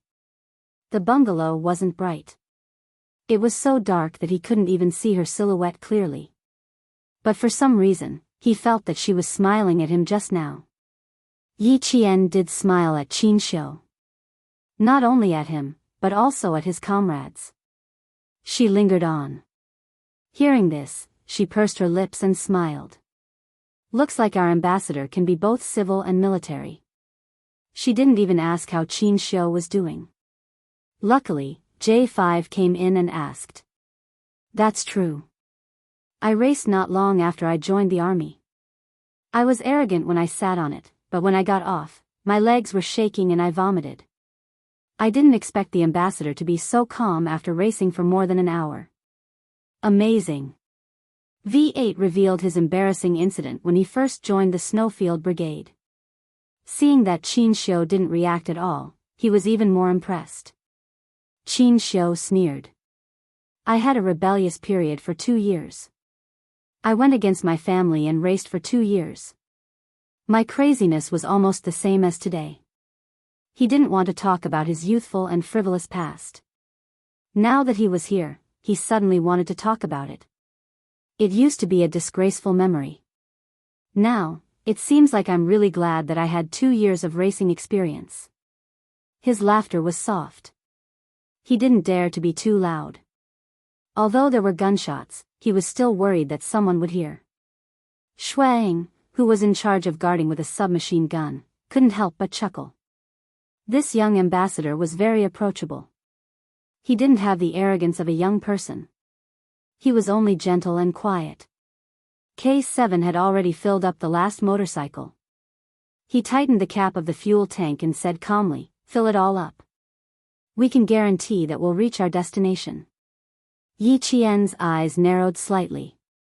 She touched the silver wire wrapped around her wrist that was usually used as an accessory. She thought of Kundan. Without his help tonight, it would have been much more difficult for the 6 of them to leave the city. At the very least, it would not have taken them only 2 hours to leave the city. A beam of dim light shone on the dark bungalow.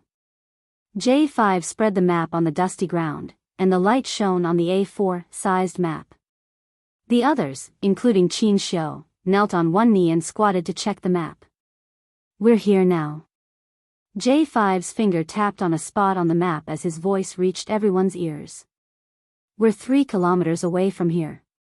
The first checkpoint is the checkpoint of the Linguo military group. He raised his head and looked at Yi Qian. Yi Qian, your shooting speed is faster than any of us. You and Old K will still be in charge of the assault. Kill all the sentries at the 2 checkpoints. All right. No problem. Yi Qian and K7 spoke at the same time. The 2 of them smiled at each other and extended their fists. There was V8 in between them. The 2 of them lightly bumped fists and smiled as they retracted their fists. Xianxia saw the tacit understanding between her and the special forces. His handsome and gentle eyes flashed with a hint of a smile. Her relationship with them was so good that it made him envious. Yi Qian noticed that someone was looking at him. He raised his eyes slightly and saw Xianxia looking at him with a smile. Yi Qian smiled back. Under the faint light, his eyebrows curved like the crescent moon. The 2 of them looked at each other for a short while. Yi Qian was the first to look away and look at the map. Chapter 23-32. Xianxia, who felt a ripple in his heart, also lowered his head. He had to memorize it. Even though the map was useless to him, at least he knew where Yi Qian would go to complete the mission. In the words of the special forces, complete the mission. According to Kuan Dan's information, there shouldn't be too many soldiers here. Around 2 platoons. Yi Qian, you and Old K will clear out the outposts. The 2 of us will support you. J5 pointed at Shuang, then we'll charge out together. 2 normal platoons had around 60 people. Each outpost had around 3 people, so 2 outposts had 6 people. Yi Qian was responsible for one outpost, and K7 was responsible for the other. Two of them had to complete the mission, and one of them had to be the assaulter and open up a path of blood. I'll be the assaulter, and K7 will cover the rear. Yi Qian volunteered to be the assaulter. Her firing speed was indeed faster than her comrades, so she was the most suitable person to complete the mission. Other than Xianxia, everyone had seen how fast Yi Qian could fire. When someone else took out one, she was already ready to take out the third. No one could beat her speed. J5, Shuang, and the others quickly looked at each other and agreed with Yi Qian's suggestion. She was indeed the most suitable person to be the assaulter. The final plan was, Yi Qian cleared out the second outpost, then went straight up the mountain. K7 cleared out the first outpost, and then J5 charged up the mountain on his bike. He would be the first to get a feel of the situation and attract the enemy soldiers. Yi Qian would cover for J5 and clear out the first wave of enemy soldiers. Then, K7 and Shuang would charge up the mountain on their motorcycles, and V8 would cover Xianxia as they rushed into the mountain. Yi Qian successfully infiltrated the enemy's rear and used all his firepower to suppress the soldiers stationed in the neighboring country.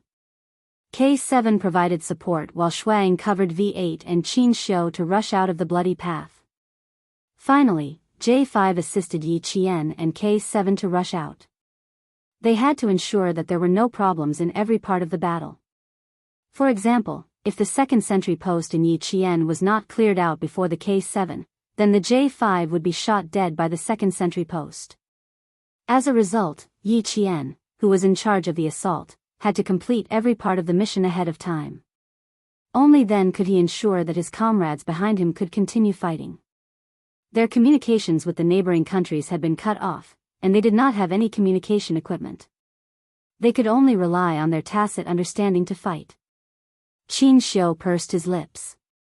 He couldn't understand why Yi Qian was always at the forefront and doing the most dangerous things. He didn't ask. He wasn't a direct combatant, so he couldn't discuss the battle.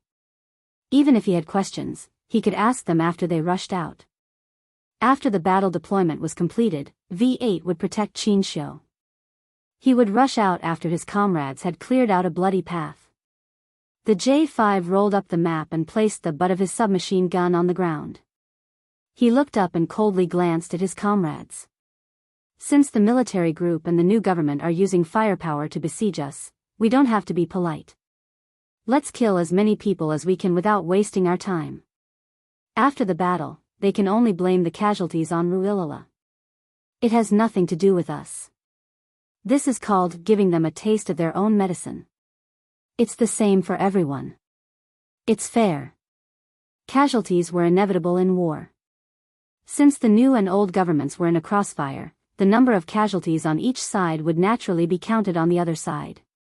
Even if Wu Wainu and Clichin knew who killed their men, they could not announce it to the world.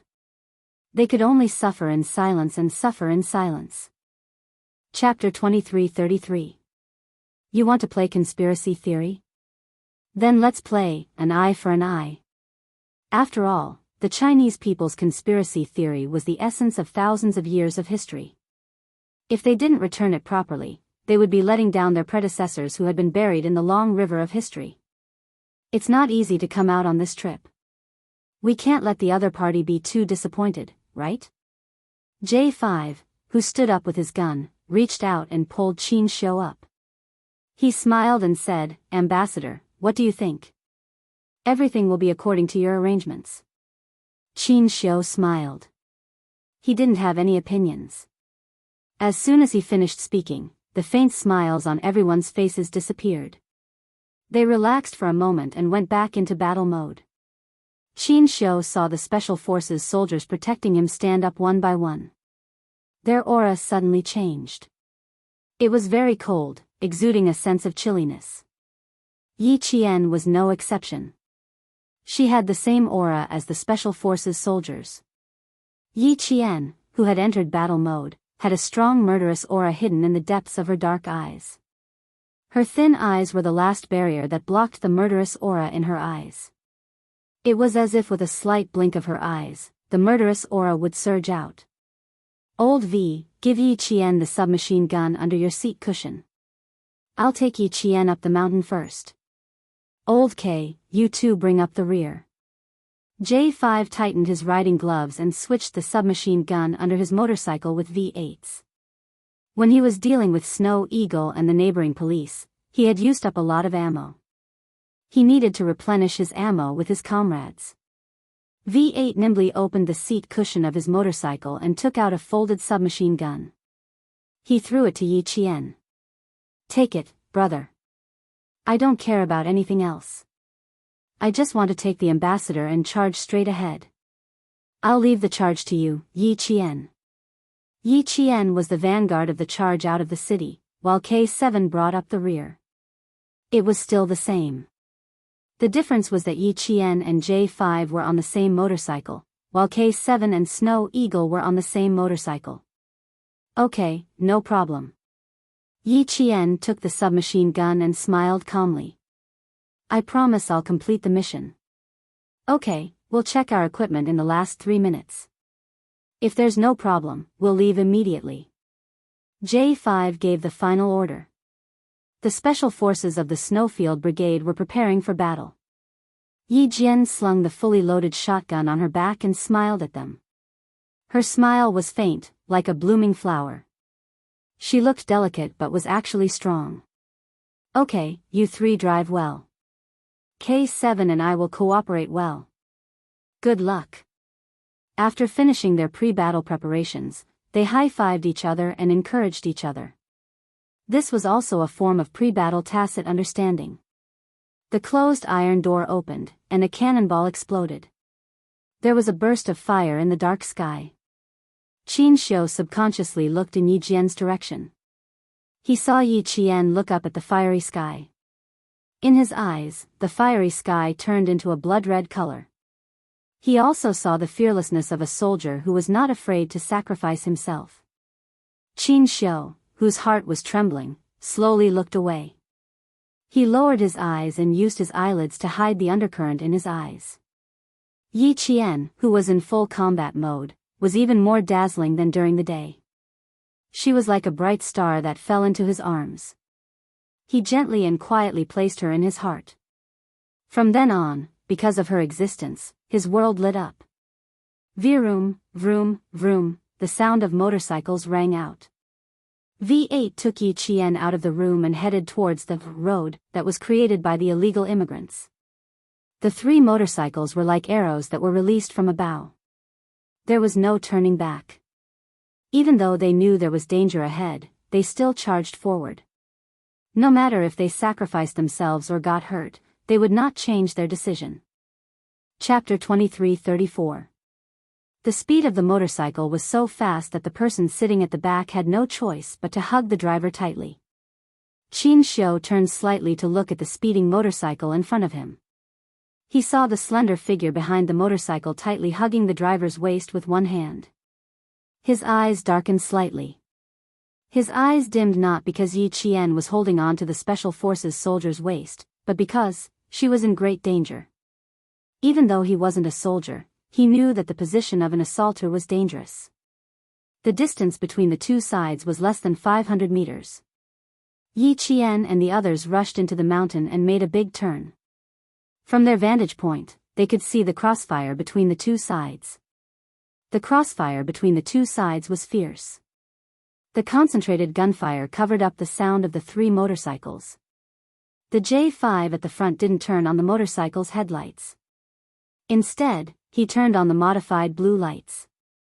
They were close to the enemy soldiers and wouldn't be easily spotted. The 3 motorcycles turned on the uneven mountain road. They couldn't stop in the middle. They had to rush all the way to the bottom of the mountain before they could stop. It was 5 kilometers from the bottom of the mountain to the bottom of the mountain. It was 4 kilometers to break through the defensive line. Yi Qian and K7 had to fight their way out of this 4-kilometer defensive line. With the cover of gunfire and artillery fire, the motorcycles roared like pebbles thrown into the sea, not causing the slightest ripple. The soldiers guarding the mountain only heard the gunfire and artillery fire, but they didn't hear the motorcycles at all. The J5 led Yi Qian to the entrance of the mountain. The others hid temporarily. Yi Qian and K7 continued forward. "Be careful, Qing Miao," he said softly to Yi Qian, who was leaving. "I'll come to your aid soon." "Okay." Yi Qian nodded. She naturally believed that her comrade would come to her aid soon. K7 had already gotten off the motorcycle. The two of them sneaked into the mountain under the cover of the night. Even though they had the help of Kundan, they still had to investigate carefully in order to pass through the next step. They would only be calm when they had a plan. V8 looked at his comrade's back as he left. His lips tightened. If he could, he wanted to join the battle directly and help his comrade avoid danger. But he couldn't go with them. He had to ride the motorcycle with the ambassador and wait to break out. Motorcycles were the next main means of transportation, so they couldn't be casually thrown away like in the city.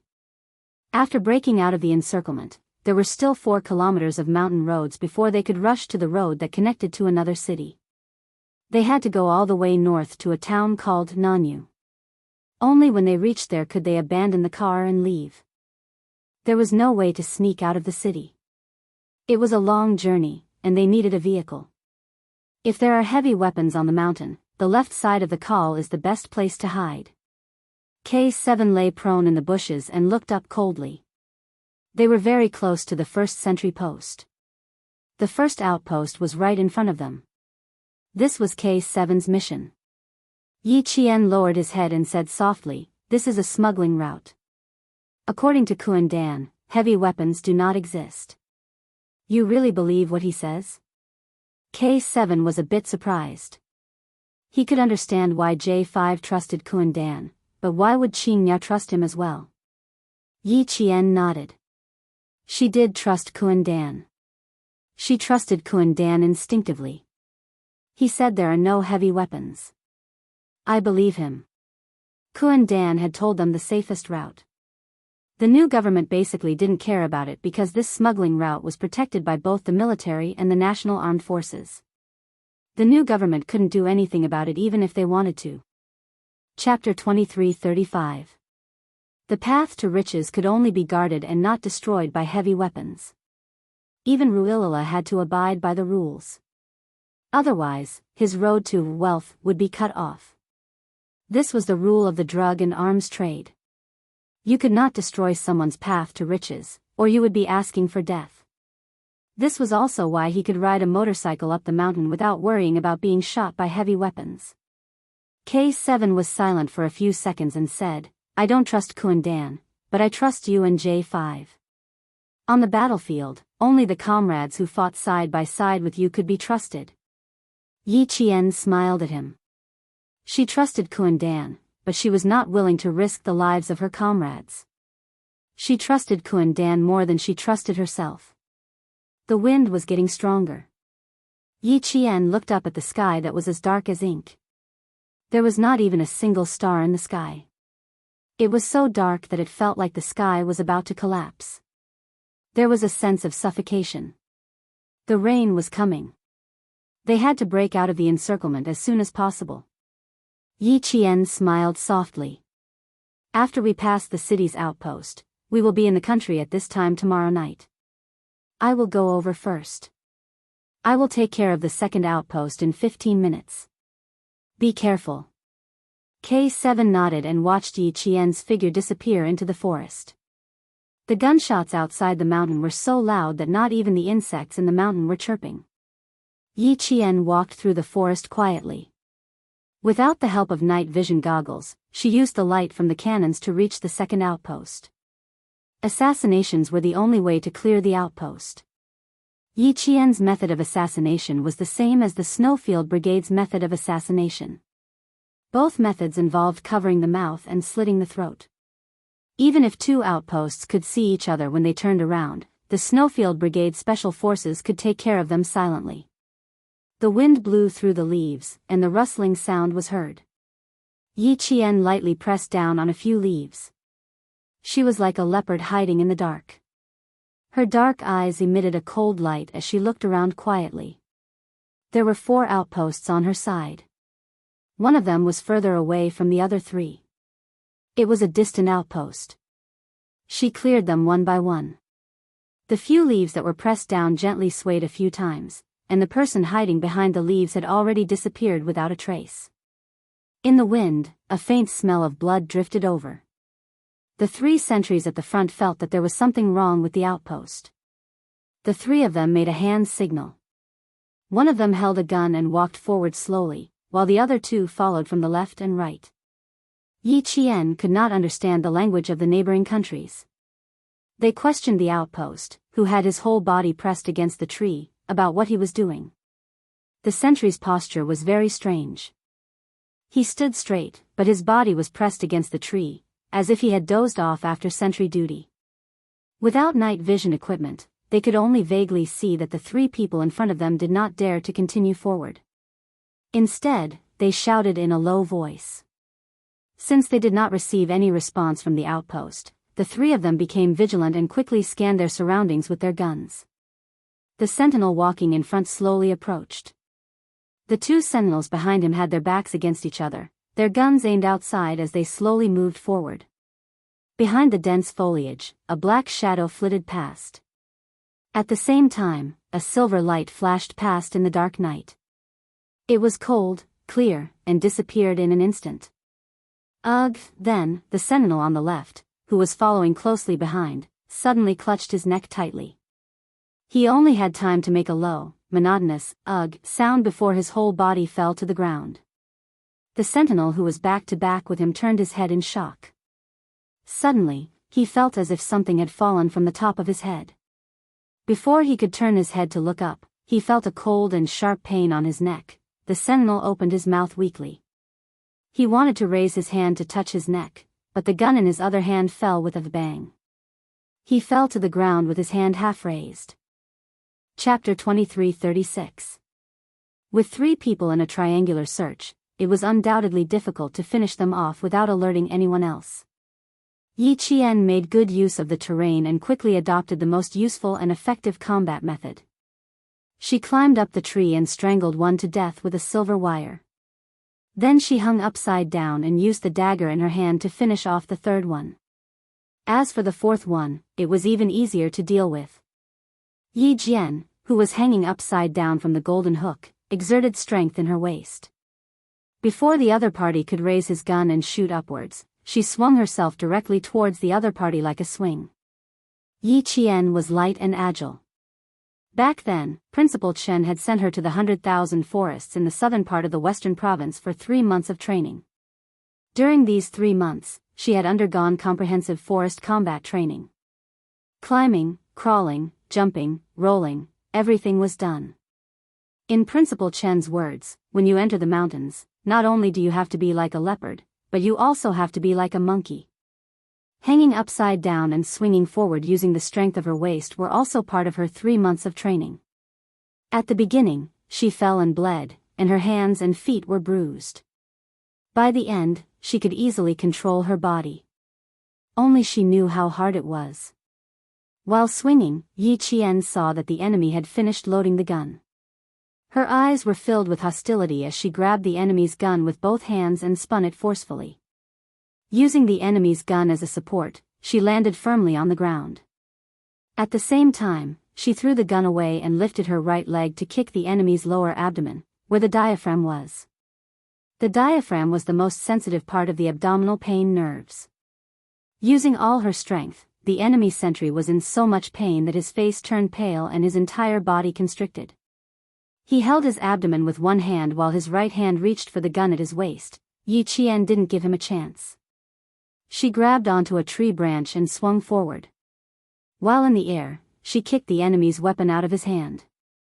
Her left foot stepped on the enemy's arm first, then she twisted her foot and bent her knee to the enemy's jaw. With her right hand, she attacked from the side with the dagger and stabbed it into the enemy's neck.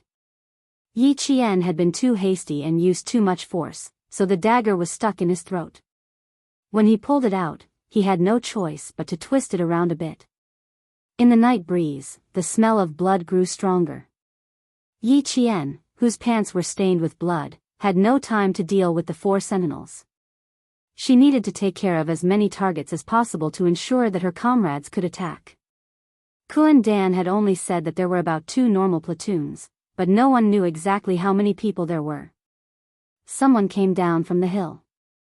Yi Qian, who was hiding behind a tree, could tell from the sound of the footsteps that there were 3 people in total. It was the patrol team. Yi Qian tightened her grip on the dagger in her hand. Fighting alone, she took a deep breath of the smoky air and slowly exhaled. 3 figures walked past her. Now is the time. Her hands were as fast as lightning. One of her hands covered the mouth of the last sentry, while the other used a dagger to slit the sentry's throat. The entire process was too fast, and a sentinel had been taken care of in just a few seconds. Yi Qian's movements were swift and nimble. The 4 sentinels were 1 meter apart from each other.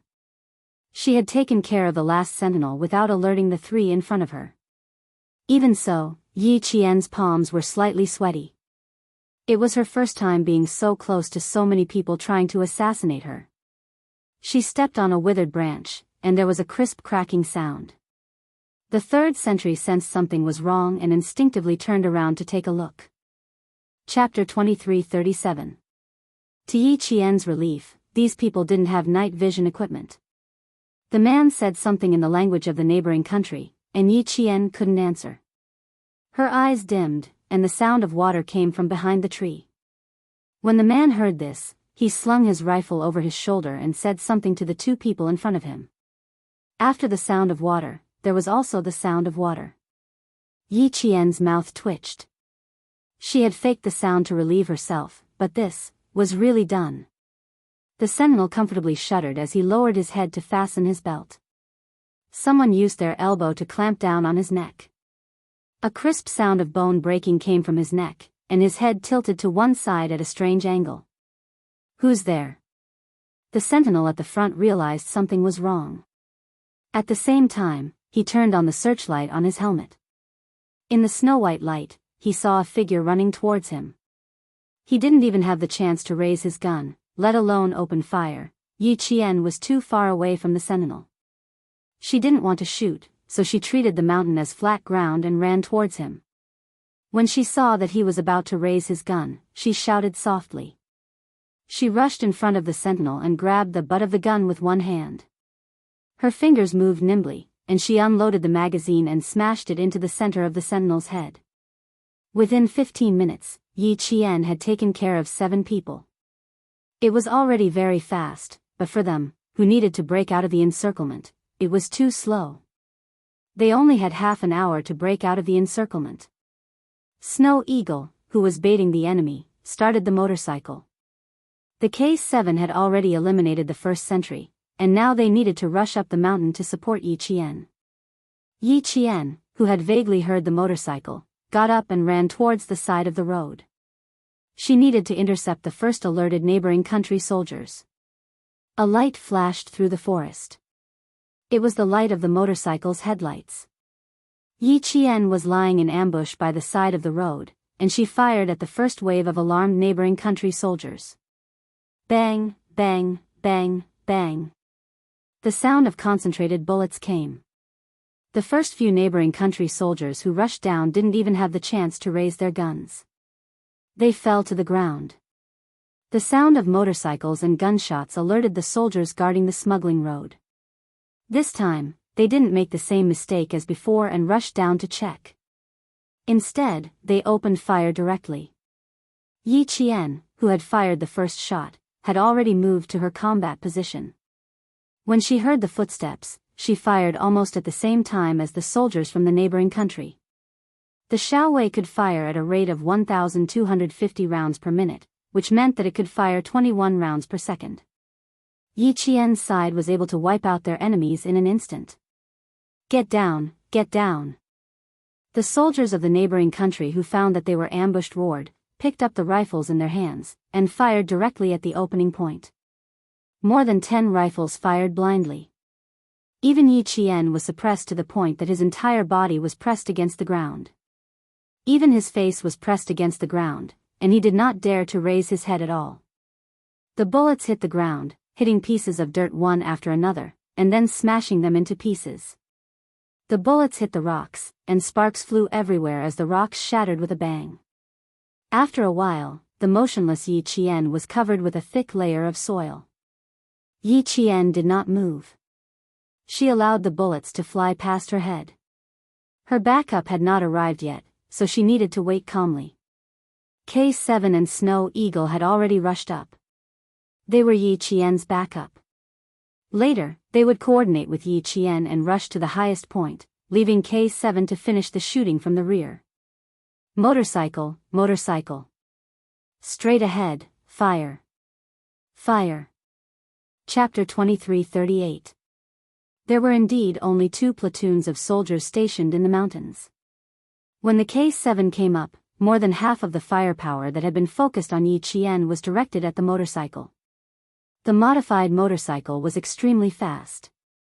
With a sweep of the snow-white headlights, the K7 saw several soldiers from the neighboring country hiding behind the trees. Shuang cooperated well. He stepped on the accelerator to the maximum and crossed the crossfire before the soldiers could shoot. He instantly rushed to the rear of the soldiers from the neighboring country. The motorcycle made a turn, and the K7 rolled off the motorcycle. He opened fire and supported Yi Qian from behind. After receiving support, Yi Qian could finally take a breather. She didn't move carelessly. Instead, she stuck close to the slope and rolled toward the side of the road. A normal person wouldn't be able to complete a roll on a slope.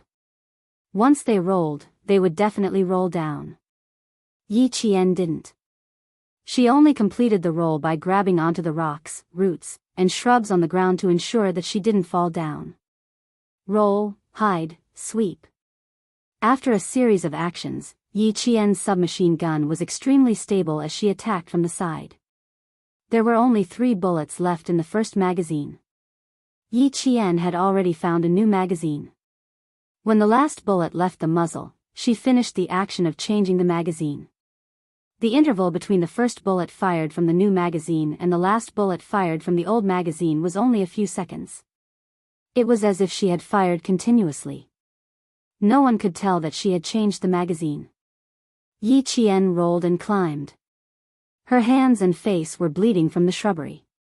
Her eyes were filled with malice as she suppressed all the firepower on the mountain. Screams came from the mountain. It was the screams of someone who had been shot. Over here, over here. Quick. Someone's here. Shouts came from the mountain. No one could calm down. They were on the high ground, but they were suppressed by the firepower from below. In an instant, several people were sacrificed. The K7 supporting Yi Qian found another platoon's firepower.